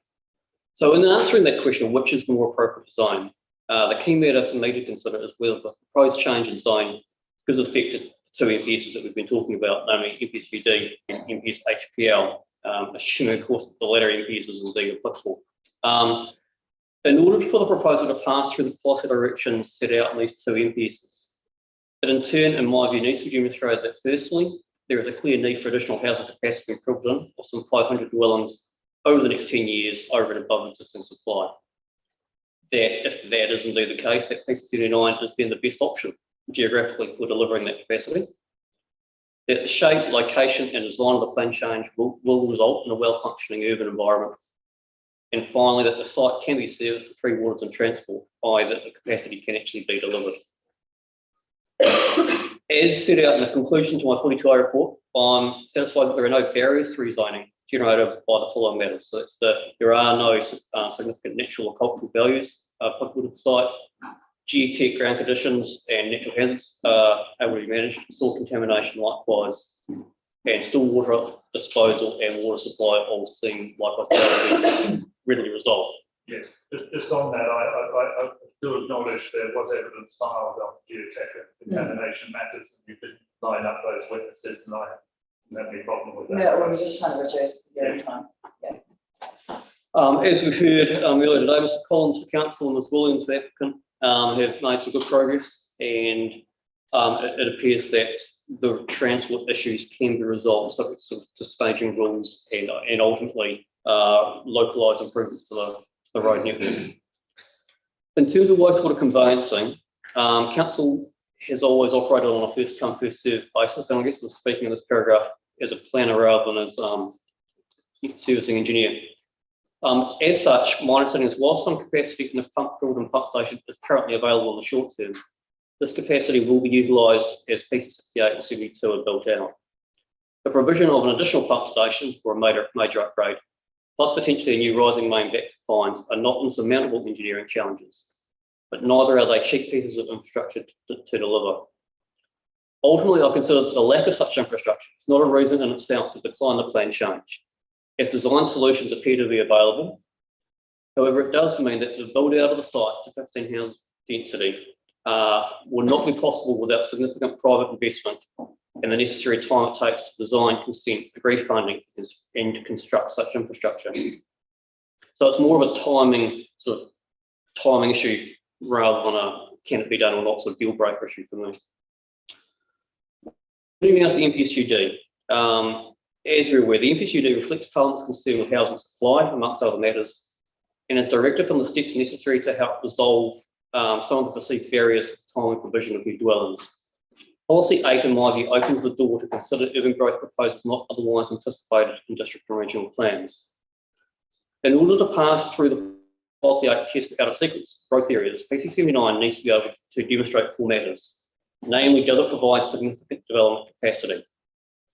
As I said in my evidence, in the absence of any direction in the RPS, I'm comfortable that the provision of at least 530 dwellings does meet the significant threshold, and also we had that conversation through the PC72 process as well. I don't consider that such additional capacity is required, and I'll turn to that in more detail below. However, it's important to emphasise the MPSUD has no issue of more than the minimum capacity that's provided, so it's not such an issue for the MPSUD. Secondly, can it be serviced? And we've just discussed that. I'm satisfied that it is plausible that roading and wastewater upgrades can be completed within a 10-year timeframe, such that the proposal will add significant capacity, albeit that it's likely to be towards the latter end of that time period. And C, does it support a reduction in greenhouse gas emissions? This, in my view, turns on how you compare alternatives. There is an alternative in terms of the existing land use, i.e. a reduction in gas occurs if the land is no longer used for grazing cattle or sheep. However, there's a much smaller reduction if the land is used for cropping. There's a reduction in commuter traffic if the future residents would have in the alternative lived further out in Rolleston and still worked in Christchurch rather than Rolleston, but an increase if in the alternative they would have worked in Rolleston or chose to live closer to Christchurch and say Hawthorn, or chose to own an electric vehicle versus an internal combustion engine, or chose to install solar power and not LPG, noting that the PC79 rule package neither requires the former nor restricts the latter, or chose to live in an alternative location in Pilbara that's better located relative to the Pilbara and Town.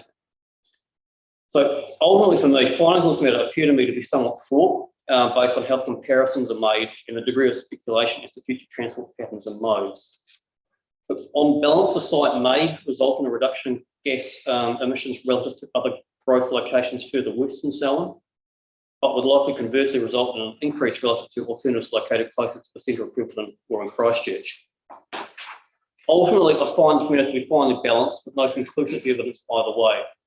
And simply note that the NPSUD direction is to support a reduction in gas emissions rather than to require a reduction. And as such, it's less directive than some of the other NPS requirements. And then finally, does it result in a well-functioning urban environment? NPS, the policy 1 sets out the minimum qualities that a well-functioning urban environment must have. These criteria are minima rather than the sole determinants. Chapter 6 of the RPS and the operative plan policy framework help to add further detail as to how a well-functioning urban environment might be delivered and so on. As such, I consider that matters such as urban form and shape, the degree of connection to existing residential areas, and the degree to which the plan change pushes to the north or south relative to the east or west are necessarily in play when assessing what well-functioning means in the context of Prebbleton. In my view, the site presents as a triangular wedge projecting out to the rural environment.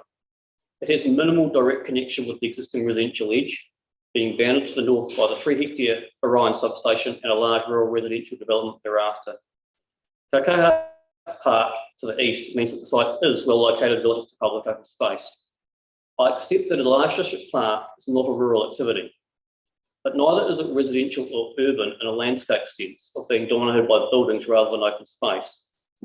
In my view, the park, at 20 hectares in size, functions as a large open space buffer to the southern urban edge of the town, rather than an extension of urban activity per se. In my view, the site's location only makes sense from an urban form perspective if it forms part of a much larger growth area to the southwest of Hamptons Road. This future growth area is shown conceptually in the evidence of David Compton Moore, and we've been looking at those plans extensively over the last couple of days. Mr. Compton Moore acknowledges that due to the presence of a number of rural lifestyle properties, westward urbanisation from the site is likely to be fragmented, with a number of infill 2 areas shown in Appendix 1 unlikely to be redeveloped. Personally, I consider the NPS HPL to be a much larger constraint on westward expansion than the presence of a number of 4-hectare blocks. In my experience, most urban growth areas around the Inner Plains townships have for many years been comprised of a consolidation of 4-hectare blocks. As it stands, the site is a large projection into the rural area with minimal shared boundaries with the existing suburban or residential edge of the township, and is therefore likely to remain as such for the foreseeable future, with further development to the west speculative at best. And we've heard from Mr. Nicholson in more detail on urban form outcomes. As such, I consider that it does not result in a well-functioning urban environment and therefore does not pass the NPS UD Policy 8 tests. Now, for completeness, I do note that the proposed amendments to the ODP that we've heard in the evidence over the last couple of days, in terms of roading alignment, edge treatment, stormwater basin location, and the additional commentary all assist in improving localised urban design outcomes. They cannot, however, overcome the fundamental issue of the site's shape and location. Turning now to HPL. The NPS HPL provides a very directive framework for how urban growth is to be managed. The site is LUC 1 and 2 land, and therefore is deemed to be HPL until such time as the Regional Council undertakes a more fulsome mapping exercise. Evidence of any constraints on the productive use of this land are therefore at best only relevant in terms of inputting into the cost and benefits assessment undertaken as part of clause 3.61C.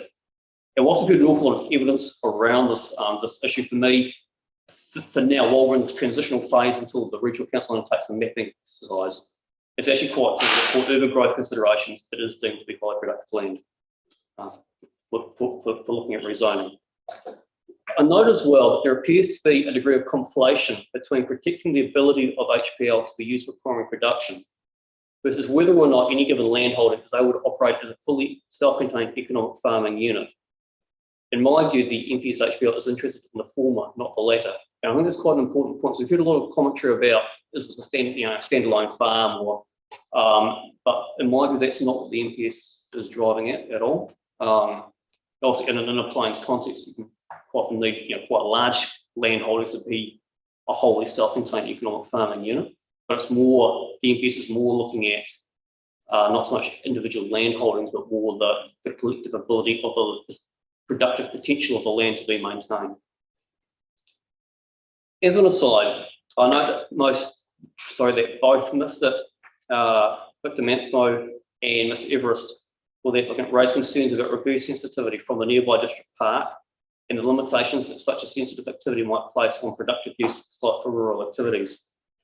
Whilst I do not agree that a park is such a sensitive use that reverse sensitivity effects would be generated, if the plan change proponent is indeed finding that reverse sensitivity complaints generated from itinerant park users separated by a collector road are a major constraint to farming activities, then the PC79 site must generate an even greater effect on the farmland to the west and south, as housing is necessarily more sensitive to amenity effects than occasional park users. Since I wrote my 42A report, I've had the benefit of reviewing the legal submissions regarding whether or not the NPSHPL applies to the rural and a plain zone, or at least whether it applies to the specific part of that zone, on the basis that the existing uses of the site have more of a lifestyle than a farming focus. But obviously, this is as much a legal question as a planning one. So my next few sort of paragraphs are very much my planning understanding of the inner plain zone and how that works as a planner. The use of land, in my view, must necessarily consider the outcomes anticipated for the zone. The operative plan has a single rural zone. I think it's really important to emphasise that. This one rural zone has differing minimum density standards to reflect differing landscape outcomes. i.e. the inner plains part of the rural zone has a 4 hectare minimum, compared with a 20 hectare minimum in the outer plains, and then much larger minimums in the more hilly parts of the rural zone. As an effects-based plan, activities are controlled via rules on matters such as noise, odour, and hazardous substances, rather than permitted activity lists. Apart from minimum subdivision size, there are minimal differences in the land use rules applying in the rural inner plains or rural outer plains part of the rural zone. And then I just list in bullet point really sort of a selection of the rules about what is and isn't controlled in both the inner plains and outer plains. So I won't read those out, they're there for you to refer to. So at 18, the rule framework for activities is essentially identical for both the inner and outer plains portions of the rural zone. Namely, it is a framework that provides for a wide variety of rural production and farming activities, subject to meeting various effects-based standards. In my experience, rural lifestyle zones of district plans and the living 3 zone in the operative plan have a rule package that is much more akin to what would be expected in a residential zone, i.e. rules are designed to maintain residential amenity rather than facilitate rural production. In summary, the district plan must give effect to the RPS. Chapter 6 of the RPS defines rural activities as including residential activities on sites of 4 hectares or more, whilst making explicit provision for rural residential development at densities between 0.5 and 1 hectare in defined areas. Such provision is limited to maintain rural character and rural production values, which are deemed to be maintained on sites of 4 hectares or more. The district plan provides for a series of rural residential areas as living 3 zones, with the rural and a plain zone to deliver rural outcomes in alignment with the RPS. In my experience, the mix of type and sizes on the application site is typical of the range found across much of the rural inner plain zone, and indeed, for that matter, across the adjacent rural urban fringe zone in Christchurch City. Finding that the NPSHPL does not apply to the use of this specific block based on land use is therefore likely to be replicable across much of the wider area, as the lot size mix is not untypical. And with that said, just refer simply to the map we've been looking at. You can simply sort of, whilst there are some larger lots to the southwest off the bottom of the page, the surrounding area is very much a sort of a mix of sort of typically 4 hectare lots, some slightly smaller historic lots, some slightly larger. And if you were to jump on Google Earth tonight and zoom out a bit, it's a very similar pattern across the inner plains. At 21, the outcome of the NPSHPL being unlikely to apply on a case-by-case basis across much of the rural farmland surrounding Greater Christchurch would appear to me to be contrary to the very purpose of the NPS, which is to prevent the further loss of HPL and the death by 1,000 cuts fragmentation that has occurred under piecemeal urbanisation. Urbanisation is, of course, only likely to be an issue in rural locations that surround larger metropolitan centres, where prevalence of smaller rural landholdings is common. On the basis that the NPS-HPL does apply, then its direction is clear that HPL is to be protected and its urbanisation is to be avoided, unless the 3 conjunctive tests set out in Clause 3.6 are all able to be met. Under the first test under 3.6 requires there to be a clear shortfall in capacity over the medium term which I do not consider to be the case. The formative report uses the Stats NZ high growth prediction. It finds that some 420 new homes are required over the coming decade. Now, there is no debate that capacity of some 1,200 or so houses, equivalent to more than 50% of the existing township, is available over this time period through PC68, 72, and very modest uptake of medium density opportunities, which will be primarily in these greenfield areas. Even if the forward report and the Stats NZ high growth predictions turn out to be too conservative, and growth is double that projected, then sufficient capacity is still available in Freeholton. For PC79 to pass through the first 3.6 test, the required minimum capacity has to be found to be triple that determined in the formative report.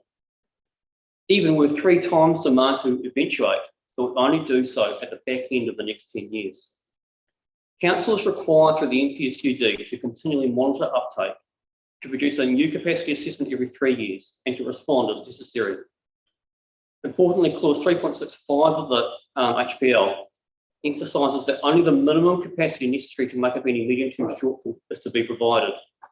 If there is uncertainty, then a precautionary approach is to be adopted where HPL is concerned to ensure no more than the minimum is rezoned. Clarity as to what the minimum is will only be able to be determined well into the 10-year cycle, especially where significant capacity is currently available, and therefore estimates of future shortfalls are speculative at best. As an aside, I know that the opportunity for mana whenua to invest commercially in property development is a separate matter to capacity or housing typology considerations. It does indeed, I think, legitimately form part of the benefits of the plan change and acceptability to assessment, along with the benefits of the subdivision design reflecting cultural values. However, it is different to the provision of whakakainga housing, which in my experience is typically housing that is located on traditional mana whenua land holdings and is for the sole occupation of mana whenua. In the event that a shortfall in medium-term capacity is able to be made out, then 3.6b requires an alternative assessment of alternatives that demonstrates that there are no other options that would not also result in the loss of HPL. Such alternative options would include areas that are already identified for urban growth through an urban growth overlay in the proposed plan, because that is by definition not HPL. The intensification of areas of large lot residential zoning or rural lifestyle blocks, or the rezoning of any small isolated pockets of rural zone land remaining following the PC68 and 72 processes, i.e. an assessment of clause 3.62 matters. In order for capacity to be considered in terms of the NPSUD, it has to be both zoned and serviced. From my reading of the NPS HPL, however, the options assessment of potential alternative locations does not require such areas to already be zoned. As if they were already zoned, and they would be confirmed capacity rather than simply an alternative option. Rather, the options assessment simply needs to consider possible alternative locations where capacity could plausibly be provided within the medium term, whilst minimising the loss of HPL and still delivering a well-functioning urban environment. Potential alternative locations or options for providing any required shortfall capacity are shown in figure 1 below, and you may just flick back and forth over the pages once we look. The below option areas are as follows, with capacity if developed over time to 15 houses per hectare in the greenfield areas, and conservatively I've only assumed that 5 houses per hectare take up in large lot areas, were these to be rezoned to enable an increase in density, to account for the slow take up in these more fragmented areas. And the base zonings is as shown in the proposed plan. For context, I've included 68, 72 in black, and as we know, these two areas at 15 houses per hectare result in some sort of 1,400 households. The area in red is a greenfield area identified in the proposed plan as having an urban growth overlay. So it's rural zone at the moment with an urban growth overlay, and therefore it's not HPL. As we were just discussing, the landowners have lodged a submission on variation 1 to be rezoned to medium density. At medium density, this area equates to some 250 households. And I note that the submission area is a little bit smaller than the overlay because part of that overlay area has been since developed as a stormwater basin. So I've just taken the part of that overlay that is genuinely available. The area in green is an existing large lot area and therefore is also not HPL by definition. The landowners on the northern side of Trisus Road, so half this area, have lodged a submission of variation 1 to be rezoned to medium density, which if successful will result in another 60 households. And the total area of the screen area would result in some 127 households at just 5 households per hectare take up. The areas in blue are the areas that you talked about before with Mr. Nicholson, plus the small 2 hectare bit between the bottom of PC72 and the district park. We remember at 72 this is the block, there was a scope questions on it, so it was a lead 2 submission. Yep. These areas in blue are currently rural zone and therefore are HPL. However, given their location, they are likely to be able to demonstrate they are small discrete areas of Lot 1 to 3 land that are separated from any larger cohesive area of that land, and therefore may well, I think, have a good chance of being excluded through the mapping exercise to come under clause 3.45D. Rezoning of them would square up the edges of the township and result in a preferable urban form outcome for PC79. And in total, they equate to some 330 households at 15 houses per hectare. The area in orange is a mix of existing large lot, 0.5 to 1 hectare lifestyle blocks, and a general rural zone. Portions of this area are HPL, so basically the rural zone part of it. In total, this area is made up of just the rural zone part of it, is some 25 hectares, which would equate to 375 households. And the balance is 81 hectares or 400 households at just 5 households per hectare, where it can be intensified slowly. And then finally, the area of purple is an existing large lot zone, again, not HPL, again, intensification to no more than 5 houses per hectare, equates to some 260 households. These options collectively provide for some, 1,700 households over and above the significant capacity already provided through PC78-72. If Mr. Colgrove's estimates are found to be correct, it requires an additional capacity in his evidence of between 250 to 570 households. Even if the only areas considered are the intensification of the greenfield land within the urban growth area, so the red land, and the residual land remaining after the PC78-72 area, so the blue land, then not just those blocks equates to some 580 households as an alternative. In order for PC79 to pass the clause 3.6, 3 and 5 tests, all of the above options would need to be shown to be demonstrably implausible. As noted above, clause 3.65 requires that only the minimum HPL necessary to meet any short-term capacity is to be rezoned. As such, if the Commissioner finds that any of the above alternatives are plausible, then the amount of PC79 to be rezoned must be reduced by the corresponding amount. And that's just taking a sort of an alternative assessment that is limited purely to prevalent. If you do sort of step out and take a wider view of locality, then there's the other townships and the capacity therein also comes into play. In the event that 3 times the capacity estimated in the informative report is found to be necessary, and none of the above alternative solutions are found to be plausible, then a full assessment of the costs and benefits under clause 3.6c is necessary. Now, I accept that if the first 2 MPS HPL tests are able to be made out, and the MPS-UD test for well-functioning urban environment is likewise found to be met, then it is likely that the proposal will be able to pass a cost and benefits assessment.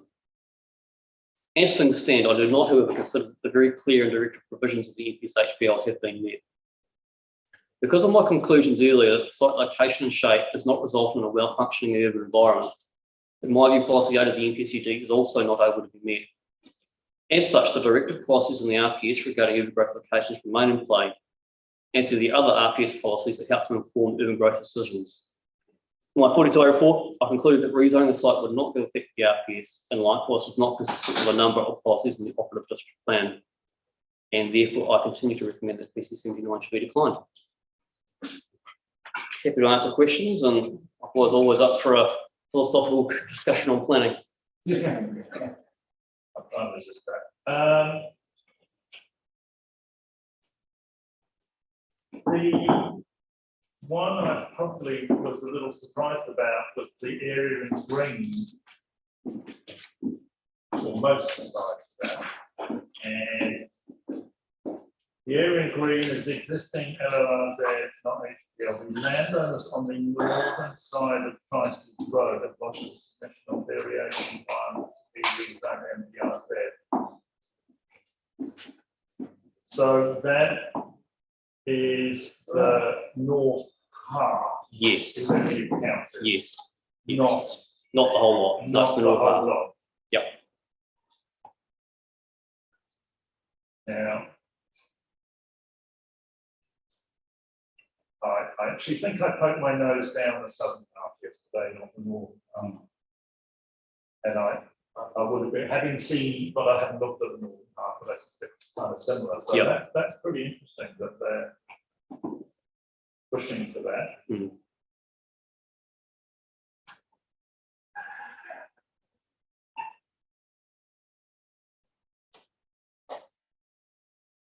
It depends how we're working on it.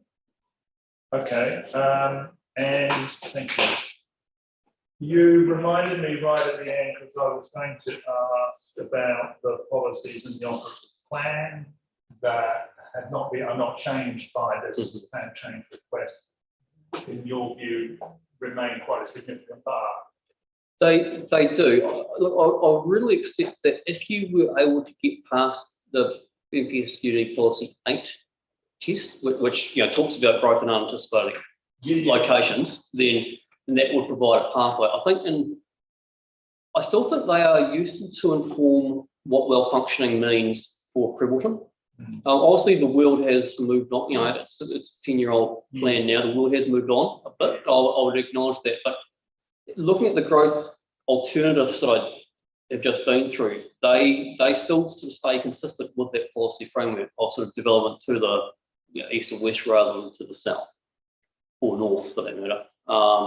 So I think there are still between 68 and 72 and the other options that are available to us. We have the potential for the next 10 to 20 years to still intensify and provide housing in Prebbleton whilst remaining true to that that general growth direction framework that is in the operative plan.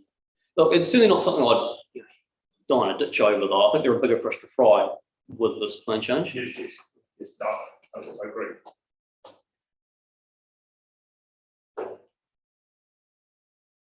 That your figure one is I'm just lining this up against. Yes, you kind of have to turn, again, because this thing you need to sort of turn, portrait rather than landscape to hit it north, basically. Yeah. And so the red was urban growth overlay. Yes, which is that RRS9 plus a submission to activate that. Yes, to medium density rather than rural residential densities. And again, I think it's a good example, a bit like with PC79 of the world moving on, and that as the township's grown, what were once flagged as sort of low density edge of town transition locations, with the pressures of time and the amount of growth that they're just getting, actually, I think general acknowledgement now that they are potentially more valuably used at a higher yield to deliver a higher yield, and that's in the direction of these sort of higher level policy sort of direction as well. It's have come out the last few years. And the purple one, purple is existing large lot. Yep. And then the proposed district plan is remains a large lot zone. Yes, all the existing large lot zones effectively just roll over the proposed plan to large lot zones. So you're not talking about what the proposed plan is like. What you're talking about is what are alternatives in terms of XPL. Yes, yes.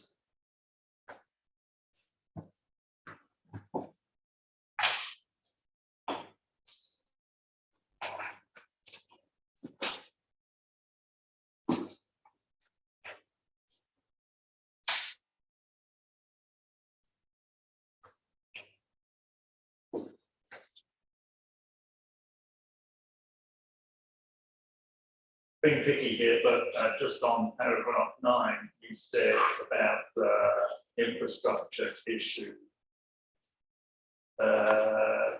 And you expressed it as private investment, but the way I was thinking was that was probably going to be public council investment. It depends on timing, probably. City council is, well, For the roading, as we heard, some of the roading upgrades are very much council and already programmed and are going to happen regardless of whether this plan change is approved or not. The sort of the Shands, Hamptons, roundabout Springs, Hamptons roundabouts.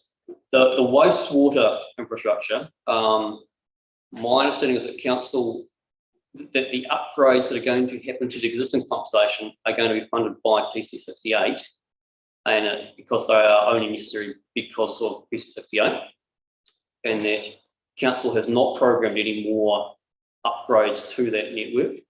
So, well, not at least until, you know, I was at 2063. So if they were to be brought forward, typically where it's only needed to be brought forward to meet a private developer interest, council enters into a private developer agreement to fund that. If the new infrastructure is built with additional capacity to go, so say, beyond what's needed to service PC79, but also looks to sort of future-proof beyond that, then council would typically enter into a sort of pro-rata cost share with the developer. And the nature of developer agreements is generally a trade-off for development contribution. Yeah, it's a sort of particularly a financial sort of side agreement, but development Often about kind of timing and cash flow, because the asset becomes part of the council's asset at the end of it. Yeah. So they're not insurmountable, and there's certainly someone have done a number of these over the years. Yes.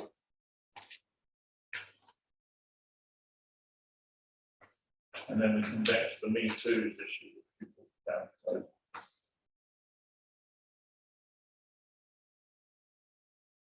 thank you very much. Now, I appreciate there's a bit of kind of evidential stuff there in the planning sense that I appreciate is sort of fresh position. It takes a 42A report to, I suppose, another level. So I'm clearly open to response to that as part of reply and incorporating any planning evidence that you. Yeah, I was going to suggest that we would need some technical support in the reply, economics in particular. I think some of the issues raised in the brief provided by the council and some of the aspects here on planning. Yeah. And look, you proceed with that. I will look at it and look at it from a fairness and process perspective and say, am I happy that that sort of wraps things up? Or is there new stuff there that ought to at least to hear what the council has to say about it? And you can end up playing tennis forever, of course. You can. And I wonder whether there would be need for new things. Because I think what we're talking about from economics is the gap that talked about in commercial size and getting some economics and what now is good as to whether is 8,000 square metres, which originally thought was no issue in terms of on the town centre. You're right. I mean, can he revisit that and consider that again? That hasn't been on our radar. Yeah, no, well, we asked our expert and he considered an issue, so we never addressed it. But I'd like to just get that confirmation from them, and if there is a reduction in size needed, we can consider that. But in terms of some of this, a lot of this could come through my legal submissions anyway, as opposed to the official. Yes. What I can do is I can, I've got quite a list here now of things that I need to respond to. So I can go on and probably provide an indication the next day or so in terms of what our time frame to reply would be. Yeah, look, it's just all about a sufficiently disciplined process. Yeah, there's no, I'm not saying you've got to do this. Well, I'd like to. It's not a resource consent, it's a plan change, it's a different process. Yeah. And yeah, you do want to do it quickly. We do want to do it quite quickly, but we would also like to. If you can give us an indication, we can at least tell, then I can perhaps then issue just a very brief minute saying here's the completion of the process type thing, here's what will happen. I will review it. So the hearing is not closed at this point for submitters and whoever's listening. The hearing is not closed. The hearing is adjourned. Should there be matters that come up in the reply that raise questions that kind of need to be dealt with in a hearing forum rather than on paper, I'll say, look, we need to meet for half a day or whatever to deal with it, and we'll reconvene.